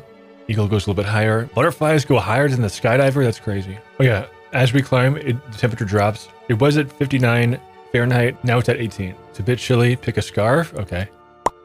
Ah, now we're wearing a scarf. Highest kite ever flown. The mountain goat. The Chilean flamingo. Damn, those fly high. I forgot flamingos even fly. I thought they were like ostriches. Pterodactyl. Pterodactyl. Zeppelin. The wild yak. They can jump pretty high, I guess. Highest observed flight. Like, who's up here observing? I guess the Bell 47. This is probably the highest observed because this can only go up so high. How do we not know there's a bee over here somewhere? Douglas. Okay, the peak of Mount Everest. It must be really hard to breathe up here, although we're doing fine. Party balloons will go this high. This is where they typically start to pop, it says. Common crane, the passenger jet, reaches max aerodynamic pressure. Not sure what that means. Oh, okay, let's put our suit on. It would be orange for today. Helicopter. Highest flying helicopter. That's really high. Winds up to almost 300 miles per hour. No helicopters up here, I guess. The F-35. And the stratosphere is just right there. So, welcome to the stratosphere. Oh, these ones go even higher. There's no way this goes that high. 100 years ago? Why is everything better in the past? Nothing has improved. There's a balloon that went this high. Good for the balloon. This is the Arnold limit. Above this altitude, your saliva and tears will boil if you don't have a pressure suit. I guess they're so cold that they get hot and they boil. The Bell X-1, the Explorer. Highest altitude glider. Is there a plane that goes higher? Oh, highest aircraft ejection. Damn, I would hate to eject up here. A UAV? So you're telling me in Call of Duty when I'm shooting these down, I shouldn't be able to see it? Because that's way further away than an airplane. Highest paper airplane flight. They must have just thrown it out of a plane or a rocket or something. Launched from a balloon. This is the highest a paper airplane has flown. Oh wait, it's getting hotter as we get up. Interesting. Getting closer to the sun, I guess. Felix was the first person to break the sound barrier in free fall. Damn, that would hurt. Let's get to the moon. I wonder if we can scroll all the way to the moon. You were about to reach a space that fewer than 1,000 humans have ever been. Okay, well, I'm one of the first 1,000 people to play this game, I guess. Now leaving Earth, something Caramine line. Oh, the game ends. That's pretty neat. With the ranking, unfortunately, I'm gonna have to go the same as the, I mean, they're kind of fun facts. Like, they could be in the C category. It's tough to say. I'm putting them in D just because there are better games on the website, unfortunately. Next up, we have... How fast are you moving? It has been 1 or 2 seconds, 3 seconds. Oh, it says 4 seconds, not 5 seconds. Tectonic plates travel at about 2 inches per year, meaning since opening this page, on average, you've traveled 25 nanometers. I'm not sure what a nanometer is, but I guess I'm moving right now. But wait, the Earth is spinning at about 1,000 miles per hour at the equator, meaning since you've opened this page, you've traveled about 8 miles. Right now, I'm actually spinning, I guess, like really fast. Now that I think about it, I am kind of dizzy. What's next? 1,000 miles. It's moving fast. It's circling right now. We're moving thousands of miles right now, guys. You watching this too. But wait, the sun is orbiting the Milky... that's a lot of miles. We're moving fast, guys, allegedly. We're moving even faster now. But wait, the entire Milky Way galaxy is moving 1.3 million miles per hour. The multiverse theory says the universe may just be a tiny universe in a vast sea of other universes. How do we switch servers, guys? It's like VR chat, if you think about it. And we're just loaded into one server right now. It's probably true. There's probably some like people in these universes that are laughing at us for not knowing. Those guys are stupid. They don't know how to make the portal yet. Speed is all relative. It depends on your perspective of the universe. Have you really moved at all? No, I have not moved at all. My chair is stationary. The game is over. Now, when I say D, I do not mean that as an insult, guys. Next up, we have... Who was alive in the year 1800s? I don't know anybody here. Oh, is this the guy who made Heinz? Heinrich Hein? Oh, William 1. He was 3. These guys probably all did very important things. Like Simon. Oh, Beethoven. He was 30. He was probably in his prime. Dropping mixtapes or something. John Quincy Adams. What was he doing? Andrew Jackson. Well, who was alive in 1? Saint Peter. Jesus Christ was 5. Back then, there was no last name besides Saint Peter. They just had first names. And that's all they needed back then. It's like gamer tags, really. Like, all the gamer tags are taken now. We gotta use 2 names? This guy didn't even have a profile picture. He was 11. What's the max? Who's the oldest guy? Solomon? Solomon was the first person, allegedly. Now, the only thing is, like, how much of this is actually factual? Like, how accurate is this? Sorry to interrupt, but Wikipedia will only turn 25 once? No, but maybe later when I have more time. I am not donating to Wikipedia. We owe you an explanation. Please don't skip this 1-minute read. It's Thursday, December 4th, and this moment matters for Wikipedia because we haven't hit our goal yet. If they had mini games, I would subscribe and play their mini games, but they don't have those. Neil.fun does. We've learned enough to give this game. I'm gonna give this game a C. Some cool fun facts. Okay, last but not least, we have the... Like I said, I made an entire video on this, so I'm not going to play the whole game right here. My password is still Frog11, though. Uppercase letter. We know how to do all this already. Special character 11. Let's just do 997. 7, I said. 7. Need a month. Let's do May. Roman numeral. Let's do V. Or XXV. That'll be useful later. I memorized this game. Let's do shell. Captcha. R8. I'm gonna do the first 15 levels or something. I'm not gonna complete this game. It takes too long to complete. Let's just do an 8 right here. Should do it. Nice. Today's Wordle answer. Okay. Now watch me solve this Wordle in 3 guesses or less. Group and oh, that's huge. Clutch. We almost had nothing. So the U is probably right here or here. Something like ump. Let's do. Slump is there. May as well try it out. And it's not slump. The U is probably here. And the L would be another vowel. App, ulap, ulip. Is it tulip? It could be tulip. And it is. We solved in 3. That's huge. Tulip. Nice. Rule 13. Your password must include the current phase of the moon. Seems to be this one. I had to Google it. Nope, it's not. Seems to be this one. Yep. Full moon. The name of this place. Let me see. Where are we? Are we in a Spanish-speaking country? That looks like Spanish. It could be in South America. Let's just start with like Mexico to start. Mexico, no. Spain, no. Bolivia, no. Guatemala, no. Costa Rica. I'm just guessing every country I can think of down there. Colombia. Oh, okay. It worked. Oh, rule 16. Okay, we're done. And thank goodness. I hate the chess notation one. But yeah, if you want to watch me play this game, check out my other video. We're going to rank it now. The password game is an S tier. I would say it's better than I'm Not a Robot. I'm going to spend a minute here to adjust my list. So, it took me a few hours, but here we are. Let me know what you guys think of my list here. Subscribe to the channel. We're nearly at 500,000 subscribers. We're getting closer and closer to passing Husuda. We need to pass that guy. He's been copying my content for years. Stole my logo. Stole my name. Please help me out, guys. Leave a like, subscribe. Check out the other videos if you haven't seen them yet, because I have a bunch of those. But yeah, see you guys next time. Peace.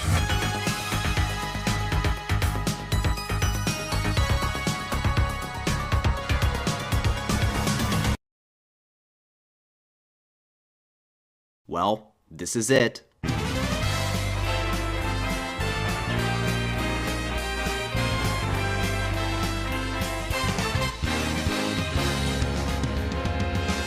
Super Mario Odyssey is my favorite game ever made. I've replayed this thing to death in the nearly 5 years it's been out. The controls are the best out of any game I've ever played, and it makes traversing through the game's several kingdoms to collect all of their moons a ton of fun. Speaking of those moons, there are a lot of them, 836 to be exact across the game's 17 kingdoms. With so many different ways to get moons though, there are bound to be some that are better than others. So today, to celebrate hitting 100,000 subscribers, we're going to be ranking all 836 moons from the worst to the best. These will be judged by uniqueness, challenge, creativity, charm, how well hidden they are, but most importantly, how fun they are to collect. Some moons may even be judged by how many more unique or more challenging ways there are to collect it. Even if unintentional, these methods are in the game, and that's all I care about.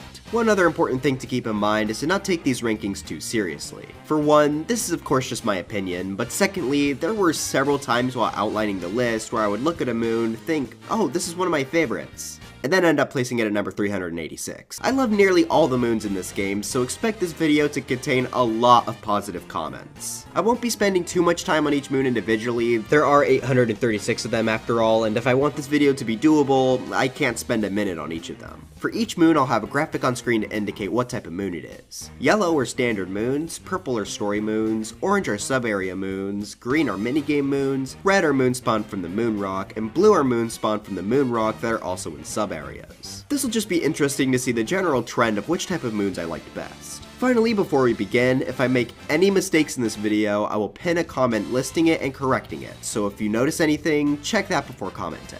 But anyways, if you enjoyed this video, make sure to leave a like and subscribe to the channel, but at long last, let's jump right into ranking all 836 moons in Super Mario Odyssey.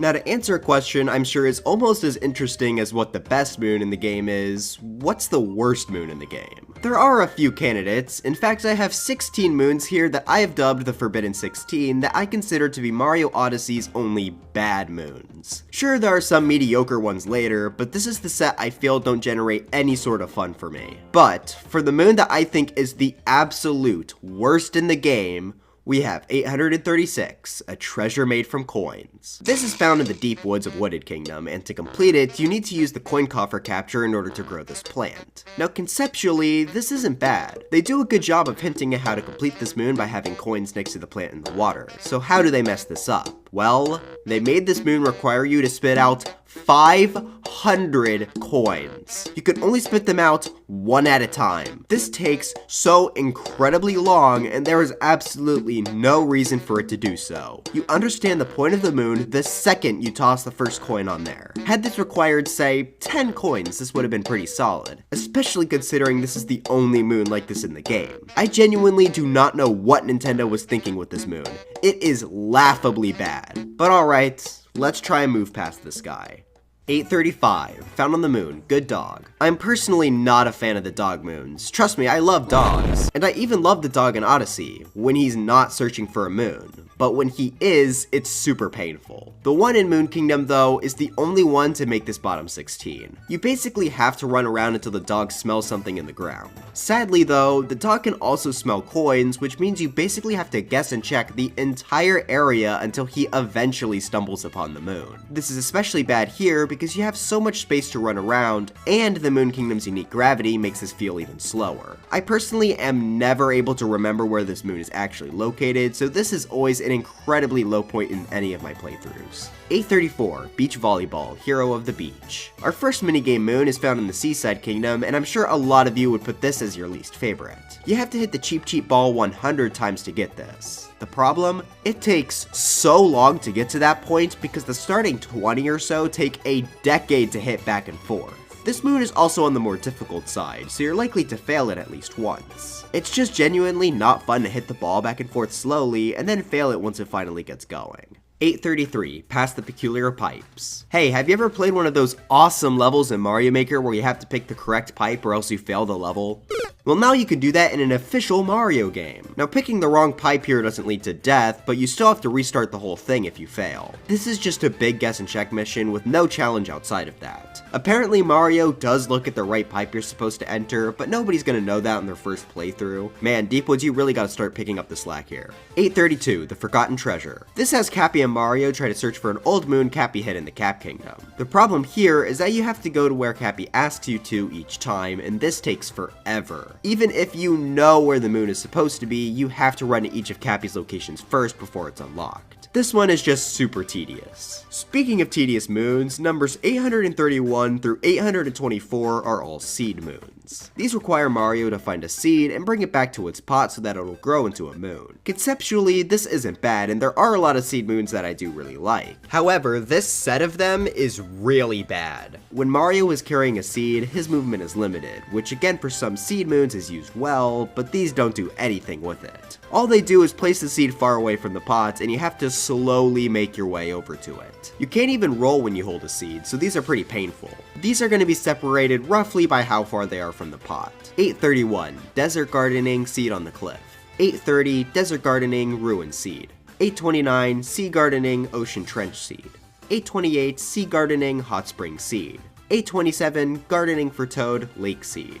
826, Sea Gardening, Canyon Seed. 825, Gardening for Toad, Pasture Seed. And finally, 824, Gardening for Toad, Field Seed. 823, Rolling Rock on the Battlefield. This is easily the worst Rolling Rock moon. Normally you have to throw these things a few times in order to break it and get a moon. For whatever reason though, the Ruined Kingdom Rock hates society and decided to make itself require 50 throws to break. That is absurd, almost on the level of a treasure made from coins considering it takes longer to throw the rock than spit out a coin. However, what sets those two moons apart is that this moon does thankfully have a faster method. If you run into another rock while holding one, the one in your hands will instantly shatter, meaning you could just do that to get this moon. Still though, the fast strat is not enough to save this from being in the Forbidden 16. It puts it above the other moons we talked about so far, but not much else. 822, A Rumble Under the Arena Floor. Okay, honestly this one might not be that bad, but I just kinda think it's stupid. Basically, you just have to ground pound this random spot in the boss fight arena. Unlike the other Rumble moons, there's nothing really here to attract Mario over to the spot. Like take Top of the Dune for example, it's a big hill, so of course you're going to try to climb it. Here, this is just a random spot in the arena. Once you know about this moon, it's not too bad, but I think dumb puzzles like this deserve to be punished. And for our final moon of the Forbidden 16 is 821, Jump Rope Genius. This suffers a lot from the same problems the Volleyball Moon did. However, jumping in place isn't as tedious and it also goes a bit faster. This does have a unique problem though, as once the jump rope reaches maximum speed, it almost feels like complete luck if you're going to get the moon or not. It feels impossible to time your jumps correctly. Actually, you're supposed to jump when the lady says hey. Oh, shut up, you did not jump when she said hey, there's no way to react to that. The only reason this is higher than the rest of the moons we talked about so far is because I like this conceptually the best, but otherwise, it's not great. But with those moons out of the way, let's take a look at our biggest portion of moons.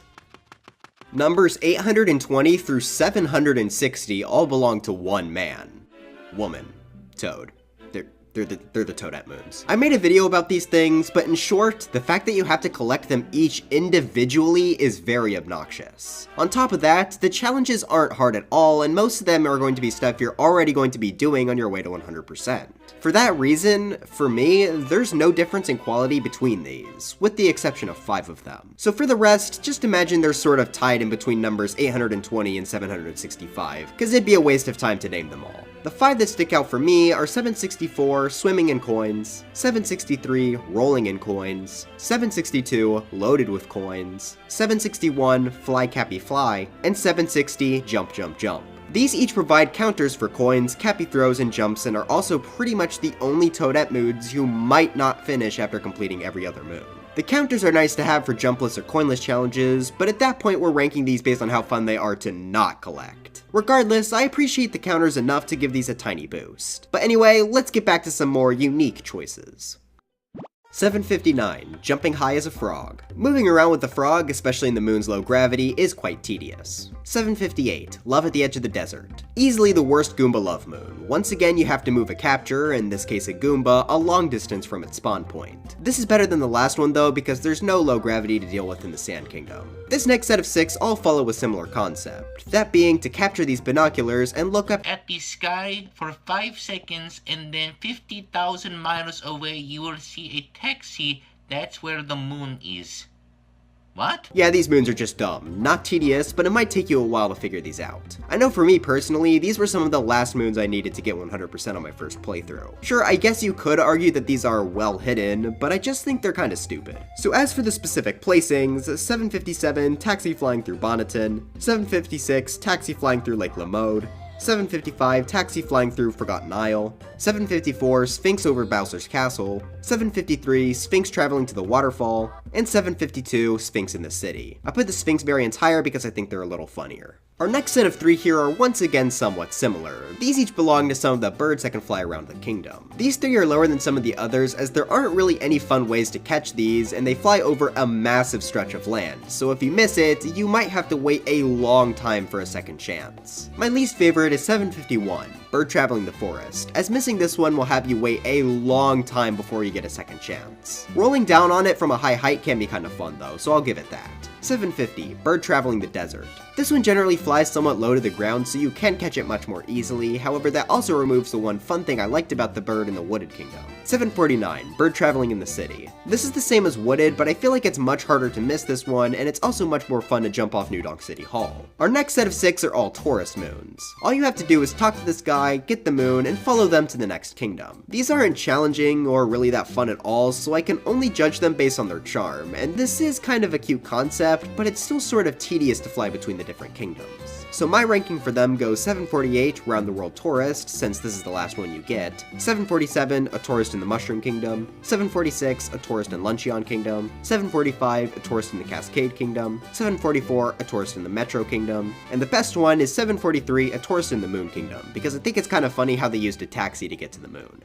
Time to knock out 3 more dog moons. We already talked about why I don't like these types of moons earlier. This set is better though because there's much less space and it's in normal gravity. My ranking for these are 742, found at Peach's Castle, good dog, 741, found in the sand, good dog, and 740, found on the beach, good dog. 739, above the freezing pond. This is just such a nothing moon. It's very obvious where it is and it's easy to collect. And it's a moonrock moon, which means the game will literally point you directly to it. 738, on top of the rubble. Basically the same thing as the last one, but it's not from a moonrock, so it'll take like 1/10 of a brain cell more to find. 737, treasure trap hidden in the inlet. This is another sort of guess and check moon, however this time if you fail they directly tell you the order. Plus the chests are found in an interesting spot, and there's some actual danger here with the mummies. Plus if you squint really hard you might be able to claim this as a reference to the chest star in Jolly Roger Bay from Mario 64. Still though, I'd prefer not having to guess and check. Onto a few more seed moons, we have 2 that place the seed directly next to the pot.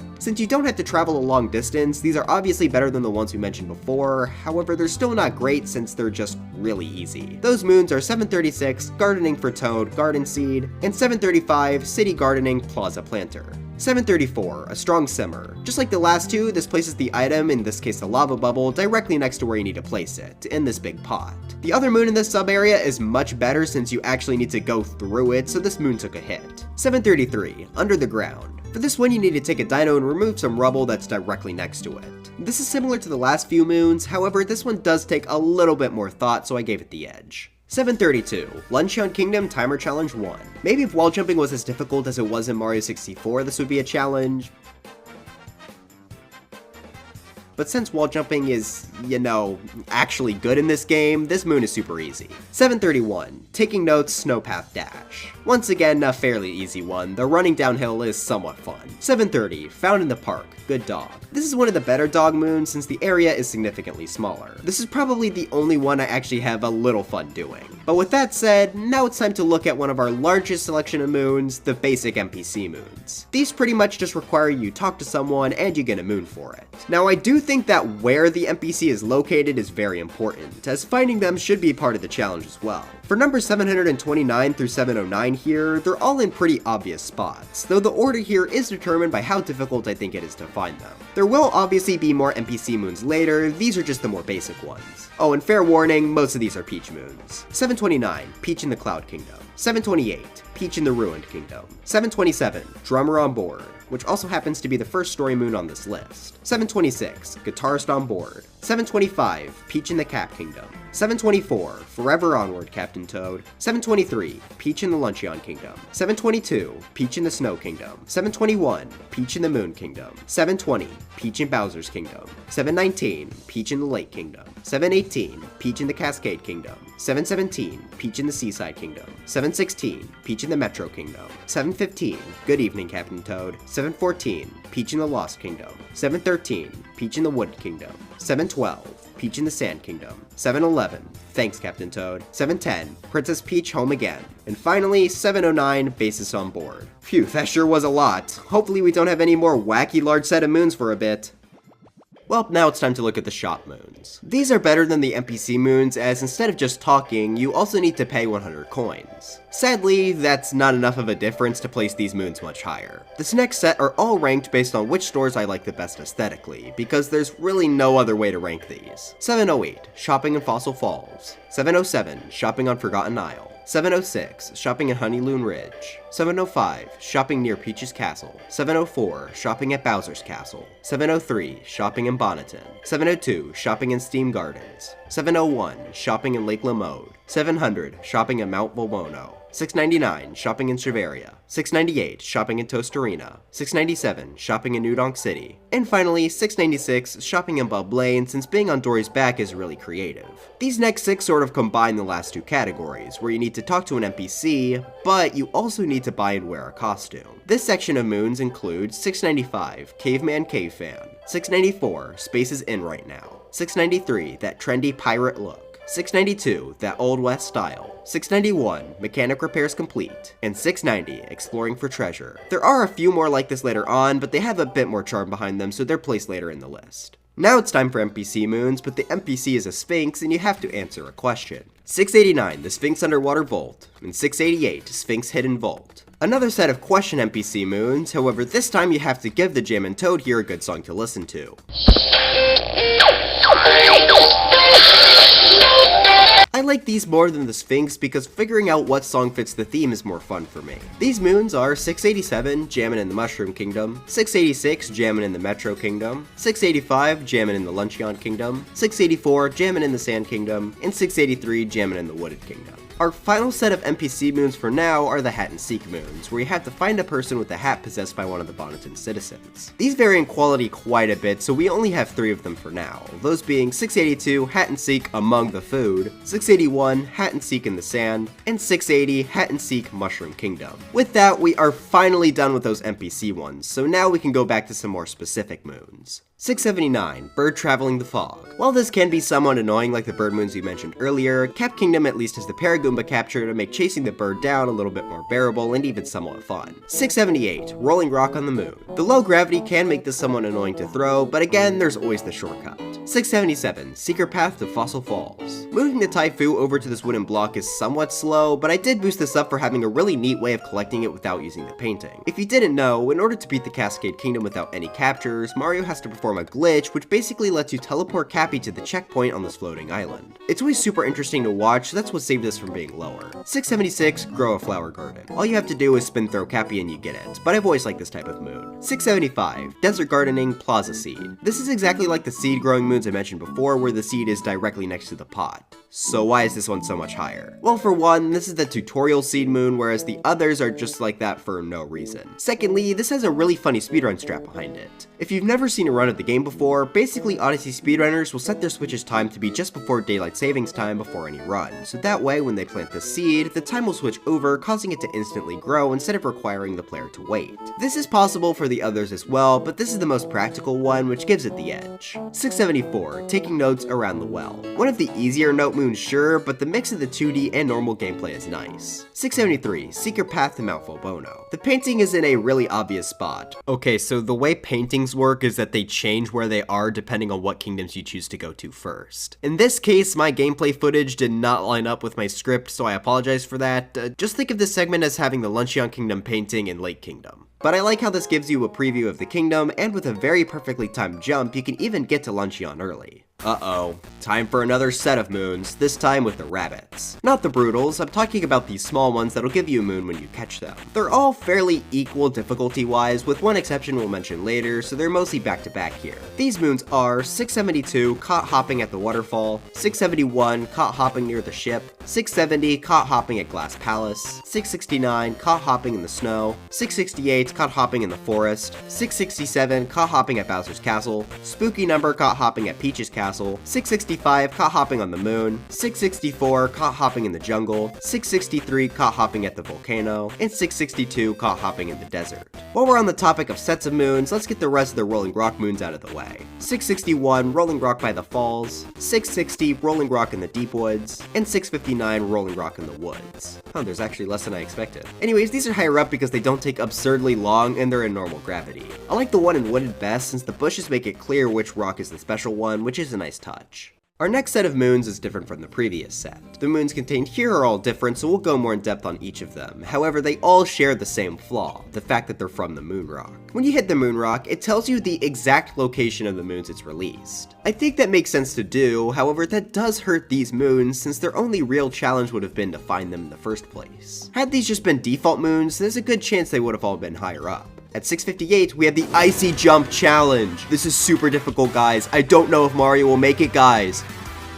Wow, I can't believe he did it, guys. Make sure to leave a like on this video, guys, for more epic challenges, guys. 657, Underwater Highway East, Explore. 656, Underwater Highway West, Explore. And 655, Ice Flow Swimming. These are all underwater, which makes them worse than the next ones. 654, From Crates in the Moat. 653, Bottom of the Waterfall Basin. 652, At the Base of the Lighthouse. And 651, Deep in the Cold, Cold Water. These are also underwater, but you have to hit something, which makes them require slightly more effort. 650, Mighty Leap from the Palm Tree. Jumping off a tree is more fun than swimming. 649, Above the Parasol, Catch. This is similar to the last moon, but the bouncy parasol makes this more fun. 648, Digging in the Cloud. Ground pounding the exact spot is somewhat tricky to do just right, but it's not like super hard frame perfect or whatever. 647, Next to Glass's Bridge. And 646, Jump down to the top of a tree. For both of these, you need to jump down from the mainland in order to reach it, making these a bit more exciting. 645, From Inside a Bright Stone. Same reasoning as the last two, but this requires a ground pound, so it's a bit better. 644, From a Crack in the Hard Ground. This is placed in a slightly more interesting spot than the last few on top of requiring a ground pound. 643, An Invisible Gleam. I like that this gives a bit more purpose to the invisible pathway segment of the level, and the glow being invisible as well is pretty unique. 642, Island in the Poison Swamp. I like where this one is placed, and getting to it without the Jaxie can be a fun challenge. 641, Shining on High. While the normal method of using a Typhoon to collect this is kind of slow, I really like how it's possible to do captureless, and the jump isn't too easy either. 640, Into the Flowing Sands. Jumping up from the bottom to collect this one can be fairly fun, especially since the slope will cause Mario to slide down it once he hits it. 639, In the Skies Above the Canyon. The way it's placed just hovering makes it a fairly fun one to jump for. Doing it without using the platform is pretty fun as well. 638, Third Courtyard Outskirts, and 637, Crossing Lines. Both of these require you to use spark pylons. While that's not too difficult, it does make the moon markers slightly less helpful when searching for where these are. 636, The Tall Rock Shelf in the Deep Ocean, and 635, A Light Next to the Lighthouse. Requiring Mario to throw Cappy is a bit more of a difficult puzzle than just ground pounding. 634, Fog Shrouded Platform. I really love how the fog conceals this moon, making it a little bit more risky to go for as you aren't really sure if there's a platform there to catch you. Plus hiding it in the ground makes this platform remain fairly well hidden. 633, Behind the Floodgate. I just like how this looks like the moon is imprisoned behind the wall. 632, High Flying Leap. Jumping to this one is kind of fun, especially without the flower. And finally, for this moon rock section, we have 631, Danger Sign. This would have been a really solid moon, as the place where the danger sign is fairly obscure. However, with the location given to you, it isn't quite as good. 630, Sunken Treasure in the Moat. This is in a pretty easy to find spot, though it's still decently hidden. 629, Taking Notes, Dive and Swim. The timer here is far too generous. You could probably watch through an entire anime game segment from a Nintendo Direct and still have enough time to complete it. Yep, it's still going. Still going. 628, Snow Kingdom Timer Challenge 1. The timer here is also way too generous, but the ice platforms are a bit more creative. 627, On the Lake Shore. While it isn't a very obvious spot, it's always nice to start the kingdom off with spin pounding on this moon. 626, Atop a Propeller Pillar. And 625, A Propeller Pillar Secret. I always found it kind of funny how close these two moons are to each other, and it makes collecting them one after another pretty fun. 624, Cheep Cheep Crossing. I think it's kind of cute how it's like the Cheep Cheeps are guarding the moon here. Sadly, they suck at their job, but hey, they're trying. 623, The Treasure Chest and the Veggies. This is hidden in a decent spot, but whenever I enter the room, I always feel like there's going to be more to it than there is. 622, Thanks for the Charge. I just like where this one is placed. 621, Sphinx's Treasure Vault. Realistically, this should have been placed with the other Sphinx moons, but I just love the design of this place. The gold mixed with the hundreds of coins makes this a very standout moon for me. 620, Secret Path to Steam Gardens. This is hidden fairly well, though it's not too hard to spot if you don't go blind whenever you enter Metro Kingdom. Now it's time for another small set of 4. This time the moons are based on bringing a capture over to an NPC. So 619, I met an Uproot. 618, I met a Lake Cheep Cheep. 617, I met a Snow Cheep Cheep, which I like better than the last one because flopping uphill is kind of funny. And 616, Lighthouse Leaper, since it's the most unique, requiring you to glide over to the NPC. 615, Bird Traveling in the Park. For the same reason as the dog moon we mentioned before in the same area, this is better than most of the moons of its type since it's centralized around a smaller place. 614, Lake Kingdom Timer Challenge 1. Slightly more strict timer, though also slightly less creative than the previous few. 613, Seaside Kingdom Timer Challenge 3. Similar to the last moon where you have to jump into water, though this time you get to do it from a much higher height, making this one more fun. 612, Bowser's Kingdom Timer Challenge 2. This one requires that you have to jump down from an even higher height, and you also don't have to traverse through water. 611, Snow Kingdom Timer Challenge 3. Using the purple Cheep Cheep does make this somewhat fun, though the timer is still pretty generous, less than the last few, but still. 610, Found with Snow Kingdom Art.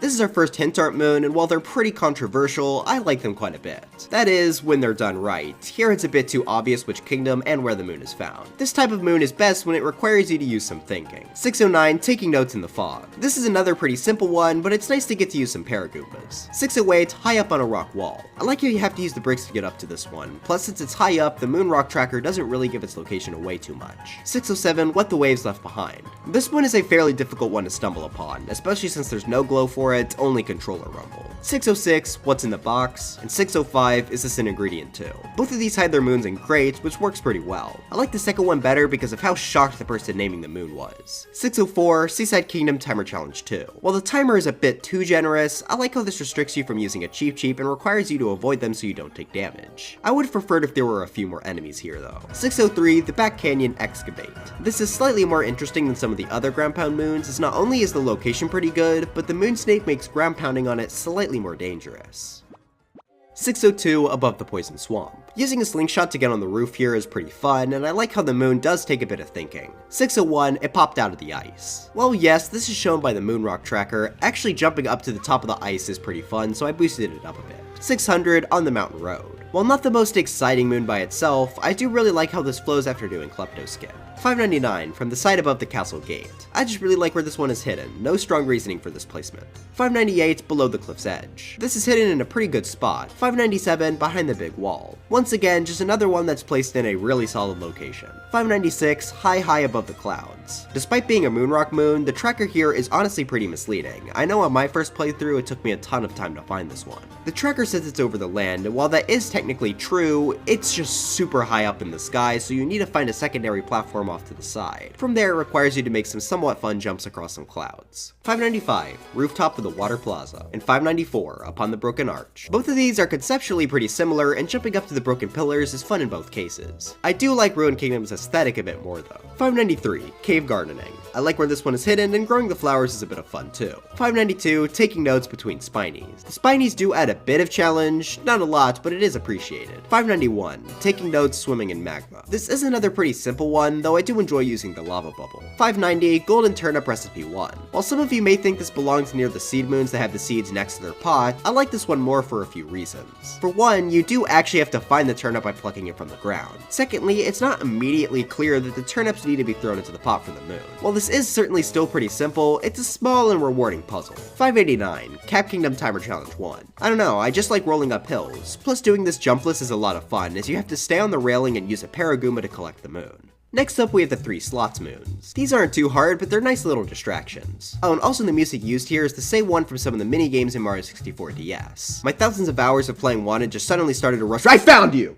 Wait, let me go! Anyways, my ranking for these goes 588 Sand Kingdom slots, 587 Metro Kingdom slots, and 586 Luncheon Kingdom slots. 585 Small Bird in Bowser's Castle, and 584 A Butterfly's Treasure. Sneaking up on the bird and butterfly is pretty fun, plus I like how it's easy to reset it by just moving the camera if you mess up. I like the one in Lost more since it doesn't come from the moon rock. 583 Ocean Quiz good, 582 Moon Quiz amazing, and 581 Sand Quiz wonderful. All 3 of these have you return to the Sphinx from before and answer a bunch of random questions. These are fun little distractions and the questions are pretty solid as well. 580 Frog jumping from the top deck, and 579 Frog jumping above the fog. Both of these require that you take a frog and jump to a moon. Personally, I would have liked it if you could do it without the frogs, but these are still pretty solid regardless. Also, for some reason, when you jump up to collect these moons, you can sometimes go straight through them. No clue why they're like that. 578 Shining above the moon. This one is pretty fun to jump up to using the moon's gravity, though it loses points for not really being hidden at all. 577 Treasure under the cliff. Jumping up to the moon is pretty fun, and since this is under the top of the cliff, the moon rock tracker doesn't really give its location away. 576 Hidden on the side of a cliff.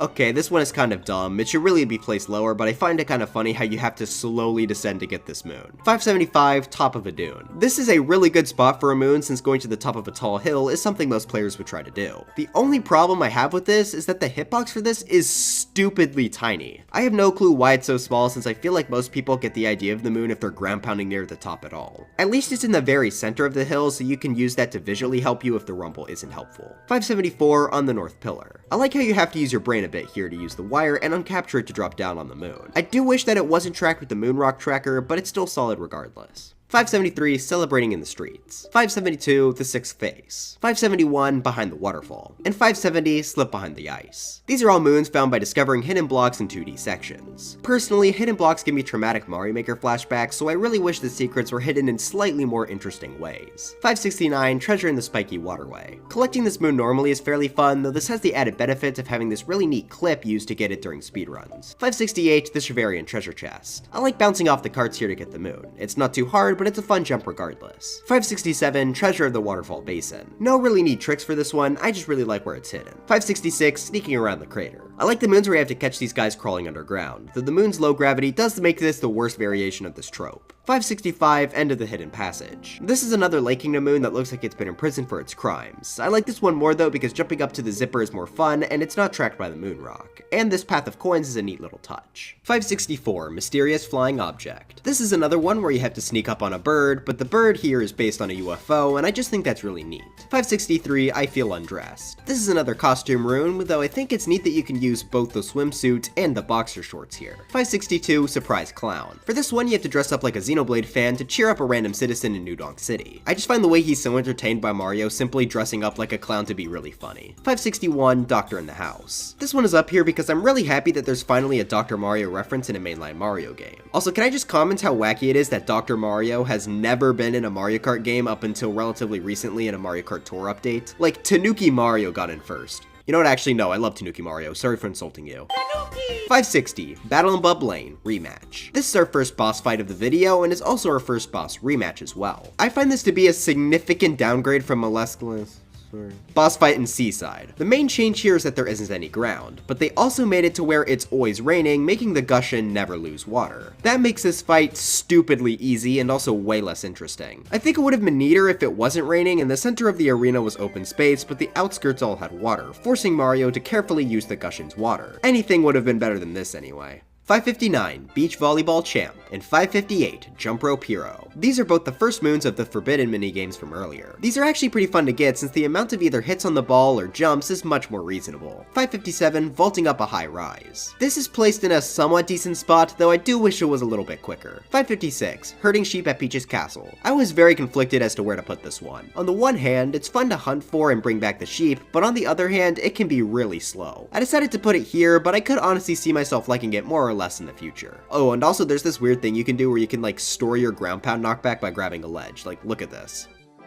555, Secret Path to New Donk City. The painting is in a pretty solid spot, and I like how this can be used to reach New Donk City early using the Cappy teleportation glitch I mentioned before. 554, Secret Path to Lake Lamode. I also like where this painting is placed, however, this one gets the edge as it's actually possible to jump over to this moon without using a painting. It's fairly difficult, but it's pretty fun as well. 553, Secret Path to Shiveria. This is here for very similar reasons of the Lake Kingdom painting moon. It's located in a decent spot, but also has a really neat jump within the kingdom you could do instead. I like Snowdram better, so it got the edge. 552, Across the Floating Isles. This one is simple, but I like trying to get it using as little platforms as possible. 551, Above a Cliff. Jumping up to this one quickly without using the chain chomp can be fun. 550, Cliffside Treasure Chest. Using the rocket flowers is really satisfying on the moon as it feels extra fast due to how slow the Moon Kingdom normally feels with its unique gravity. 549, Inside the Busted Fossil. I like how the fossil is placed just far enough away to where it can be somewhat tricky to actually hit it with the chain jump. 548, Cascade Kingdom Timer Challenge 1. While mostly pretty simple, this acts as a good introduction to the timer challenges. Plus the time limit here, while still generous, isn't nearly as bad as some of the earlier choices. 547, From the Broken Pillar. On its own, this is a pretty basic moon, just hit the pillar with a cheap.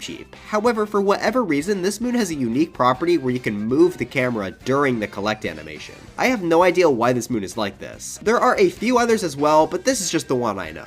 546, The Shining Fruit. There's not really any challenge to this moon, and the moon rock tracker completely gives it away, but I think the moon representing a fruit on the tree is a really cute idea, so I couldn't bring myself to move it lower. 545, Lost in the Luggage. Simple, but a solid place to hide a ground pound moon. 544, Deep Woods Treasure Trap. While I do really like where the pipe is placed in the tree, I'm not a fan of the guess and check chests. Luckily this is a small one, so it's mostly fine. 543, Hat and Seek in the Snow. For some reason, I always struggle to remember where this guy is hidden. The big space makes this a pretty solid challenge. 542, Hat and Seek in the City. The big space once again is good for this challenge, but I also feel like this being on a hat instead of a hood makes slightly more sense. Or maybe I'm just salty about the snow one, who knows. 541, Light the Lantern on the Small Island. While the lava bubble is placed fairly close to the torch, this still takes a bit of puzzle solving to figure out. 540, Glass Palace Treasure Chest. I really like how there are a ton of seaweed enemies guarding this thing. Really, it makes it feel more valuable. 539, Wooded Kingdom Timer Challenge 1, and 538, Snow Kingdom Timer Challenge 2. The timers on both of these are somewhat generous, though if you miss a jump, you'll likely have to retry, so these are certainly a step up. 537, Mercy Dory. 536, Dory Backrider. And 535, Bonjour Dory. All of these use Dory to great effect, especially the last one as it can be pretty fun to try to jump up to. Our next set of moons are some of the hint art ones. These are all pretty easy, though still have a bit of challenge behind them. The moons here are 534, found with Moon Kingdom art, 533, found with Darkside Art 1, 532, found with Darkside Art 10, 531, found with Luncheon Kingdom art, 530, found with Metro Kingdom art, 529, found with Darkside Art 3, 528, found with Darkside Art 5, and 527, found with Darkside Art 4. Again, these are all decent, just a bit too obvious, at least for me. 526, A Request from the Mayor. This is one of the most unique quiz moons, and not only do you have to talk to Pauline instead of a Sphinx, but you also have to bring her something later for her birthday. I do think that the gift portion is a bit too guess and checky, and I would have rather you had to maybe bring everything to her, but I still like this one. 525, Looking Back in the Dark Waterway. Pretty decent hiding spot, and I really like how the glow looks in this dark area. 524, Water Pooling in the Crevice. This is another one hiding in a good spot. It's also nice that the moon tracker doesn't really help here since it's in a sub area. 523, Inside a Block in the Castle. Attracting the ogre over here can be fairly fun, and it's a good puzzle. 522, Out of a Crate in the City. While the moon tracker does give this away a little bit, jumping up to the top of the buildings is still entertaining. 521, High Up in the Cave, and 520, Under the Meat Plateau. Both of these are underneath massive chunks of land, so the moon tracker doesn't give them away too badly. Jumping up to both of these is pretty fun, especially under the Meat Plateau since it's hovering above lava. 519, A Rumble on the Seaside Floor, and 518, A Rumble from the Sandy Floor. These moons are great showcases of the Switch's HD Rumble feature. They're especially fun on repeat playthroughs where you try to grab them as fast as possible without using set rumble. 517, Overlooking the Desert Town. I like how this shines inside of the Toast Arena town, plus jumping into its cage quickly during a speedrun can be slightly challenging. 516, Enjoying the View of Forgotten Isle. The hike up the mountain in Lost Kingdom is a good journey, especially since you can mix it with Klecto Skip to make the climb go really fast. 515, Spinning Above the Clouds.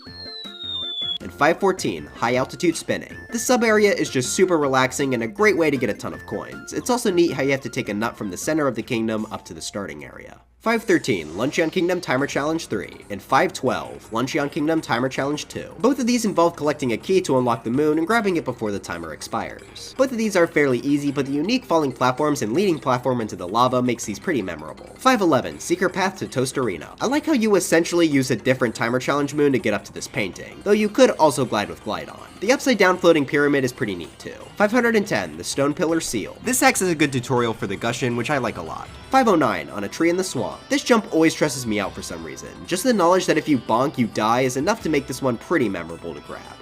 508, the tip of a white spire, and 507, perched on the castle's roof. Both of these involve Mario illegally climbing onto a building, which is always fun. I prefer not having low gravity, which is why I like the one in Mushroom Kingdom better. 506, under a dangerous ceiling. I like seeing the seaweed guys upside down, which makes the moon more distinct. 505, wriggling on the sandy bottom. This being underwater makes it more challenging to line up your ground pound in time, but I couldn't really tell if I liked that or if I preferred just doing it normally. Either way, it's still solid, so this is where it's going to go.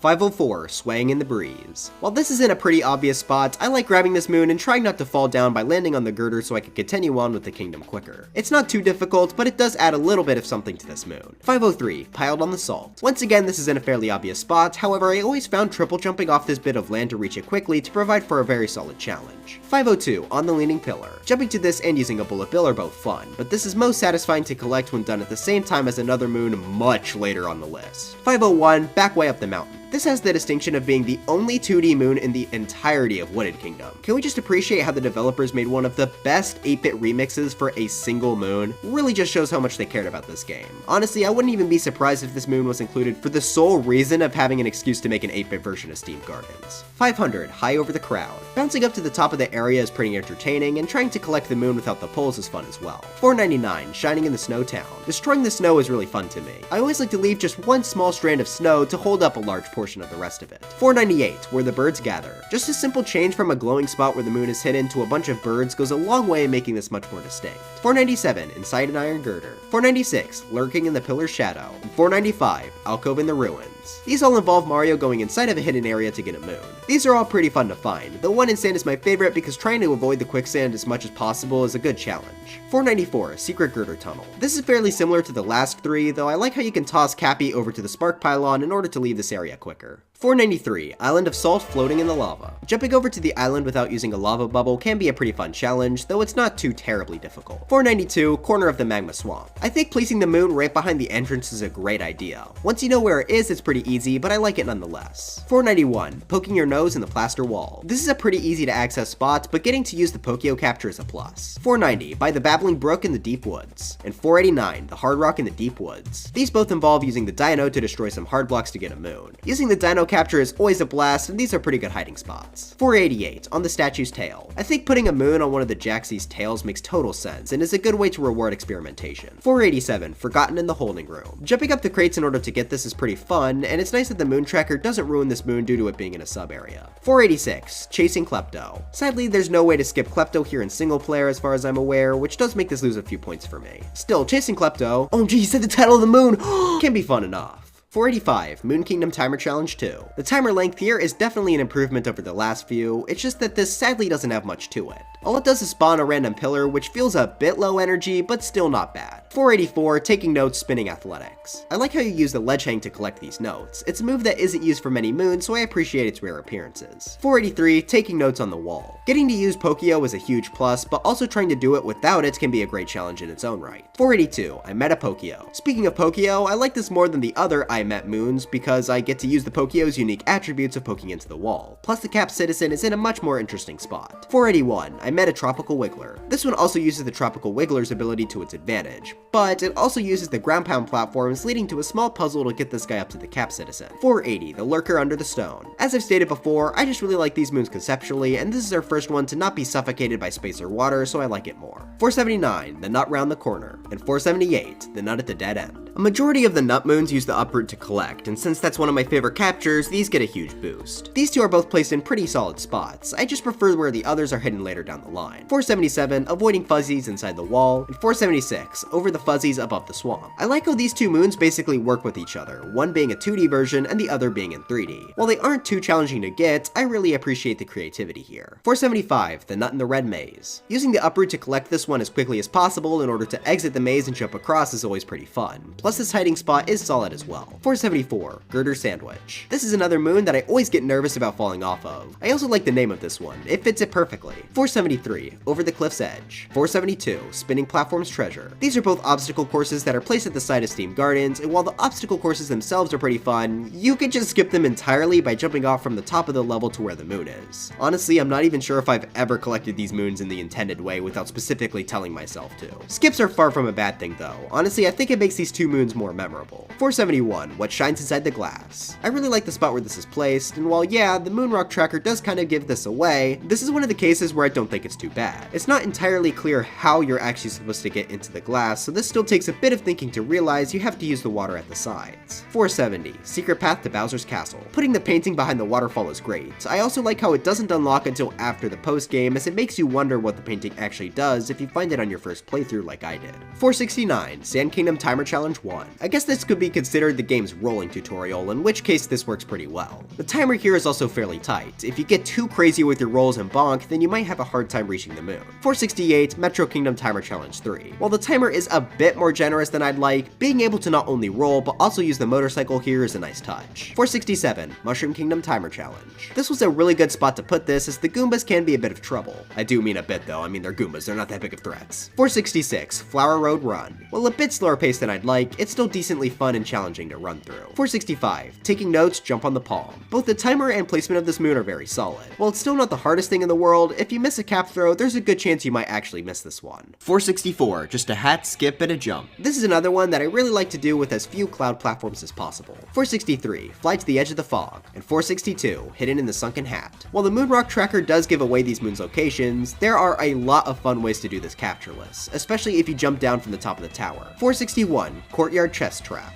I was really conflicted as to where to put this one, as I really love the design of this sub area, but it's another chest moon where you have to guess and check. I decided to place it here, with the other moon in the sub area being much later on the list. 460, Beneath the Roots of the Moving Tree. 459, Wandering Cactus. 458, Under the Bowser Statue. And 457, Big Pot in the Volcano, Dive In. All of these require that you move a capture in order to get the moon. While each of these are very easy, the fact that each of these moons have unique captures seen nowhere else is really cool. Oh, also fun fact, did you know that the meat here is actually that of the T-Rex? No one truly knows what the Volbonans are capable of. 456, Jizo All in a Row. This also involves the player moving a capture, however this is an actual puzzle as you have to realize where you need to move the Jizo to. 455, Found with Bowser's Kingdom Art. While it's obvious that this is in Sand Kingdom, due to how massive that kingdom is and the fact the picture was taken at night does make it slightly more challenging. 454, Bonitor Blockade. And 453, Toad Defender. The concept of both of these moons is really funny. Basically you have two people pretending to be super brave and guarding the moon, but they run away in a panic the second a Goomba shows up. These are both pretty fun to do as well. Overall, a great set of moons. 452, How You Doing, Captain Toad? And 451, Bon Appetit, Captain Toad. Both of these are placed in pretty solid spots. They're in somewhat obscure areas, but not too much to where it wouldn't make much sense. 450, Deep Deep Down. A good moon, but worse than one we'll look at later. 449, Secret of the Inverted Mural. The secret room is much better hidden. Instead of being a hidden block like some of the others we mentioned before, this is just simply a crack in the wall. While I do wish the crack was a little less obvious, this is still good. 448, Taking Notes, Stretch and Shrink. Using the tropical wigglers is always a joy and the notes are perfectly set up for it. However, doing this moon captureless is also a great challenge. The timer is very tight when done this way, so I always collect this moon like this. 447, Late Gardening, Spiky Passage Seed. This is our first seed moon to truly use the concept well. As I said before, the seed restricts Mario's movement, which includes swimming. Getting through the spiky passageway without access to Cappy to kill the seaweed enemies is fairly challenging. The only thing holding this back is that it's still a bit too slow, but certainly nowhere near the level of some of those earlier ones. 446, Taking Notes on the Moon's Surface. And 445, Moon Kingdom Timer Challenge 1. Both of these involve using long jumps in low gravity, and it's a ton of fun to do just that. I like the timer challenge a bit more just because I feel like the jumps are slightly more difficult and the timer is also quite tight.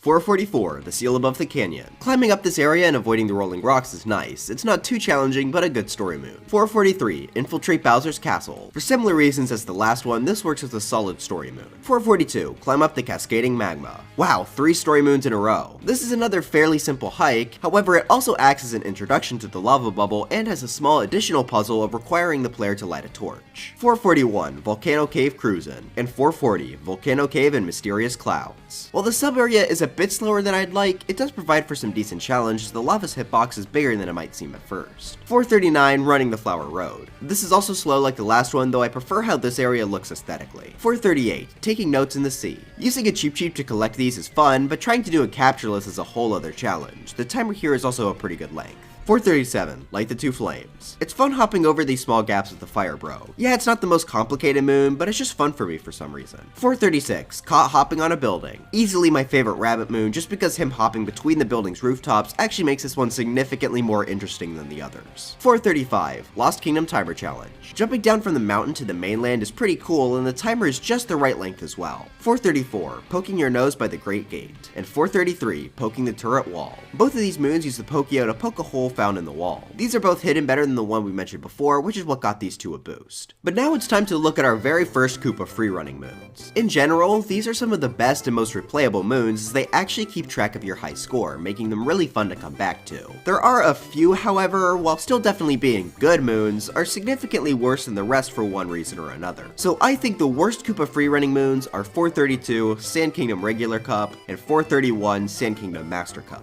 The reason this is the worst one is because far too much time is spent in Spark Pylons. Mario Odyssey has the best movement in the series, so obviously I find moons that use it best, and that's especially true for these Koopa free-running moons. 430, Bowser's Kingdom Regular Cup, and 429, Bowser's Kingdom Master Cup. These two also have the same Spark Pylon problem, though they are better when it comes to how much of it you actually control. What also sucks about this one though, is the fact that it's the longest one by far, making this much less fun to replay. Our final set of Koopa free-running moons for now are 428, Moon Kingdom Regular Cup, and 427, Moon Kingdom Master Cup. While you do actually get to control Mario for this entire thing, it just feels super slow due to the moon's low gravity, and it's one of the longer ones as well. Again, all 3 sets of these are still good moons and fun to replay, they're just easily the worst type of this moon. 426, an extreme simmer. Having to jump on the tomato enemies to make it across is a really creative challenge. 425, spinning athletics and gold. Due to this being one of the areas where Mario can't use Cappy, this is actually decently challenging. Now it's time to look at a bunch of these moons using Goombas, whether they're related to love or just pushing a button. I like these because controlling the Goombas is fun and stacking them is always a treat. I'll be ranking these based on how difficult each section is to get the Goomba or Goombas to its destination. These moons are 424, ice dodging Goomba stack, 423, stack up above the wall, 422, Love by the Lake, 421, Love in the Forest Ruins, Funny Number, Love by the Seaside, 419, Love in the Heart of the Desert, 418, Stacked Up Ice Climb, 417, Love Above the Lava, and finally 416, Love at Peach's Castle. I like that last one best as it's actually possible to complete it without draining the moat, however it is pretty difficult. 415, Treasure of the Lava Islands, and 414, Flying Over the Lava Islands. While using the platform in this sub area is once again somewhat slow, I do like how you can use lava bubbles to somewhat speed it up. 413, Extremely Hot Bath. I like this one better than the last two since I feel like this moon is hidden in a much better spot. 412, Bird Traveling Over the Lake. I like this better than some of the other moons where you have to sneak up on the bird just because the position of the bird on the pole makes it a bit trickier. 411, Wooded Kingdom Timer Challenge 2. I think it's pretty funny how the Scarecrow is placed in one of the charger stations. The challenge itself is pretty solid as well. The timer is just the right length to make it a fairly decent challenge. 410, Taking Notes Ocean Surface Dash. While yes, all you have to do for this one is run in a straight line, I feel like there's a little bit more to this. The moon is a fantastic use of the rocket flower and it really makes Mario feel quite wobbly. If you even slightly go away from straight, you won't be able to collect this moon in time, which makes this feel much more intense. 409, Taking Notes in the Private Room. This is another notes moon that mixes 2D and 3D together. However, unlike the well one, you do have to do more than just hold forward. Plus, I also like the design of this room. 408, Wooded Kingdom Timer Challenge 3. This is a neat little obstacle course with a pretty decent timer length as well. 407, Alcove Behind the Pillars of Magma. This is a pretty solid hiding spot. Moons that force the player to turn the camera in an area like this are always some of my favorites. 406, Rapid Ascent on Hot Spring Island. While certainly a decent moon by itself, what I really like about this one is that it's just low enough to where you can grab it captureless, making this significantly more fun to collect. 405, Fire in the Cave. This is a super intense fight against a fire bro. Mario doesn't have Cappy to rely on this time. It's just going to be a vicious 1v1 to the death. There's no telling who will be the one to come out on top. Oh.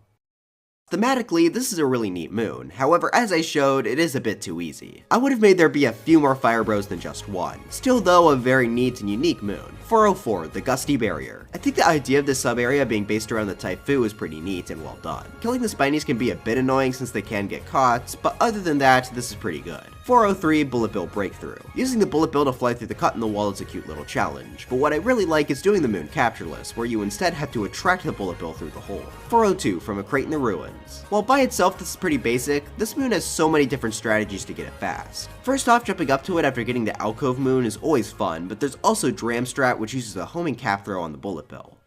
401, Under the Cheese Rocks, and 400, Climb the Cheese Rocks. Both of these require you to use a hammer, I mean pan, bro! Don't make the mistake, gamers, they don't like it when they're seen as the same. Anyways, these both involve using them to break some cheese. I like cheese. It's cool, so these moons are cool too. 399, the Nut in the Robot Storeroom. I think this is placed in a good spot, and the moon tracker doesn't help too much due to it being inside, and Wooded Kingdom being one of the most layered kingdoms in the game. 398, Hidden in the Scrap. I think this is a really funny moon. The scrap of the cringe Mecha Wiggler being left over in the park is a great detail. I think my favorite part about this moon is the NPC standing next to it saying, despite what it did to their city, that he still feels kinda bad for it. What a nice guy. 397, Who Piled Garbage on This? I like how this and others in this kingdom basically imply that moons aren't that valuable in New Donk City. It's actually a very deep societal commentary about the American. 396, Found Behind Bars. This is another moon that looks imprisoned, and I like this one best as you have to find the spark pylon that will let you into the cage.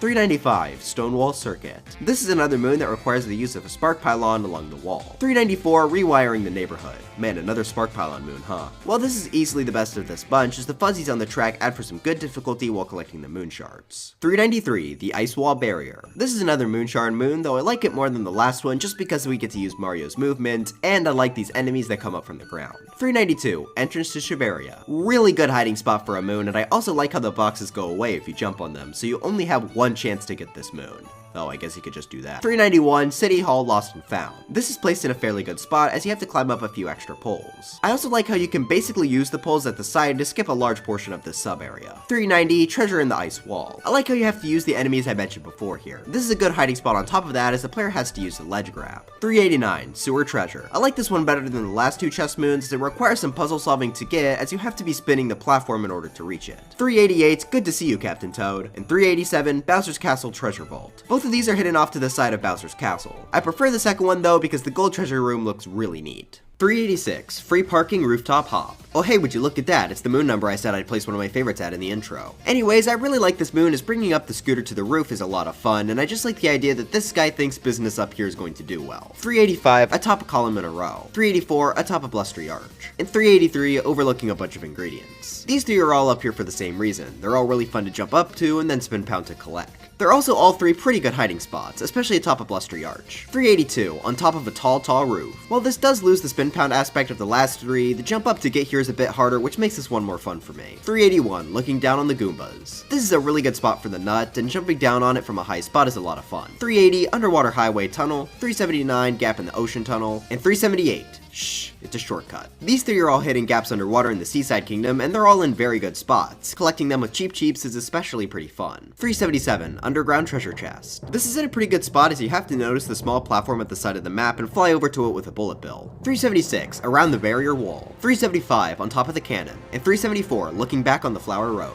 All three of these involve using a bonsai bill to collect a moon in a hidden spot. These are all pretty well placed, and they can even be collected without the bonsai bill if you'd like.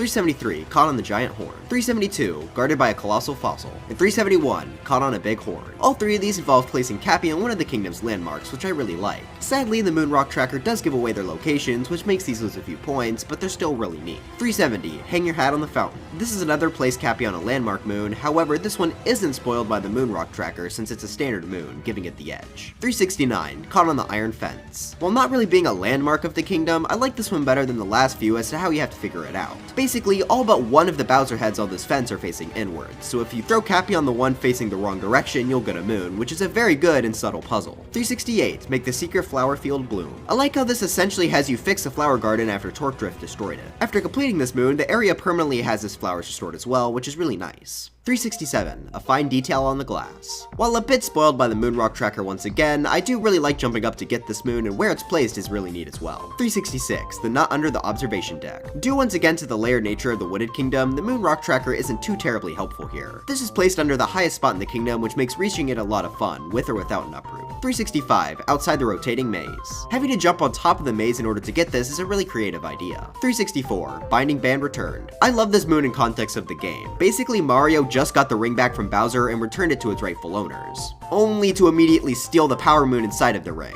Mario does like to do a little trolling, I guess. 363, spin the hat, get a prize. This is more unique than tossing Cappy onto something, as you have to hit the sign at the top of Bonneton's entrance, which is pretty fun, though it's once again spoiled a bit by the moon rock tracker. 362, knocking down the nice frame. This is another moon where you have to throw Cappy at something, but I think breaking the picture frame is funnier, and this is also a standard moon, so it isn't spoiled by the moon rock tracker. 361, lake fishing. 360, fishing in the glacier. And 359, fishing in the oasis. All three of these use the Lakitu capture in order to catch some fish. I love me some fishing mini games, so these are pretty fun. There are a few more Lakitu fishing moons later on though, these are just the more basic ones. 358, hat and seek in the crowd. This is my favorite hat and seek moon, as I think it just fits the sub area perfectly due to just how many people there are walking around here. 357, next to the stone arch. While yes, the moon rock tracker does give it away, I like jumping down to collect it and then trying to get back up to the arch afterwards. 356, crossing the cloud sea. This is my favorite moon to get without using the cloud platforms, as the jumps required to do so are somewhat tricky, especially this first one here. 355, under the big one's brim. Jumping off the cap tower to get this is a lot of fun, and also I don't know if my depth perception just sucks, but I also have trouble grabbing this moon sometimes, making it even more fun. 354, trumpeter on board, and 353, glittering above the pool. Both of these are best collected by jumping off Nudong City Hall, which is unsurprisingly pretty fun to do. 352, above the Iron Mountain Path,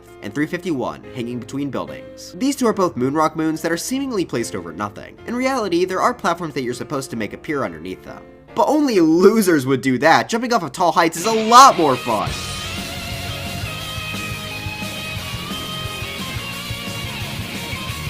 350, hey out there Captain Toad, and 349, soaring over Forgotten Isle. Both of these are supposed to involve using Glidon to glide safely down to, or you could be awesome and jump off of a tall height and reach them that way. The one in Lost Kingdom especially is really good, as the jump to get it captureless is fairly challenging. 348, dizzying heights. While no jumping off of tall buildings is involved in this one, I put it higher than the last few as it's the only one that requires you to climb something high. Plus it's a pretty iconic moon. 347, left at the cafe. Normally you have to use the rumble feature to find the tile the moon is placed in, which is great by itself, but what's even more fun is jumping off a tall building and ground pounding the exact tile from a high height. Yeah! Okay, I promise it's the last one involving jumping off a tall height. For now. 346, bird traveling over the ocean, and 345, bird traveling the wastes. These are my two favorite bird moons, as they are actually pretty fun to chase using the Gushin and Jaxi respectively. 344, our secret little room. I really like both where this moon is hidden and this concept. It's simple, but I like it. 343, stretching your legs. This is a fantastic spot as you have to notice the shadow on the floor. 342, squirming under ice. The ice is a significant improvement over the other squirming moons, as it being slippery makes it trickier to line up your ground pound. 341, Snow Kingdom regular cup, and 340, Snow Kingdom Master Cup. We finally reached another Koopa free running moon, and while this one is definitely an improvement, this one still has some issues. For one, the scenery change here is the only one I don't like. In context of the story, the blizzard is cool, but it's just kind of annoying during the race. I also don't like having to move through water as much. Again, this is still a very solid moon, but it just has some issues compared to the really good ones later. 339, treasure beneath the cheese rocks, and 338, inside a rock in the forest. These both involve bringing a capture to a faraway point in the kingdom. While some may think these moons are kind of slow, I personally like traversing the kingdom with them, and I think it's a pretty good puzzle as well. 337, blowing and sliding. This is similar to the last two, except after bringing the capture, in this case a Typhoon, to the right location, you then have to do another puzzle which involves pushing blocks, which is really fun to do. I do wish the Typhoon were a little bit faster, but other than that, this is pretty good. 336, under the old electrical pole. This is another bring a capture to a far off location moon. However, this one has two things that I really like about it that puts it above the last few. For one, the dino capture is just super fun to control, and secondly, this is more about experimentation since this is the only pole in the level the dino can break. The other moons, we already know the capture can destroy or remove whatever's blocking the moon.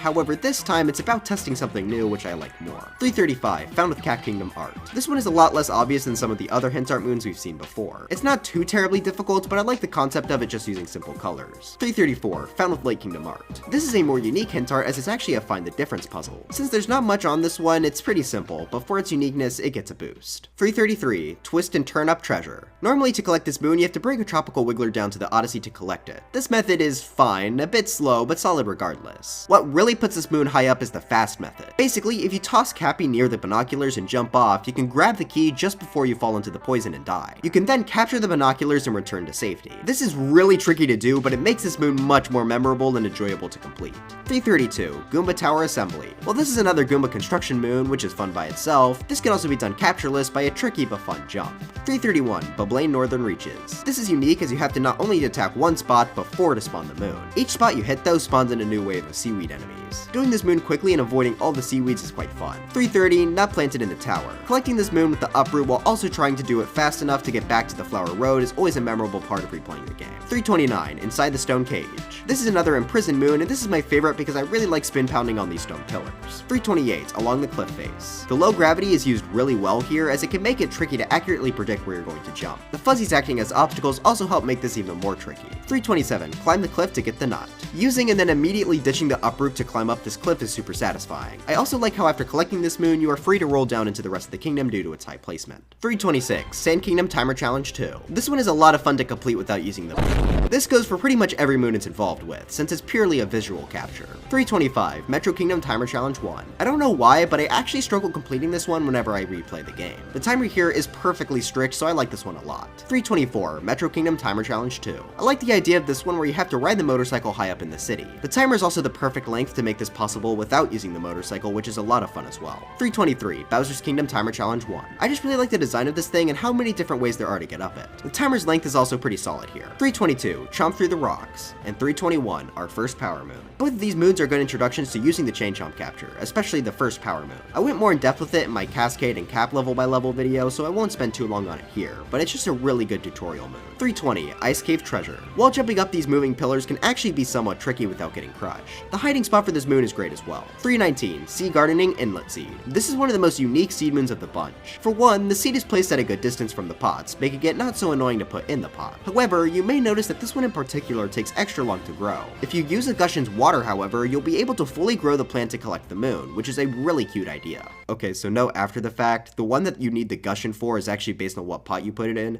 so just imagine I put the seed in the correct Gushon pot. 318, Pushing Through the Crowd. While not technically called a timer challenge, this one is absolutely one of my favorites. Having to roll through the crowd quickly to get the moon is funny every single time. I love the way the citizens jump back and react to Mario if he bumps into them. The timer is also a pretty good length as well. 317, In the Ancient Treasure Chest. Having a hidden treasure chest fits Ruined Kingdom so well, and this one does not disappoint. It's hidden in a really good spot, and there are so many different ways to reach the chest. Personally, when I collect the moon, I like to come in from the left side, as I find that to be the most challenging jump. 316, Inside the Rising Stone Pillar. This is just an absolutely fantastic hiding spot, not too much more to add on here. 315, Secret of the Mural. I find this to be much better than the inverted pyramid secret we mentioned before, because the secret room is much more subtle. You basically just have to try running into the wall, which makes this a much better find. 314, Captain Toad on the Dark Side. While his hiding spot is a bit less subtle than our last one, its placement being right before the final boss of the large Dark Side Gauntlet is great. Most players are probably going to be too nervous thinking about the upcoming boss to even consider looking for secrets, which is why I love this spot a ton.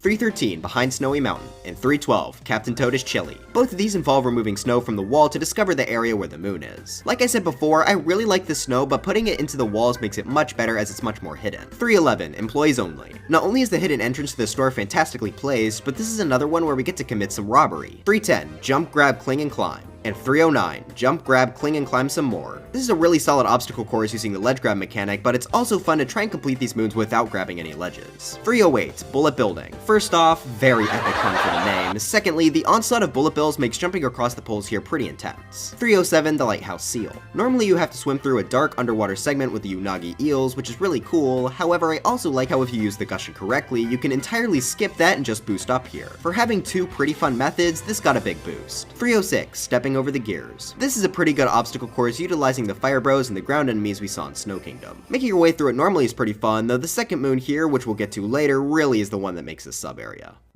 305, Road to Sky Garden, and 304, Powering Up the Station. Both of these involve Mario needing to kill a giant piranha plant. You also have to consider the walk up to the piranha plants through Steam Garden to New Donk City's sewer system. They're both great journeys, and killing the piranha plant is pretty fun, as well as jumping on its head can be somewhat difficult due to its height. 303, Under the Mummy's Curse. Murdering all the mummies is pretty fun, and I especially like how there's a hidden coin coffer here to help. I do wish the mummies would stay dead afterward and you had to kill them all to get the moon, sort of like a sub area in Cascade we'll get to later, but this is still a fun moon regardless. 302, 292, Moon Shard in the Snow. I really like searching the surface here for the moon shards, however I think it would have been really cool if this moon was part of the story. Maybe you would have to collect it to open up Shiveria, because as is, you don't really spend much time on the surface despite them making it in a blizzard. 301, Herding Sheep in the Dunes. Due to the lower amount of sheep and closer proximity as opposed to Mushroom Kingdoms, I like this one better. Also, dropping the sheep off the cliff just feels better to do in this kingdom. Who said that? 300, the nut that grew in the tall fence. I just really enjoy jumping onto this wall into a quick spin pound onto the nut. Plus this hiding spot is really solid. 299, atop the jutting crag, and 298, Golden Turnip Recipe 2. Both of these moons require you to jump up onto the top of this area, which can be quite fun. I like the Turnip moon here as there's a bit more to it, requiring Mario to bring the turnip back to the pot at the start. 297, City Gardening Building Planter. Metro Kingdom seed moons, for the most part, are sort of inverses of the others in the game. Instead of knowing where the pot is and you have to find the seed, Metro Kingdom gives all of its seeds in one place, and you have to try to find where the pots are. Not only that, but 2 of the pots are in really good spots, requiring you to climb up buildings while also having the limited moveset due to holding the seed. This first one isn't too hard to get to, however the concept is great, making these easily the seed moon highlights. The other one will be seen much later on the list though. 296, Cracked Nut on a Crumbling Tower. This would be just a pretty average moon had it not been for the incredibly fun speedrun jump. Normally you have to take this flower road across the gap from the story moon and then climb up some crumbling platforms, but you can also do what I really like doing and instead spin pound on the moon platform and then cancel it into a triple jump on the thin fence, giving you just enough speed to cross the gap. This is one of my favorite jumps in the game, so that boosted this otherwise pretty basic moon up a ton. 295, Slipping Through the Poison Tide, and 294, Skimming the Poison Tide. Exploring this area with the Paragoombas is pretty fun, and the Poison Tide does a great job of keeping the player on their toes.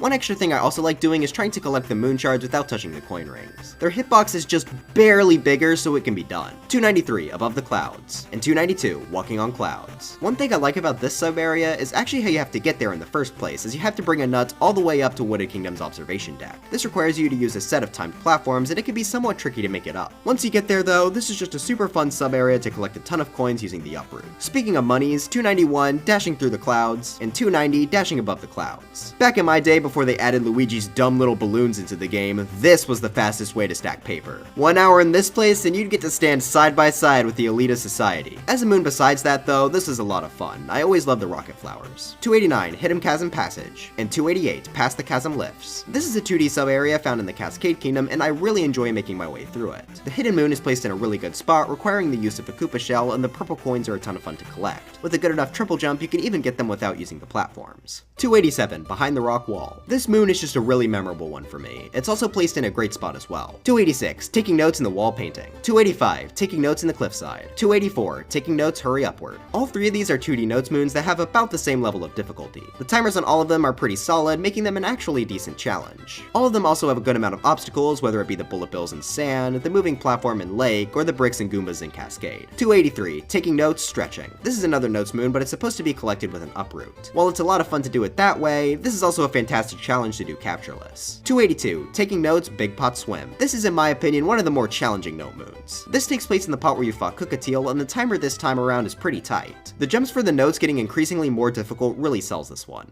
281, Taking Notes in the Folding Screen, and 280, Scene of Crossing the Poison Swamp. This is one of the most unique looking 2D sub-areas in the game. I really like the folding screen gimmick as it fits Bowser's Kingdom perfectly. The lowering mushrooms are also good obstacles, making collecting the moons here also a lot of fun outside of just the aesthetic. 279, Dinosaur Nest Running Wild, and 278, Dinosaur Nest Big Cleanup. This is the sub-area that I feel uses the dino as a capture the best. It really lets you go wild on these burbos. Oh, by the way, thank you all for telling me what these guys are called. I greatly regret not doing my research in the last video because this is a funny name. The hidden moon here is also placed in a good spot too. Overall, one of the dino's highlights. 277, Beneath the Rolling Vegetables. One thing I really like about this 2D sub-area is being able to see the rolling vegetables go over you as you make your way through it. There are also quite a few obstacles on your way to get this moon itself, including hammer bros and lava bubbles, making this one of the more memorable 2D moons overall. 276, Remotely Captured Car. Controlling the remote control car is absolutely perfect. It's got just that perfect amount of clunkiness to feel like the real thing without feeling annoying. If you don't feel like mind controlling this poor citizen, you can also use this motorcycle to clip into the box with the moon. Oh, and also it's funny how you can destroy the RC car as well. 275, I'm Not Cold. While yes, this is technically just a costume NPC moon, this is one of the funniest in the game. You have to talk to a Shiverian while wearing the boxer shorts, just showing off how much of a Chad Mario is that the freezing cold doesn't even affect him. 274, A Relaxing Dance. and 273, Dancing with New Friends. These are both similarly just costume rooms, however what makes these two stand out above the rest of them is the fact that each of them get a unique animation that's seen nowhere else in the game. In Seaside, Mario does a little dance, and in Sand Kingdom, Mario plays a song. It's just so charming that I couldn't help but place them super high. 272, Cap Kingdom Timer Challenge 2. This is Mario need to jump between moving platforms without Cappy to collect a key. The timer here is legitimately pretty tight, but one of my favorite things about this moon is collecting it without jumps. You have to be in 2-player mode and assist mode, but it is possible and a lot of fun to perform. 271, Cascade Kingdom Timer Challenge 2. This acts as a fantastic tutorial for the triple jump. The timer is also pretty small here as well, making it to where the triple jump is absolutely the best move to use here. While it's probably not as challenging as the last one, I do like this one's tutorial aspect more. 270, Good Morning Captain Toad. This is just placed in a fantastic spot. It's really hard to spot him from up top, but that's where you have to be to get him, as he's on a ledge underneath the big boss arena. The only way to really see him is from the bottom, so you have to keep that in mind when you run up top, which I really like. 269, On the Lone Pillar. There are two main ways of attaining this moon. One, you could use a bullet bill from the ruins, or you could be awesome and jump off the inverted pyramid. Both of these are a lot of fun, as the pillar is placed just right for the bullet bill to barely have enough power to make it. 268, Peeking Out from Under the Bridge. This is a pretty good spot to hide a moon. Normally you would use a tropical wiggler, but as I'm sure you all can guess by now, this is another one that is really fun to do captureless. It's especially fun to try and survive after collecting the moon, since it is hovering directly over poison. 267, Across the Mysterious Clouds. And 266, Atop a Wall Among the Clouds. This is just a pretty fun platforming section. One really fun thing you could try here to make it more challenging is to avoid the cloud and yellow platforms as much as possible. 265, Flooding Pipeway. And 264, Flooding Pipeway Ceiling Secret. Now yeah, I'm sure a lot of people who run this game are disappointed with how high this is placed, but to be honest, this is one of the most satisfying sub areas to do quickly. Maybe it's just because it's super easy to get stuck losing a ton of time, but moving through the water to avoid the fuzzies is legitimately quite fun. 263, Jump and Swim in the Freezing Water. And 262, Freezing Water Near the Ceiling. This was a great use of the cold water that kills Mario if he's inside of it for too long. It's pretty easy to take damage here, making this one of the most tense sub areas. 261, Swing Around Secret Flower Field. One thing I always like to do is try and complete this moon without using the poles, which adds for some nice challenge. 260, Jaxie Reunion. And 259, Welcome Back Jaxie. These both feature Jaxie needing to go to some location in Sand Kingdom, whether it's to meet an old friend or just return back to a spot on the inverted pyramid. I think these are both not only good puzzles, but also just really charming to add to Jaxie's character. 258, Among the 5 Cactuses. This is another Jaxie puzzle, but this requires you to ram him into the cactus. Now that I say that out loud, that kind of seems a bit cruel. Well anyways, I think this is a pretty fun one to do, especially with how far the cactuses get launched when rammed into.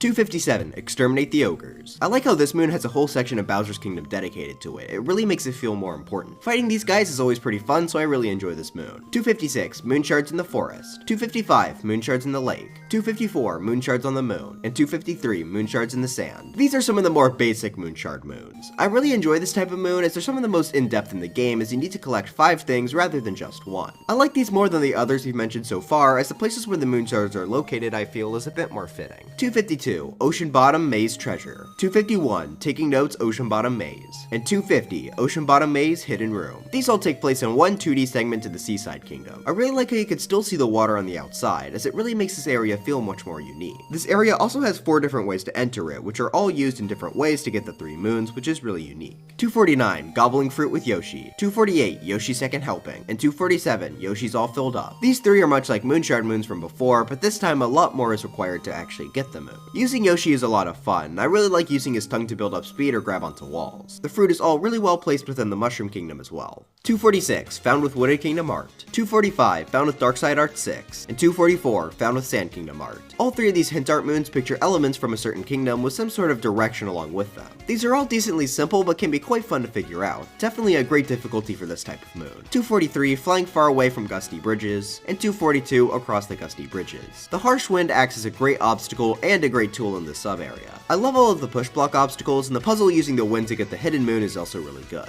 241, Lake Kingdom Timer Challenge 2. Due to the height and closeness of the 2 platforms, this is definitely one of the more tricky timer challenges. The timer is also a pretty good length, making it for one fairly good challenge. 240, Ride the Jet Stream. This one is always really memorable for me, as I remember finding it before ever capturing a Gushin, making me not realize you're supposed to use it to get this moon until much later, which was always really funny to me. The jump to get this is also pretty fun, which is what brings this up here. 239, Hidden Corridor Under the Floor. Jumping to get this moon is great, as not only is it over the edge, but it's also closed off by crates, making it extra intense as you have to break them. 238, Yoshi's Feast in the Sea of Clouds. And 237, Sunken Star in the Sea of Clouds. Seeing the eels in this sub area for the first time was such a big surprise. I mean, it's the closest this game had to a jump scare for me. This also lets us use Yoshi once again, which I already talked about how much I like. Plus, the hidden moon is placed in a pretty clever spot. 236, Wadding in the Cloud Sea, and 235, Sunken Treasure in the Cloud Sea. Both of these moons are found in a sub-area with a very thick fog placed on it. That makes traversing this area quite fun, especially if you decided to not hit the ring generators at the side. The hidden moon is also placed in a very good spot as well. 234, Moon Shards Under Siege, 233, Yoshi Under Siege, and 232, Fruit Feast Under Siege. This sub-area uses the really neat nighttime aesthetic of Metro Kingdom where you have to try and find either Moon Shards or Yoshi Fruit while avoiding the Sherms. Everything is placed really well, and the sub-area is great to traverse with both Yoshi and the Sherm capture, though I do prefer Yoshi a bit more. 231, on top of the spinning tower. 230, down and up the spinning tower. 229, poke the wooden tower. And 228, climb the wooden tower. All 4 of these moons use the Pokeo capture in unique obstacle courses where you have to use the poke at the perfect time. Since these guys are some of my favorite captures, it makes sense that I like these moons a lot. Plus the latter 2 can be done captureless, though they are quite difficult. 227, wrecked rock block. This uses the trapedal to break a block with the moon inside of it. This is a fun little puzzle, and it's also a good challenge to try and line this up so that you only need to use 1 to get the moon. 226, the Cage Gold. This builds a bit on the last moon, though this takes a bit more thinking as the cage is a bit farther off. 225, line it up, blow it up. This is the best version of the trapedal moon. The puzzle has a lot more layers to it, requiring you to notice the breakable block, realize that you have to use the trapedal across the gap, and you have to ground pound the pillar. This all leads to a pretty great puzzle moon. 224, taking notes with a spinning throw. The most notable thing about this moon is just how tight the timer actually is here. If you miss a single throw, you're going to be in a lot of trouble, which is greatly appreciated. 223, taking notes in low gravity. Similarly, the timer is fairly tight here as well. The fuzzies in the low gravity add on to make for a good challenge.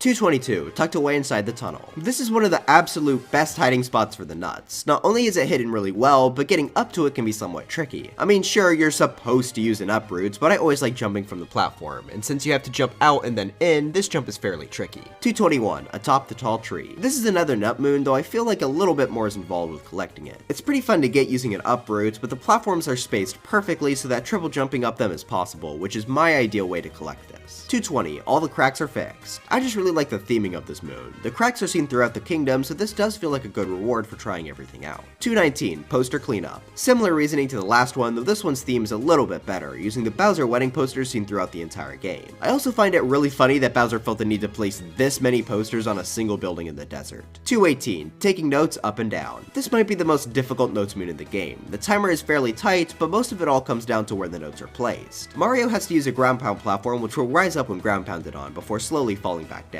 The notes are all placed at different elevations, so you have to use Cappy at just the right time to collect them all, making this one of the most challenging ones in the game. Plus I find this platform fun to use. 217, stretch and traverse the jungle, and 216, a glow in the jungle. Both of these moons are great uses for the tropical wiggler. I especially like the brick section as it's fun to demolish all of the bricks in this area. 215, flower road reach. I put this one much higher than the other moon in this sub area since it's actually possible to get without using the flower path, making this a pretty fun grab. 214, push block peril. This sub area is one that's really fun to do quickly as you try to avoid missing one of the push block cycles. This spot only goes for the main moon though, as the hidden moon I like significantly more, but the first one is still good regardless. 213, the invisible maze, and 212, skull sign in the transparent maze. This is another sub area utilizing the Moai capture, which means this is another great one to do captureless. The hidden moon here is in a great spot too. The sign is an obvious addition to the room since none of the others have it, but it also sort of fits it aesthetically, making this a great spot to hide it. Which also makes the dork who made the Super Mario Odyssey is no masterpiece video look even more embarrassing. The worst hidden moon of all requires a hat toss onto a sign sticking out of some poison with no hint that I saw that this would even lead to a moon. Like, dude, you can't complain about the moons being too easy and then complain about this one because you couldn't find it.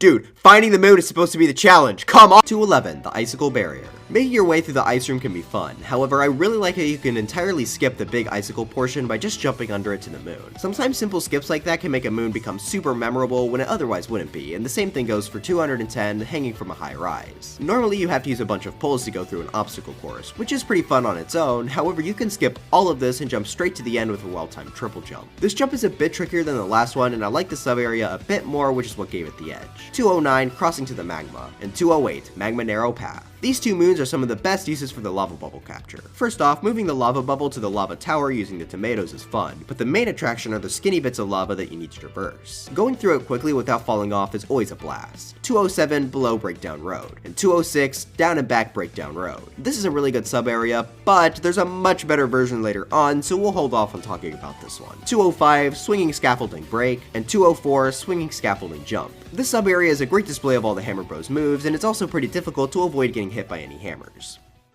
203 Unzip the Chasm, and 202 Super Secret Zipper. Both of these use the zipper capture, but it's in a way that I really like. They're used to make platforms from the walls, which is pretty creative, however that also means we can skip over all of them by doing some pretty tricky jumps. I also think this part where you get to execute all these Goombas is a fun touch. One last thing I find funny about the sub area is normally for the hidden moon you have to cut out this portion of the wall and then also cut another hole in it. But using an upward cappy throw, Mario can carve the second hole first, which leads to a pretty funny glitch. 201 Underground Jizo. I really like how the underground is hidden under this stone, as it requires Mario to bring the Jizo over as a solid puzzle. 200 Invisible Road Hidden Room, and 199 Invisible Road Danger. This is another great sub area with a better version later on, so we'll get back to this soon enough. 198 Golden Turnip Recipe 3. This is easily the most involved of the Golden Turnip moons. For this one, you have to notice a pile of cheese hidden behind the area with the Fire Bros. Then you have to realize you need to bring over a Pan Bro to break them. Finally, you have to bring the turnip back to the area with the pots, making this a fun puzzle and mini journey. 197 Behind the Tall Wall, Poke Poke. This is just placed in a really good spot.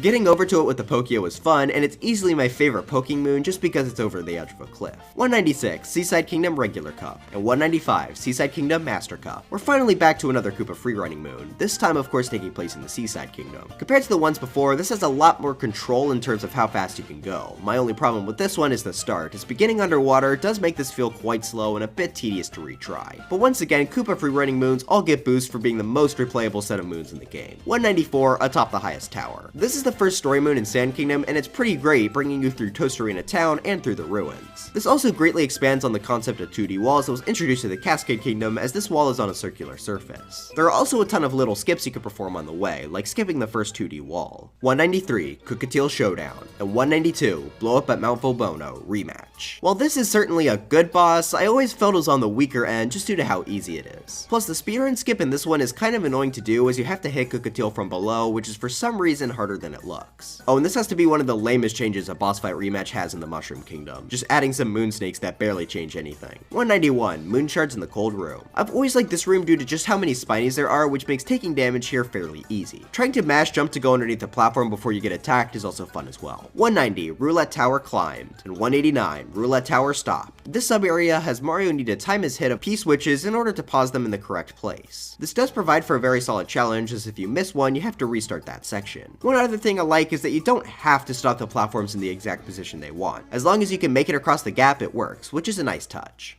188 Walking on the Moon, and 187 Walking on the Moon again. Okay, now before we get to these next two moons, I need to talk about something. So while writing the script, I made a community post asking what everyone thought would be the best and worst moons on the list, and some of you did actually get the worst moon. But there were also a large number of people that said these trace walking moons would be at the bottom, and that just made me think, are these moons hated? I genuinely did not know that people dislike these moons, because these are some of my favorites. I guess these are going to need a little extra explanation then. These moons basically have you required to walk around a certain path laid out by a Koopa that disappears as you walk along it. Depending on how close you were to it, you would get more or less points, and you would need a certain number of points to get the moon. That makes all these moons fairly tricky, but not annoyingly tricky, at least to me. I always found it really fun to try and match the path, and seeing how terribly I messed up was always funny to me. Well anyways, I'm putting the moon one as my least favorite, as it's definitely the slowest, and I wish it had a different shape than a circle, since we already saw a circle used in Sand Kingdom. But yeah, these moons are good, stop hurting their feelings. 186, The Mummy Army's Curse, and 185, Charging Through an Army. These two moons feature the very rare appearance of Charge and Chuck, which makes me pretty happy since he's always been one of my favorite enemies. Charging through all the mummies and blocks is a ton of fun, though I do wish that the mummy with the moon could actually be reached by the Charge and Chuck. It feels really weird that you have to uncapture him to get it. 184, The Hot Spring Seal. I think being able to poke holes through the lava by simply spraying water at it is pretty funny. Plus the moon acts as a great tutorial for the boss fight later, as it shows you that water is able to damage lava, which Molest Lancewear has on his head. 183, One Man's Trash. This is just a fantastic spot. Collecting it both with and without the bullet bill is great. 182, up in the rafters. This acts as a great reward for getting to the top of the wedding hall. However, you can even get the moon without going all the way up there, which is pretty nice as well. 181, how do they take out the trash? This is one of the few moons where its name determined its placement.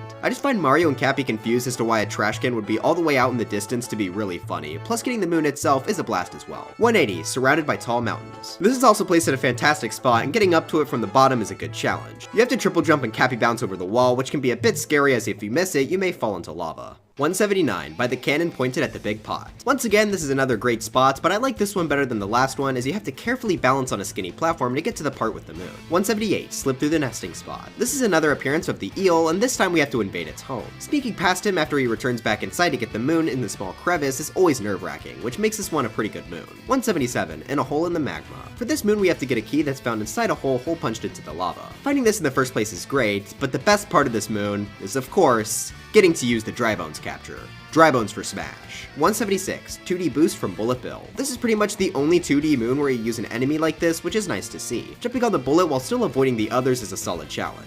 175, inside a block is a hard place. This is one of the most satisfying moons to do fast in the game. You have to use a bullet from a nearby launcher to dodge some obstacles and break a block. Trying to do this while at full speed though is quite tricky, but also super rewarding when you do it. 174, on the giant Bowser statue's nose. This is another one that I just think is in a really good spot. Needing to jump down onto the giant Bowser head is great, as some players may not think it's a place you're supposed to go, giving a nice reward to players that actually try. 173, on the cliff overlooking the beach. The triple jump required to get this moon captureless is pretty tight, but always a highlight whenever I go to Seaside. 172, on top of the stone archway. Using the ice before the story is over to reach this moon without a bullet bill is always a fun part of returning to Sand Kingdom. Plus, this is just a really good spot regardless. 171, inside the rotating maze. And 170, the spinning maze search. While these are different sub-areas, they're both fairly similar using the rotating walls that will spin when hit by Cappy. I enjoy moving through these mazes a lot, which gave both of these a pretty solid boost. 169, walking the desert, and 168, more walking in the desert. These are the original trace walking moons, and I like them both a lot. They're placed over the moon one since these originated the circle shape, and this area is just much better suited for a moon like this. 167, Sand Kingdom Timer Challenge 3. Normally for this moon you would use Jaxi, which is already pretty fun, but there's also just enough time on the timer to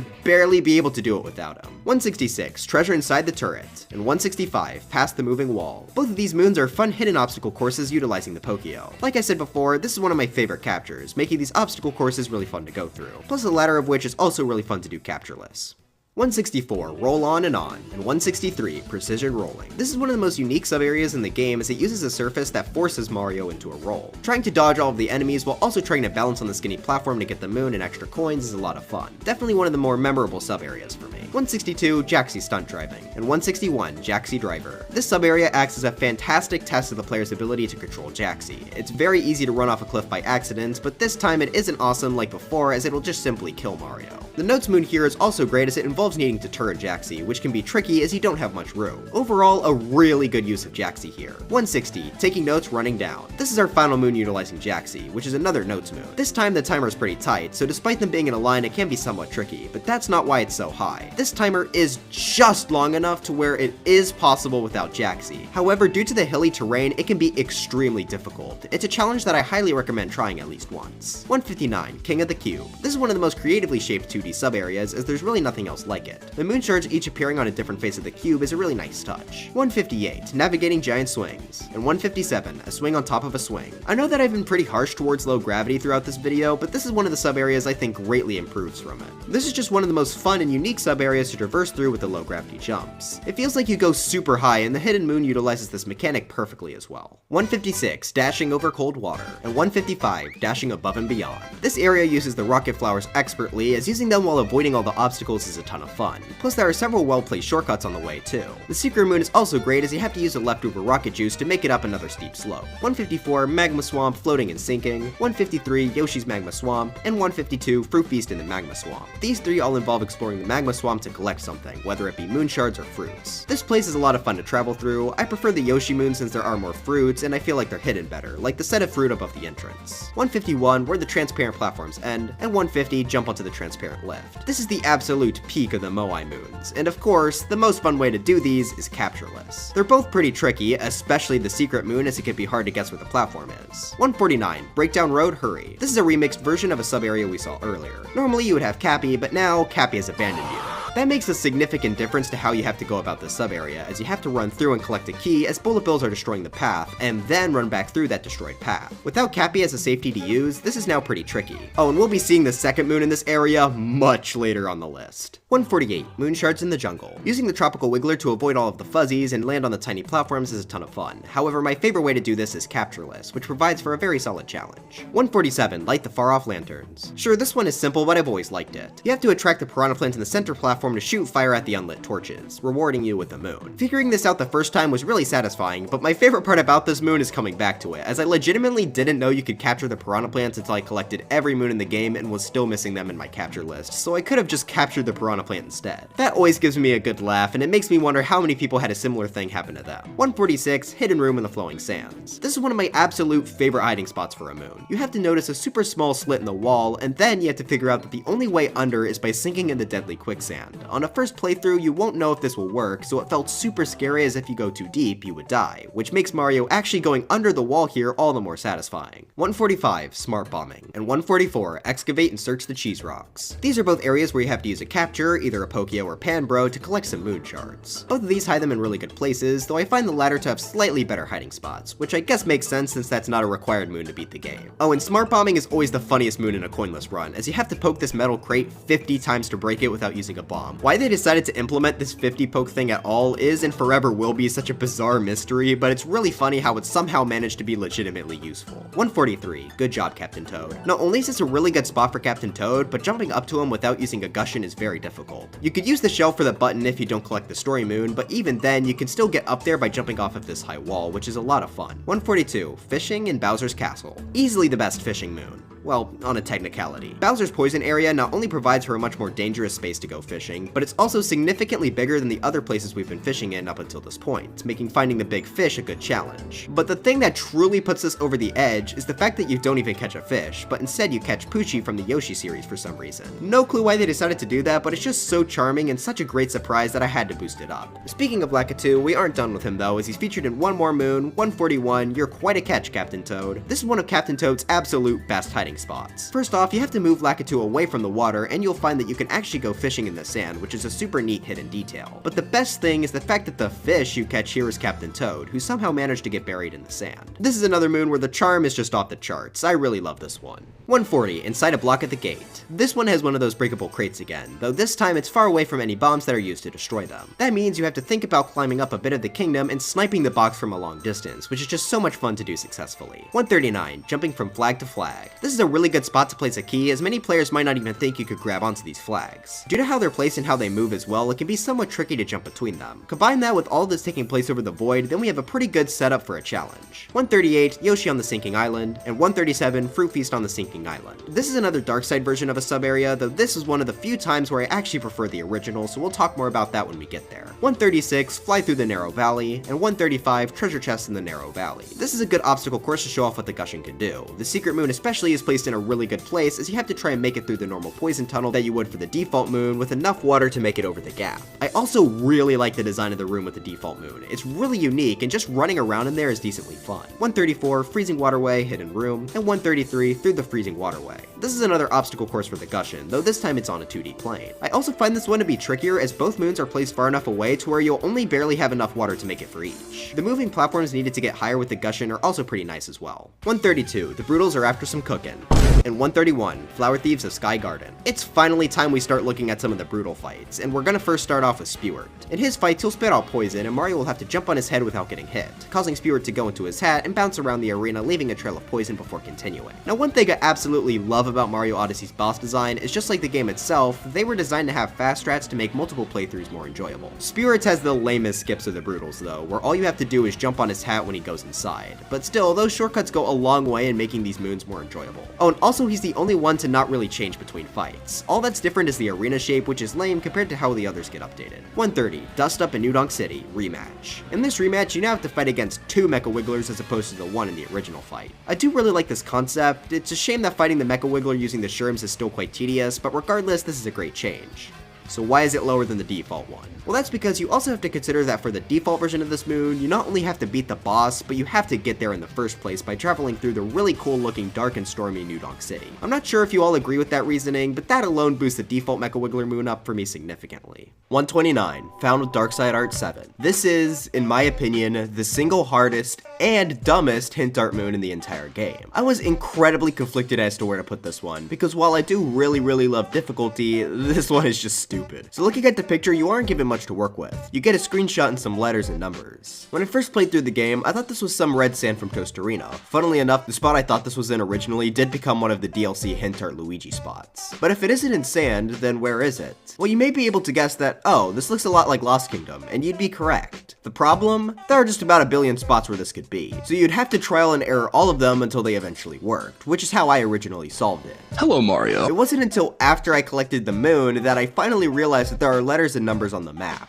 Genuinely, despite looking at this menu thousands of times, I never noticed these boxes here, which is what we had to use to find out the location of this moon, as these are the letters and numbers that appear on the hint. That's why I have zero clue to where to rank this moon. Is this actually a good puzzle, or is it just dumb for highlighting something that 99% of the player base probably never noticed? Either way, for its difficulty, I did let it come up here, but it still makes me angry. Anyways, back to some other moons. We have 128, Brutals over the lake, and 127, the Snowy Mountain Barrier. These are the two fights against Rengo. Basically what you have to do is use his hat against him by hitting it and then jumping on it to glide down on his head. From there, you have to avoid him while he's jumping around in his hat to then repeat the cycle until he dies. I'd say he's the hardest of the main 4 Brutals, which certainly helps him out, but one other thing I like are his skips. For one, you can't jump on him while he has his hat on, but if he takes it off, you could just barely hit him with a triple jump. Additionally, you could jump on his hat while he's inside of it, stun him, and make him return to his normal phase. If you manage to chain these together, then you get a really satisfyingly quick boss fight, which is what puts him above Spewart. He does lose a few points for his hat being a bit too hard to jump on if you mess up the setup, like seriously, you could be on top of it and the game will make you take damage, but other than that, this is fantastic. 126, Cap Kingdom Regular Cup, and 125, Cap Kingdom Master Cup. Now we're getting to some of the better Koopa free running moons. I like jumping off the Cap Tower to start. It's a lot of fun and can be satisfying to improve your time in. I do find the movement to be a bit more boring for the rest of the time, but it's still pretty solid. 124, Mushroom Kingdom Regular Cup, and 123, Mushroom Kingdom Master Cup. This one is a lot more solid throughout the whole thing. We get to utilize rocket flowers, which is really fun. Optimizing the route here is a ton of fun too.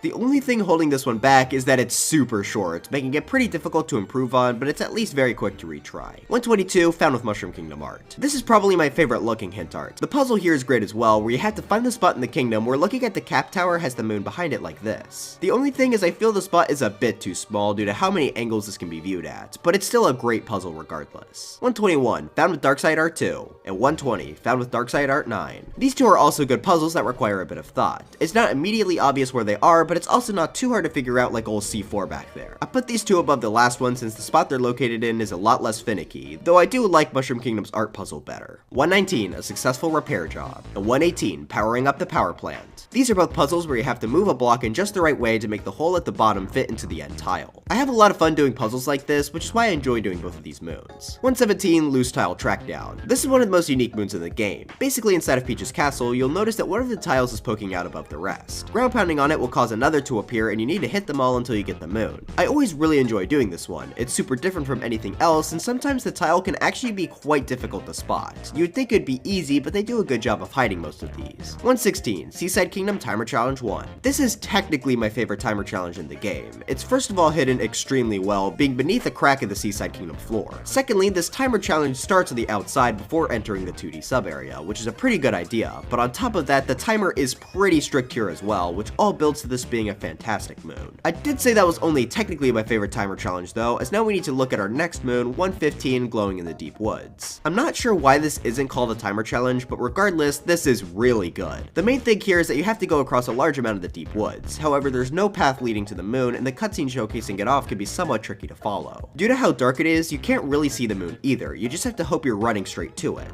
That in of itself is a great concept, but on top of that, this is one of the most strict timers in the game, so if you don't head straight to it, you'll likely have to try again. Kinda funny how much higher this guy's placed than every other Deep Woods moon, huh? 114, Taking Notes on Top of the Wall. This has Mario roll along a wall to collect some music notes, though it's very skinny and falling off will mean there's no coming back. It's a lot of fun to try and keep your balance, and sure there's no risk of death here since you'd be falling into the deep woods. But there are some fates far worse than death. 113, Mario signs his name. This one is simple, sure, but the unique letter captures made for this specific moon are a lot of fun to run around with. 112, Secret Path to Peach's Castle. Not only is the painting placed in a solid spot in Luncheon, but the whole place you get sent to is fantastic as well. It serves as a reference to Yoshi's house in Super Mario World. Heck, even the star is placed in a spot where you actually have to jump to it instead of just giving it to you right away. Also, I legit didn't know until some of you commented on my Mushroom Kingdom video that you're supposed to put out the fire in the chimney and wall jump up. I always got it from the outside, which is way trickier. 111, Pops out of the tail. Based on what you have to do to get this moon, it really shouldn't be this high up. All you have to do is throw Cappy onto this tree's tail. What makes this place so high up though is that the tree actually acts as a really unexpected reference to Super Mario 3D Land. I was super happy when I found this for the first time, as I was completely not expecting it.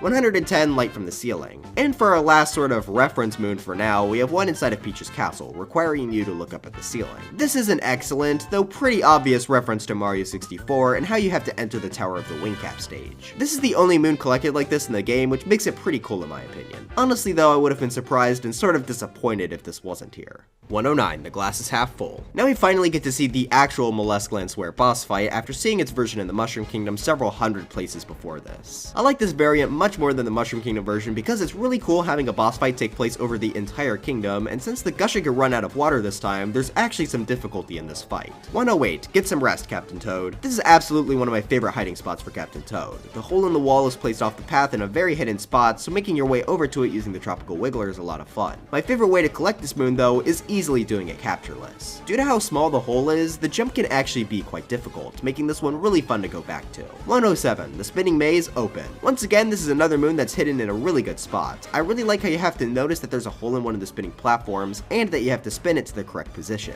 It's not really a difficult puzzle, but it's one I like a lot. 106, hidden among the push blocks. Much like the last one, this is purely here due to where it's placed. I really like when moons are hidden inside of indents and moving surfaces like this, and this is the best example of that since you have to find it quickly before the platform moves underneath you. 105, hidden room in the inverted pyramid. This is one of my favorite hiding spots for any moon in the game. It makes total sense for the pyramid to have a hidden treasure room, and placing it where these moving walls are is genius. It's sort of like the flowing sands moon we mentioned before, where we have a chance of death for trying to go in here due to it possibly crushing us, making the reveal of the moon here so much better. 104, on the eastern pillar. This moon is placed inside of a breakable block, so Mario is required to do a little puzzle solving to figure out that he needs to use a bullet bill to break it. The problem? Well, this block is really far away from the nearest bullet bill. Simply capturing it and flying over won't give you enough gas to make it. What you have to do is bring the bullet bill away from its launcher and then capture it, as the gas will not be used up if Mario isn't using it. This is a very unique puzzle using the bullet bill's timer that isn't really used anywhere else, which is why I like it. 103, found with Darkside Art 8. This is another Find the Difference hint art moon, however unlike the one seen in Lake Kingdom, this is much more difficult so the change is super incredibly small. I mean, just look at how much is here. Are you all able to spot it?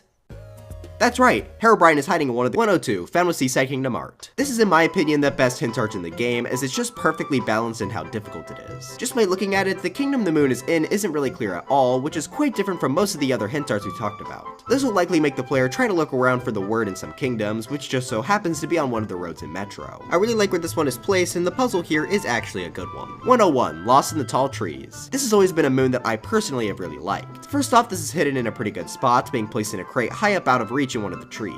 Now the way I first got this moon was by seeing it and then warping up to the top of the observation deck to use Glidon to reach it, which took a few tries since the leaves made it hard to see. It was only after I finally made it to the crate, broke it, and the moon flew over to the other side that I realized that the main way you're supposed to get this moon is with the Sherm capture. This was the moon on my first playthrough that really made me appreciate just how many options each and every moon in the game has to get it. Maybe for you all personally this would place lower, but for me, I just really appreciate what this moon did for making me realize just how great this game is. But now it's time for the elite, the top 100 moons. We've made it a long way so far, so let's get these knocked out. 100, the Treasure of Jaxi Ruins. First off, this is a really interesting sub-area moon, as while you do need to go through one to collect it, the moon is actually placed on the outside of the kingdom. The obstacle course in the ice cave is a lot of fun to avoid, especially with the slippery ice, but the main reason it's so high is because of the speed strat. Since this is placed on the surface, we can use a bullet bill to ram into the side of the building and jump up it using a wall jump. This is always super fun. It's not really really hard, but it's always a highlight of replaying the game. 99, scaling Pitch Black Mountain, and 98, reaching Pitch Black Island. This is aesthetically one of my favorite sub-areas in the entire game. The ogres fit surprisingly well in this super dark atmosphere and makes this really stressful to run through. Both moons, especially the hidden moon, are placed in really great spots as well, requiring you to either climb up the cliff or find the small island in the distance, which can be hard because, you know, it's dark. 97, herding sheep above the forest fog, and 96, herding sheep on the iron bridge. This is easily the best sheep herding moon as it's easily the most difficult. Basically, Mario has to guide a sheep down a path with several walls and gaps to get him to his home for the moon, all without killing him, which is for some reason super easy to do. The secondary moon is similar, though you have to launch the sheep into the pen from a distance. I know a lot of people don't like this moon because of how annoying it is, but that just sounds like a skill issue to me. 95, searching the frog pond, and 94, secrets of the frog pond. Easily the best moons primarily focused on the frog capture, and the best moons to come out of the Cap Kingdom as well. This place is just super well designed for exploring using the frog, and this being a moon shards area is all the better. But the main thing I like to do here is to completely ditch the frog, as all of the moons can be done without him. Most of the jumps require Mario to jump as high as he can, making this also a great obstacle course for not just the frog, but Mario himself. Getting the secret moon with him is also great as you have to triple jump off a small wall, not to mention that this moon is just hidden in a great place regardless as well. 93, Edge of the Galaxy, and 92, Center of the Galaxy. This combines both the low gravity of the moon and some wacky gravity to make it a really great sub-area. Moving through here is always a lot of fun, and the overlapping gravity can be pretty fun to go through. 91, Moon Shards in the Sea. Atmospherically, one of my favorites in the game. The deep and dark ocean is somehow both relaxing and kind of unnerving. As for the moon itself, since you need to leave Cappy behind, this area is a lot more tense as you go around trying to get the 5 moon shards while also making sure you don't drown. The appearances of the eels as obstacles add even more to both the difficulty and the great atmosphere of the sub-area. 90, Above a Strange Neighborhood, and 89, Strange Neighborhood. The concept behind this sub-area was always really funny, just being a bunch of buildings from Toast Arena Town flying in space. Normally what you have to do is go across them while making sure to not die due to their spin. They can actually be decently tricky to move on, but it's also made harder by the fact that you leave Cappy behind at the start. Well, that would be the case had the gap actually not been crossable with a Cappy jump. This is actually easier than you may think as well, making this one of my favorite sub-areas due to how we can bring Cappy along despite him normally being stuck at the start. 88, Path to the Secret Flower Field. This uses the Sherms to destroy a Bowser Bomb dispenser in order to get into the fight with Torque Drift. I like how the entirety of Steam Gardens has been overrun by Sherm now to show that there's an actual battle going on here. But the absolute best part of this moon is the fact that we get to listen to Steam Garden Sherm, one of my absolute favorite songs in the game that only appears for like 2 moons. This song is so underrated. 87, Elevator Escalation. 86, Elevator Blind Spot. And 85, Sharpshooting Under Siege. All 3 of these use the Sherm tanks in a really great way, and the first sub-area we have to go through several waves of enemies, which is a lot of fun and perfectly fitting of the capture. The latter 2 moons though both use the Sherm to break really far off blocks to get a moon, which I think are all fantastic hiding spots. 84, Off the Beaten Wire. This is one of my favorite spots for a moon, which is why it places so much higher than the other moon in this sub-area. This area is all about the spark pylons, and fittingly, the hidden moon uses it in a creative way. During the sub-area, there's a long portion where you just ride a spark pylon over a building to get to another section. However, you may be able to notice that there are a few crates on top of the building. It's quick, but if you uncapture and destroy the crates, you'll be rewarded with a moon. This is a super good spot. There are several other places they could have put the extra moon in the sub-area, which would have been decent, but I'm so happy they took the more creative approach with this one. 83, Hot Hot Hot from the Campfire. This is a fun little puzzle moon. First you have to notice that there's an unlit campfire, and then you have to think that it could be lit by a far-off fire bro. Since the closest one is high up on a cliff, this opens up the opportunity to try and snipe the campfire from super far away. Sadly, the fireballs do despawn, so you can't shoot it from the very top of the hill, but it's still a lot of fun to try and get it while falling. 82, Lanterns on the Gear Steps. This is like the last moon, though a lot more involved as you need to light several more torches, and you also have to light a torch by sniping it from far away, definitely making this an improvement. 81, Invader in Bowser's Castle, and 80, Invader in Sky Garden. These are both mini-boss fights against you foes, and they're a lot of fun to take down. Normally it will spawn Goombas along with spikes, and Mario has to capture the Goombas to stack up and hit the top of the UFO without getting hit by the spikes. This by itself is fairly fun, but you can also try and fight it without using the Goombas, and it's suddenly a lot more interesting. Due to how they fly and where they spawn the spikes, it can be very difficult to jump on its head without getting hit, making this absolutely one of the most fun boss fights to return to, as it's a great test of your jumping abilities. Oh, and on top of all of that, the one in the Wooded Kingdom is the second moon to use the Steam Garden Sherm song. Truly a great package. 79. Showdown on the Inverted Pyramid. This is our first battle with the brutal Harriet, who has some of the best speedrun strats out of any of the bosses. However, before we even get to that, we also have to consider the whole Inverted Pyramid. This sub-area is really fun to travel through with its combinations of bullet bills and 2D movement. Or you can be based and not use a bullet bill, but hey, I'm not here to judge. When we get to the boss herself, she uses her hair to spawn in bombs to throw at the player. Normally you would have to hit the big bombs once she gets them stuck in the ground, however you can also time your cappy throws correctly to hit the small bombs back instead. Then when she enters into her hat, instead of waiting for her to finish, you can hit the bombs back up into her. Overall, a really satisfying boss fight to do quickly on top of the great sub-area. 78. City Gardening Rooftop Planter. This is easily the best seed moon in the game. As I stated earlier, the seed moons in New Donk City are more so focused on trying to figure out how to get a seed to a location while having limited movement. The pop for this moon is placed in a really tricky spot this time though. There are no easy trampolines to jump off of, so you have to get creative with your approach. I think this moon is one of the shining examples of how to do a mission in a game where you purposefully limit the player's movement, as this is still fun to complete despite that, and it's enhanced by the limited movement as it opens up for more puzzle opportunities. 77. Colossal Ruins, dash, jump. And 76, Sinking Colossal Ruins, hurry. This is one of the best uses for the rocket flowers, requiring Mario to run on the side of a steep slope while also avoiding poison at the bottom and the several gaps in the path. Since the place is sinking as well, this moon is legitimately pretty difficult, especially the second moon where you have to not only grab a key, but also make a pretty long jump at the end. 75, Fork Flickin' to the Summit. And 74, Fork Flickin' Detour. While certainly nowhere near as difficult as the last sub-area, I like this one a ton just for how fast-paced it is. Both the Volbonin and pole captures are great because launching Mario at high speeds is super fun, and getting to chain several of these together here is fantastic. 73, Jizo in the Hidden Room, and 72, Jizo's Big Adventure. This is another great puzzle area that involves using the Jizo capture. Normally you have to bring them from all sides of the map so that you can hold some P-switches in place, which is a lot of fun by itself. An alternate thing you can do though is using a combination of smart Jizo placement and jumps, you can actually skip most of the puzzles and get both moons using only a few Jizo, which is a fun fast strat to throw on top of the puzzle. 71, Searching Hexagon Tower, and 70, Center of Hexagon Tower. This is another set of Drybones moons, though I promise me being a big fan for him did not affect my ranking of these two moons. They're legitimately very good. Exploring the 6 sides for the moon shards and Hidden Moon are so much fun. This really uses the Parabone's flight ability fantastically, and it's a moon I don't see nearly enough people appreciate. The shards and key are all placed in really good spots, and each side of the hexagon feels unique to traverse as well. Comedy number up on the big screen, and 68 down inside the big screen. I always love me some references to 1-1 from the original Super Mario Bros.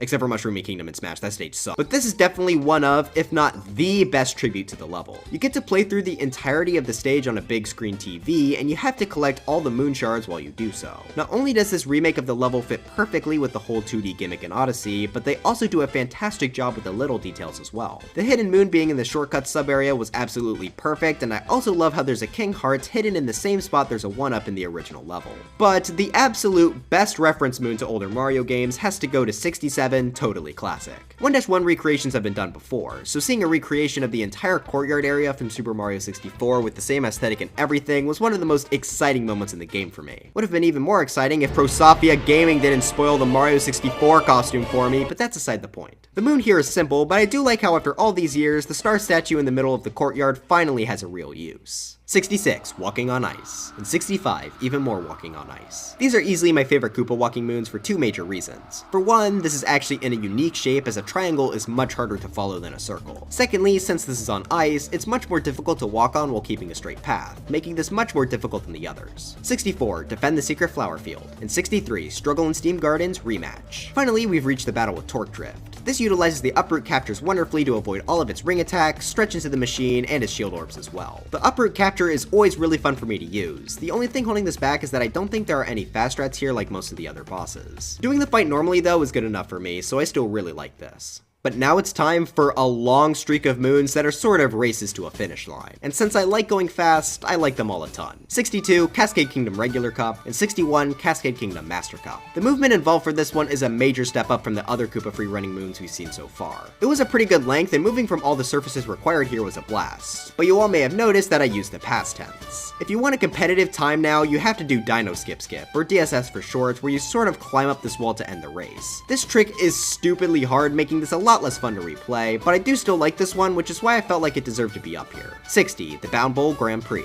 59, Snowline Circuit Class S. 58, Iceburn Circuit Class A. And 57, Iceburn Circuit Class S. These all use the Chevarian Racer capture to have you race against other Chevarians by bounding at just the right time in order to gain some speed. While sure the movement isn't as good as just Mario's normal movement, it's still a ton of fun to do and are unique challenges for if you get bored of Koopa freerunning. Oh, and also the Iceburn Circuit Class S is genuinely one of the hardest moons in the game. Probably top 10 if not top 5. 56, Vanishing Road Rush. 55, Vanishing Road Challenge. 54, Motor Scooter Daredevil. And 53, Full Throttle Scooting. All 4 of these take place on the Vanishing Road, though the first set are remix versions found on the dark side. In the Metro version, you would use a motorcycle to go across disappearing surfaces, which is a lot of fun, especially since the jumps are fairly tight and the timers are pretty strict. The dark side though takes a really unique spin on this, removing the motorcycle and forcing the player to roll across the entire thing instead, making it even more difficult to move across quickly. So with that said, why is the Metro Kingdom one higher? Well, in order to make this challenge actually reasonable on the dark side, the timer is actually a bit longer in each segment than in Metro. However, even with Metro's shorter timer, it's still barely possible to get both of these moons here without using the motorcycle, making the Metro Kingdom version, funnily enough, a more interesting challenge. Both are fantastic, of course, and I could definitely see people disagreeing with my reasoning, but since I always like to challenge myself when I replay the game, I just prefer the Metro version. 52, Metro Kingdom Regular Cup, and 51, Metro Kingdom Master Cup. Back to some more Koopa freerunning, and this one is all about using both the poles and full bonus captures to quickly fling Mario across the map. As I said before, I really enjoy doing this, which is what puts this pretty high up on the Koopa freerunning tier list. Though I do feel like the start where you have to get flung off this building was always a bit finicky, but other than that, a very great set of Koopa freerunning modes. 50, Lake Kingdom Regular Cup, and 49, Lake Kingdom Master Cup. This one is simple and to the point, which I really enjoy. Of course, jumping over the wall is great, and so is getting onto the platform with the goal. However, my favorite part about this moon is, funnily enough, the water movement. Since you don't have to go underwater for this, we get to sort of skim along the surface by using a combination of cappy throws and dives, which feels really good to get right. I'm sure some people would probably disagree, but I don't know, this one is pretty cool. Okay, final set of Koopa freerunning moons for a bit. 48, Lost Kingdom Regular Cup, and 47, Lost Kingdom Master Cup. This is above the last few for one simple reason. We get to incorporate Klepto Skip into it. This is one of my favorite skips in all of Odyssey, and having to try and do it quickly is so much fun. I will say it does lose a few points for having a large portion of it dedicated to just wall jumping, but otherwise the movement up the mountain is great, and when you get onto the mountain, spin pounding on the switch feels great as well. 46, the Rooftop Lantern, and 45, Diving from the Big Pot. These are both super creative and fun moons to collect. So you may notice that there's a pot here, and if you remember the sub area from earlier on the list, you'll know that you'll have to put a lava bubble in there to get the moon. The only problem is, this pot is entirely landlocked with no lava and let alone a lava bubble nearby. This means that the only way to complete this is by jumping off the volcano.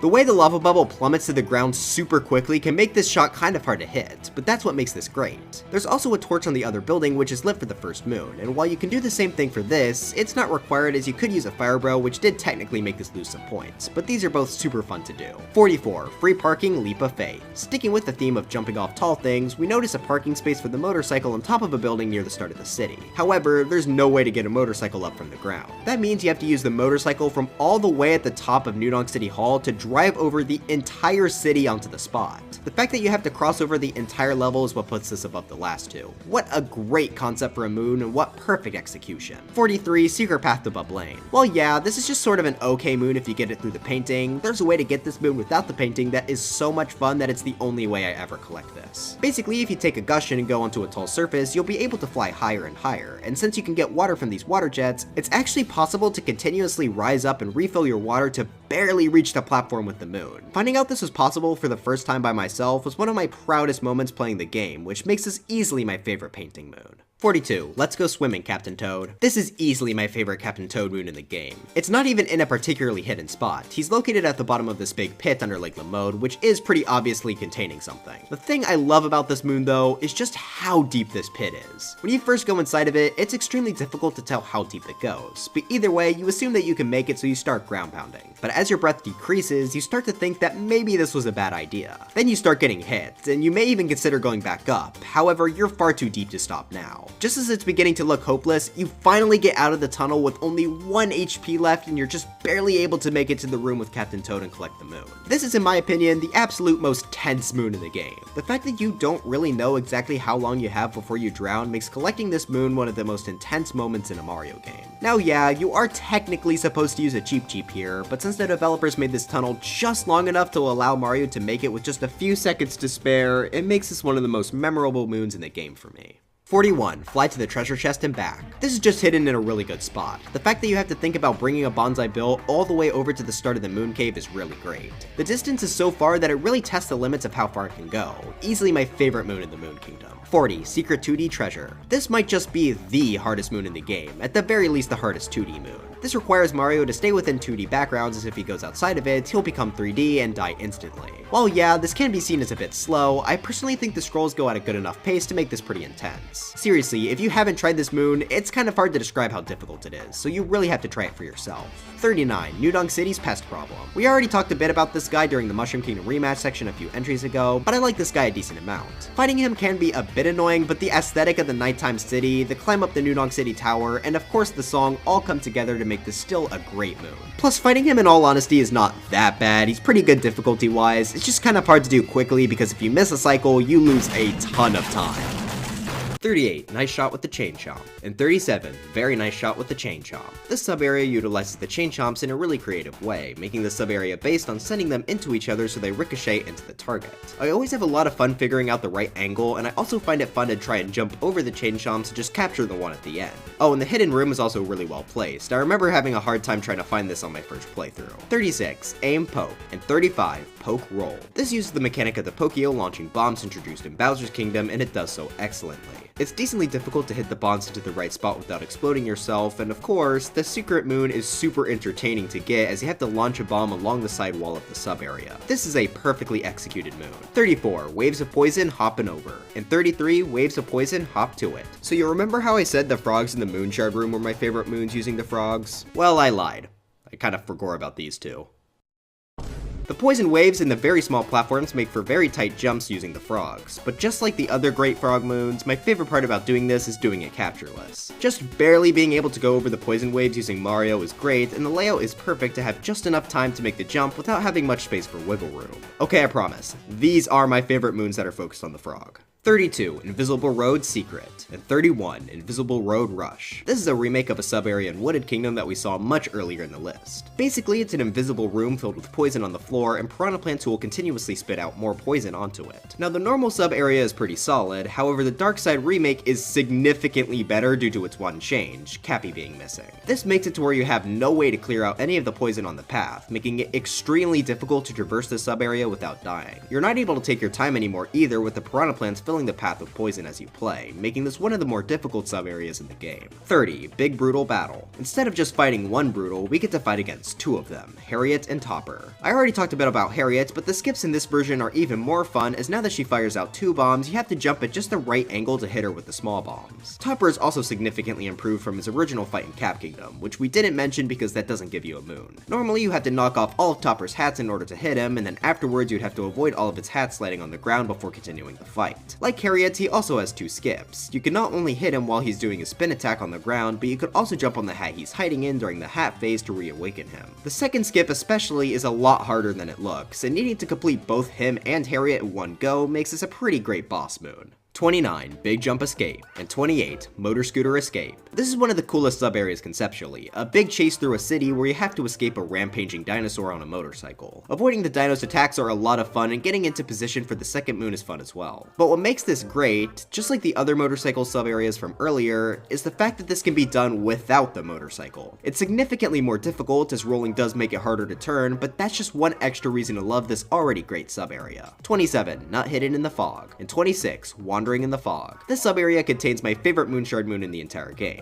The harsh fog mixed with steamed gardens provides for not only a really good look, but it also works into the moon as the fog hides the nut and moon shards. They're all placed in great locations, one of them even being found underneath the main platform. Traversing this area with the Paragoomba is great as well. This is a perfectly executed idea that I honestly don't see enough people praise. 25. Picture Match, basically a Goomba. 24. Picture Match, a stellar Goomba. 23. Picture Match, basically Mario. And 22. Picture Match, a stellar Stellar Mario. I really love all of the picture match moons. You basically have to place all of the features of either a Goomba or Mario onto its face, and the more accurate you are, the more points you get. The thing is, the parts fade whenever you place them, making this set of moons a pretty good challenge as well. Seeing what goofy creations people manage to make is always a blast, and really these moons are just really silly. Mario is more awesome than a Goomba, which is why he got the edge. 21, RC Car Pro, and 20, RC Car Champ. It's kind of hard to explain, but just the setup of the racetrack and how the RC car is controlled makes this just a super fun one to grind down and get a good time for. Trying to cut the corners better without hitting walls is a lot of fun. I also feel like it's the perfect time length to make it feel like there's always room to improve, but also make it really fun to replay over and over again. 19, Luncheon Kingdom Regular Cup, and 18, Luncheon Kingdom Master Cup. Climbing up the cliff here is surprisingly fast paced. Just looking at how much distance you need to cover here, you would not expect this one to be as quick as it is. First off, you have to climb up on top of the starting area, and then jump over to the main cliff, and from there you get to use some Bolbonins and briefly a lava bubble to reach the end. My favorite part though is throwing Cappy at this wall. Since it's technically a really steep slope, he'll actually go upwards upon hitting it to where you can capture another Volbonin to finish. If executed perfectly, this can all be completed in less than 10 seconds. This one will always be super impressive to me. However, it's still only my second favorite set of Koopa freerunning moons, as the best Koopa freerunning moons go to 17, Wooded Kingdom Regular Cup, and 16, Wooded Kingdom Master Cup. I love jumping off the fairly high starting area and down into the main area. Jumping off the fence and falling down is just so much fun. Parkouring around all of the obstacles in Wooded and even using the up routes to get to the end is also super rewarding as well. It's sort of hard to explain why it's my favorite, but I just love it a ton. Easily the one I've grinded down the most. 15, The Hole in the Desert. This is our first boss fight against Knucklo-Tech, but before we get to him, we have to go through the Nighttime Toast Arena first. I love how this place looks during the night, and the mummies coming out of the ground make traversing the desert legitimately quite dangerous. Once you actually manage to get into the hole, you have a neat little obstacle course through the ice-covered underground where you have to ride a bullet bill into the boss fight arena. The boss fight itself is also fantastic. Dodging all of the attacks from its hands while leading them into icicles is great. Flying at Knucklo-Tech using his own fist is always super fun. It's also a great way to build off the bullet bill capture, which is what I consider to be Sand Kingdom's main capture. There aren't really any speed strats here, but the build up and fight itself is more than enough to put it at number 15. 14, Hurry and Stretch, and 13, Stretch on the Side Path. This is actually the original version of a sub-area we saw remixed on the dark side earlier. Personally, I find the original to be much better for one simple reason. It can be done captureless. Basically, in this first area, you have to use the up route to stretch up tall cliffs while avoiding spikes in the rising lava. This is already fairly hard to do with the up route, but take him away and you're left with one of the most intense and fun captureless moons in the game. Nearly every platform has moving spikes, making it pretty tricky to time a good jump, but you also can't hesitate as the rising lava is right behind you. You need precision and speed, which is a perfect combination to make for a challenging moon. Now the remix version forces you to use Yoshi to eat fruits, which is still a ton of fun, don't get me wrong, but the option to do the moon captureless is just so much better. 12, The Bullet Bill Maze Breakthrough, and 11, The Bullet Bill Maze Side Path. These two are both really cool top-down obstacle courses using the bullet bills to avoid several moving obstacles to get both of the moons. This is honestly pretty tricky, which is greatly appreciated. Now if it were just this, it would be a pretty good moon, but top 15, certainly not. No, what puts this above the rest is the sneaky skip that's included. So since this is top-down, you may notice that there's not actually a ceiling here, or at least not one that's up close. If this were any other game, there would have been some sort of invisible barrier preventing you from going any higher than intended, but Mario Odyssey is different. You are actually able to go on top of the wall and entirely skip the bullet bill for both moons. This is such a fun little skip, and I love it a ton, which certainly boosts these moons as I was super hyped when I first found this. But that's still not why I decided to put these so high. Hiding up on this roof is a giant pile of coins. When I saw this for the first time, I was genuinely shocked. Not only did the developers let me go up here to essentially skip their level using the skills provided to me by the game, but they actually rewarded me for it. I'm so happy I was able to discover this coin pile for myself, because I think this was the moment I genuinely fell in love with the game. This is what made it clear for me that Mario Odyssey was the greatest game in the Mario series and the greatest game I've ever played. Finding this is what inspired me to continue playing this game for the hundreds of hours that I have. I know it may seem silly to some of you to get so attached to like 150 coins, but it's really about what they represent. Wow, I genuinely got super emotional about these moons. I guess it may be confusing as to why these aren't number 1 and number 2 then, huh? Well, I just felt like it would be a bit unfair since they do become really easy with this skip, but these two are probably the moons I have the strongest emotions attached to. But now, it's time for the top 10.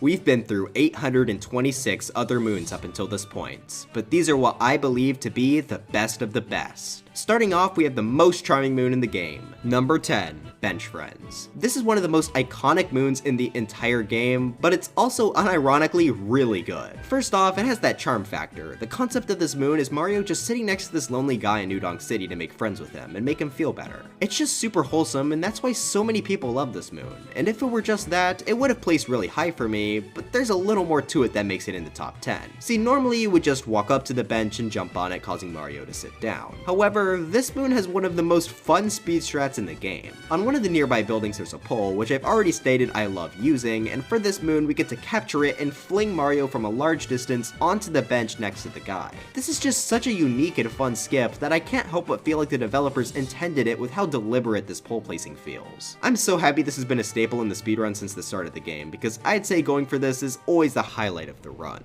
Number 9, Breakdown Road Final Challenge. This is our final non-story or boss fight moon on the list. This moon is considered by most people to be the absolute hardest in the game, and I can honestly agree with that. This is the secondary moon of one of the Darkside sub-area remakes, so I think it's only fair to look at the original moon. Normally in the sub-area you would have Cappy, so what you would need to do is capture a bonsai bill at the bottom and fly it over to the other side. This is pretty simple, however in the remake you of course don't have Cappy to help you, so how would you do this moon? Well, they were nice and added a few blocks at the bottom that Mario can jump across to attract the bonsai bill over to the moons. However, these blocks are placed in such a way that jumping between them is stupid hard. You don't have any time at all to stop moving, which means you have to long jump as fast as you can across these. But the blocks are so small and spread out that it's super easy to either bonk on the block or delay your jump too much to the point where you end up falling off. You have to be perfect with your long jump timing, and you have to do that several times to make it across. The sheer difficulty of this moon makes it one of the most infamous and iconic challenges in the game. Truly, it earns the Final Challenge name. Number 8, Multi-Moon atop the falls. This is the first encounter with Madame Brood, and everything about this fight is great. I talked about it in my Cascade Kingdom video, so I'll try to keep this one short.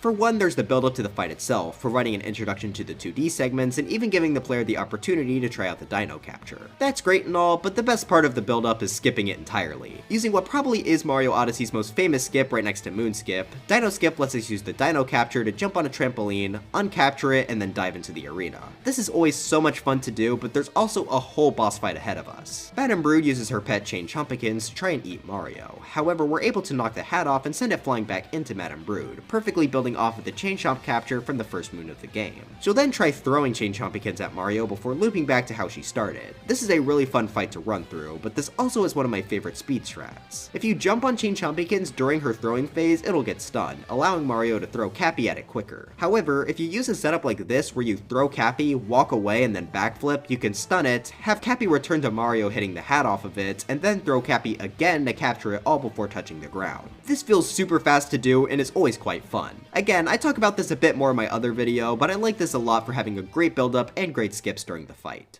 Number 7, Arrival at Rabbit Ridge. This is the main story moon of the dark side, being a big gauntlet where you fight against all 4 of the Broodals and a Mecha Broodal in a series of fights with only 1 heart refill on the journey, and if you die, you have to restart from the very beginning. Safe to say, this moon gets quite tense as it's fairly easy to take a hit or 2 in each fight. I'm super happy they gave us a chance to have a mini boss rush, and it's for the most part executed pretty well, but there is one problem I have with it that makes it not place higher. Since this takes place on the moon, all of these fights sadly have low gravity applied. That can make fighting them somewhat less fun or easier than their normal gravity variants. However, for the difficulty and concept alone, this has to place highly on the list. Plus the low gravity does work to make these fights all unique from their original counterparts. Number 6, Tussle and Toast Arena Rematch. While this is not technically the highest ranked Mushroom Kingdom rematch, I think this easily got the best change out of any of them. Now during the fight, not only do you have to worry about Knuckletech's attacks, but mummies will also spawn from the ground, making this incredibly difficult to traverse without taking any damage, especially in the phases where you have to move around it quickly. This was such a significant difficulty change that it was able to bring this moon up to being far above its original, and this doesn't even have the build up to it like that one did. I think this might even be the single hardest boss fight in the game. I'm not entirely sure about it, but I definitely have died quite a few times fighting this guy.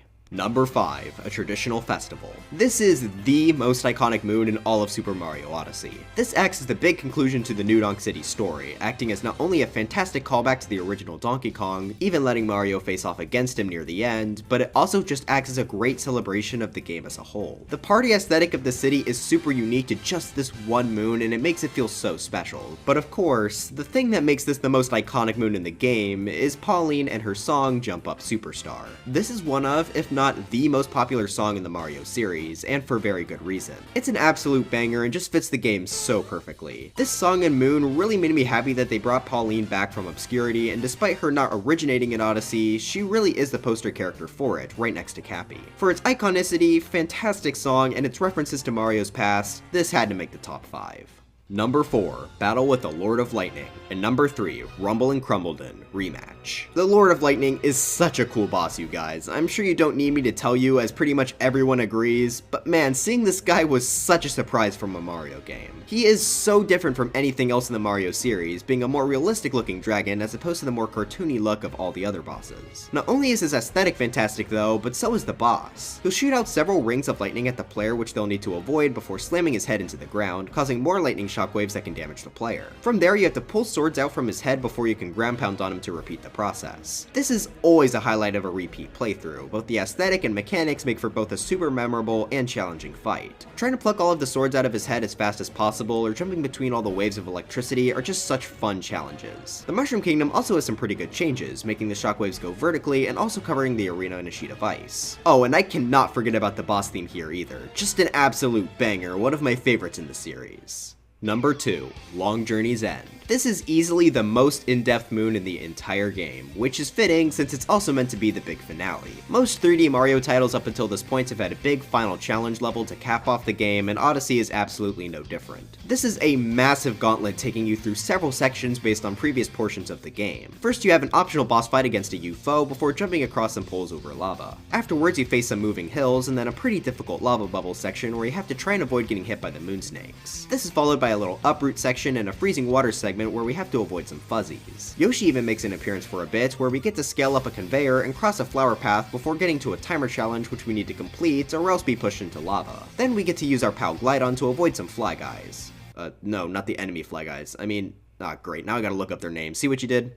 Oh, urban sting bees? Wow, I'm honestly surprised there's a Sting Bee reference of all enemies in this game. Well anyway, we then get to use some Volbonans before entering into a foggy area with a moving platform. Burbos surround us as we make our journey through it, but we have to be careful, as missing a throw and hitting one of these ring generators will make this room much harder than it already was. There's then a fairly difficult portion of the level where you have to time a Pokeo poke onto the moving platforms, where missing would be an instant death. Then you face Donkey Kong once more in a 2D segment before ending the level with a final chance to use the Bowser capture. As you all can tell by just how long the explanation of this moon was, yeah, there's quite a lot here. With so much to do, this gets to be a pretty intense moon, especially considering dying at any point means you have to restart from the very beginning. There are no checkpoints. There are a few hearts on the way, but other than that, you're left to face this gauntlet without much support. The long gauntlet alone would put this in the top 10 easily. However, there are a few things about this one in particular that make it exceptionally special. For one, just like the rest of the game, this moon is filled to the brim with small and very large shortcuts in order to beat it quicker. Some of the main ones include using this block and uproot to skip the fuzzy segment, going on top of the timer challenge platform to skip the timer challenge, but the biggest of them all is using Glydon to glide completely over the sub area to jump straight to Bowser. What I really like about these skips though is that not only are they really fun to perform, but they're not freebies either. They're fairly difficult, so the challenge of the stage still remains intact. However, none of the gameplay even compares to what actually makes this moon number 2 for me. The actual ending. See, Bowser wasn't really how this ends. After getting past this portion, you get a thank you from the dev team, and then you get sent back outside on the moon. Unlike the other Mario gauntlets though, you aren't just instantly given the end of the stage after the thank you. Instead, you are met face to face with the New Donk City Hall on the moon's surface. Though this time it's monochromatic to match the atmosphere. You notice that there are frogs around you, and one last time you need to capture them, signifying the adventure coming full circle as they were the game's very first capture. You scale the building as a quiet Honeyloon Ridge theme plays noise around you, an oddly calming end after the massive gauntlet you just faced. Finally, you make it to the top and begin climbing the pole to the moon, the same spot where a different moon was located in New Donk City, but this time it's different. The pole is a lot longer than it was originally, and as you start to climb, a quiet music box gets to play and Cappy begins to speak. His speech here is filled with so much nostalgia about the journey he and you the player have had together, and it's genuinely one of my favorite moments in the entire Mario franchise. His final line is always perfectly timed for when the moon appears on screen. From there, all that's left to do is to hit the jump button and grab your prize.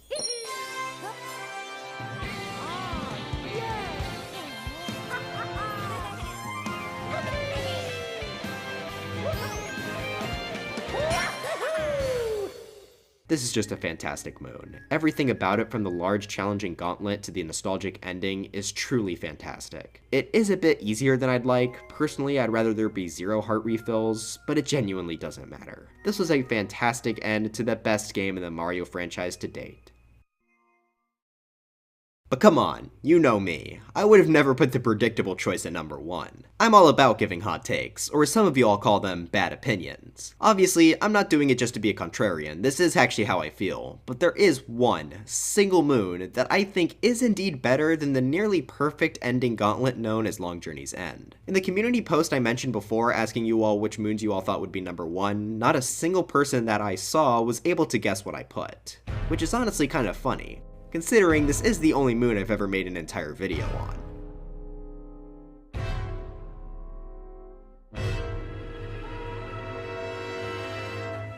Number 1, Showdown at Bowser's Castle.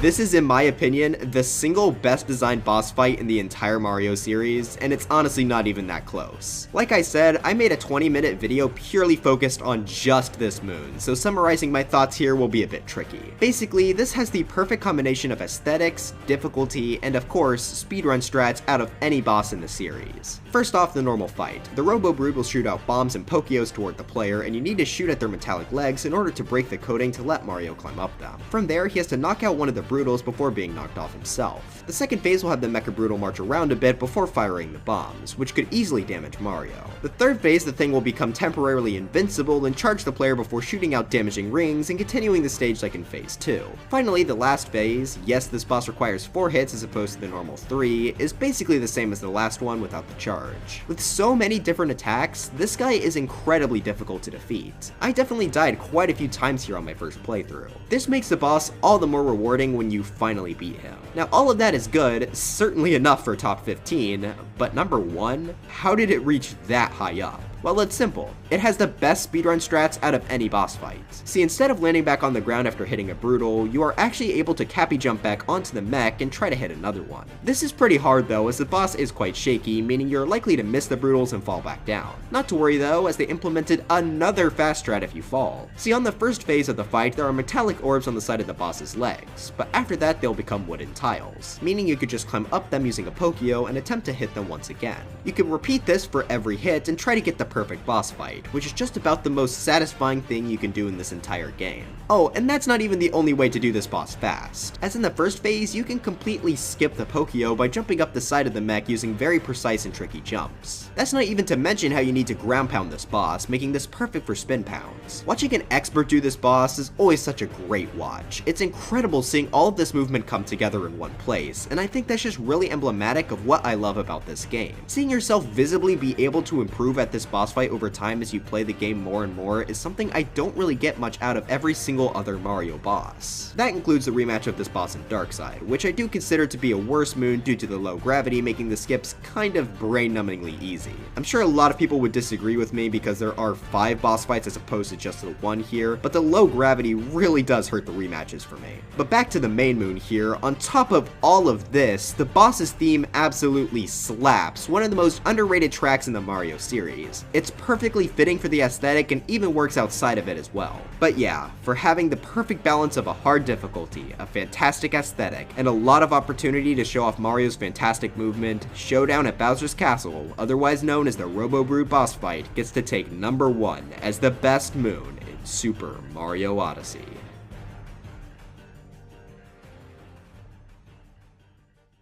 But yeah, that's it. every single moon in Mario Odyssey has been ranked. Before we go, I also wanted to quickly show off the average moon ranking for every kingdom, since I thought that would be interesting and a few of you also requested it. The lower the number the better, so here's the list on screen now. As that scrolls by though guys, I genuinely want to thank you all so much for 100k subscribers. Being able to do YouTube videos has been my dream ever since I was like 8 years old, starting my channel over 10 years ago. We've come a long way since then, and I am still in love with doing videos for the platform. I seriously appreciate every single one of you for sticking with me, even those of you I've called cringe for having a different opinion than me. You all have helped me reach this point, and I'm really excited to see how far we go from here. I have no plans on slowing down anytime soon. I'm having more fun making videos than I ever have before. I don't know what the next goal will be or what the next milestone video will be at, because I think this one's going to be pretty hard to top, but whatever the future holds for us, I'm ready to see it through. But anyways, dry bones for Smash, and I'll see you guys next time.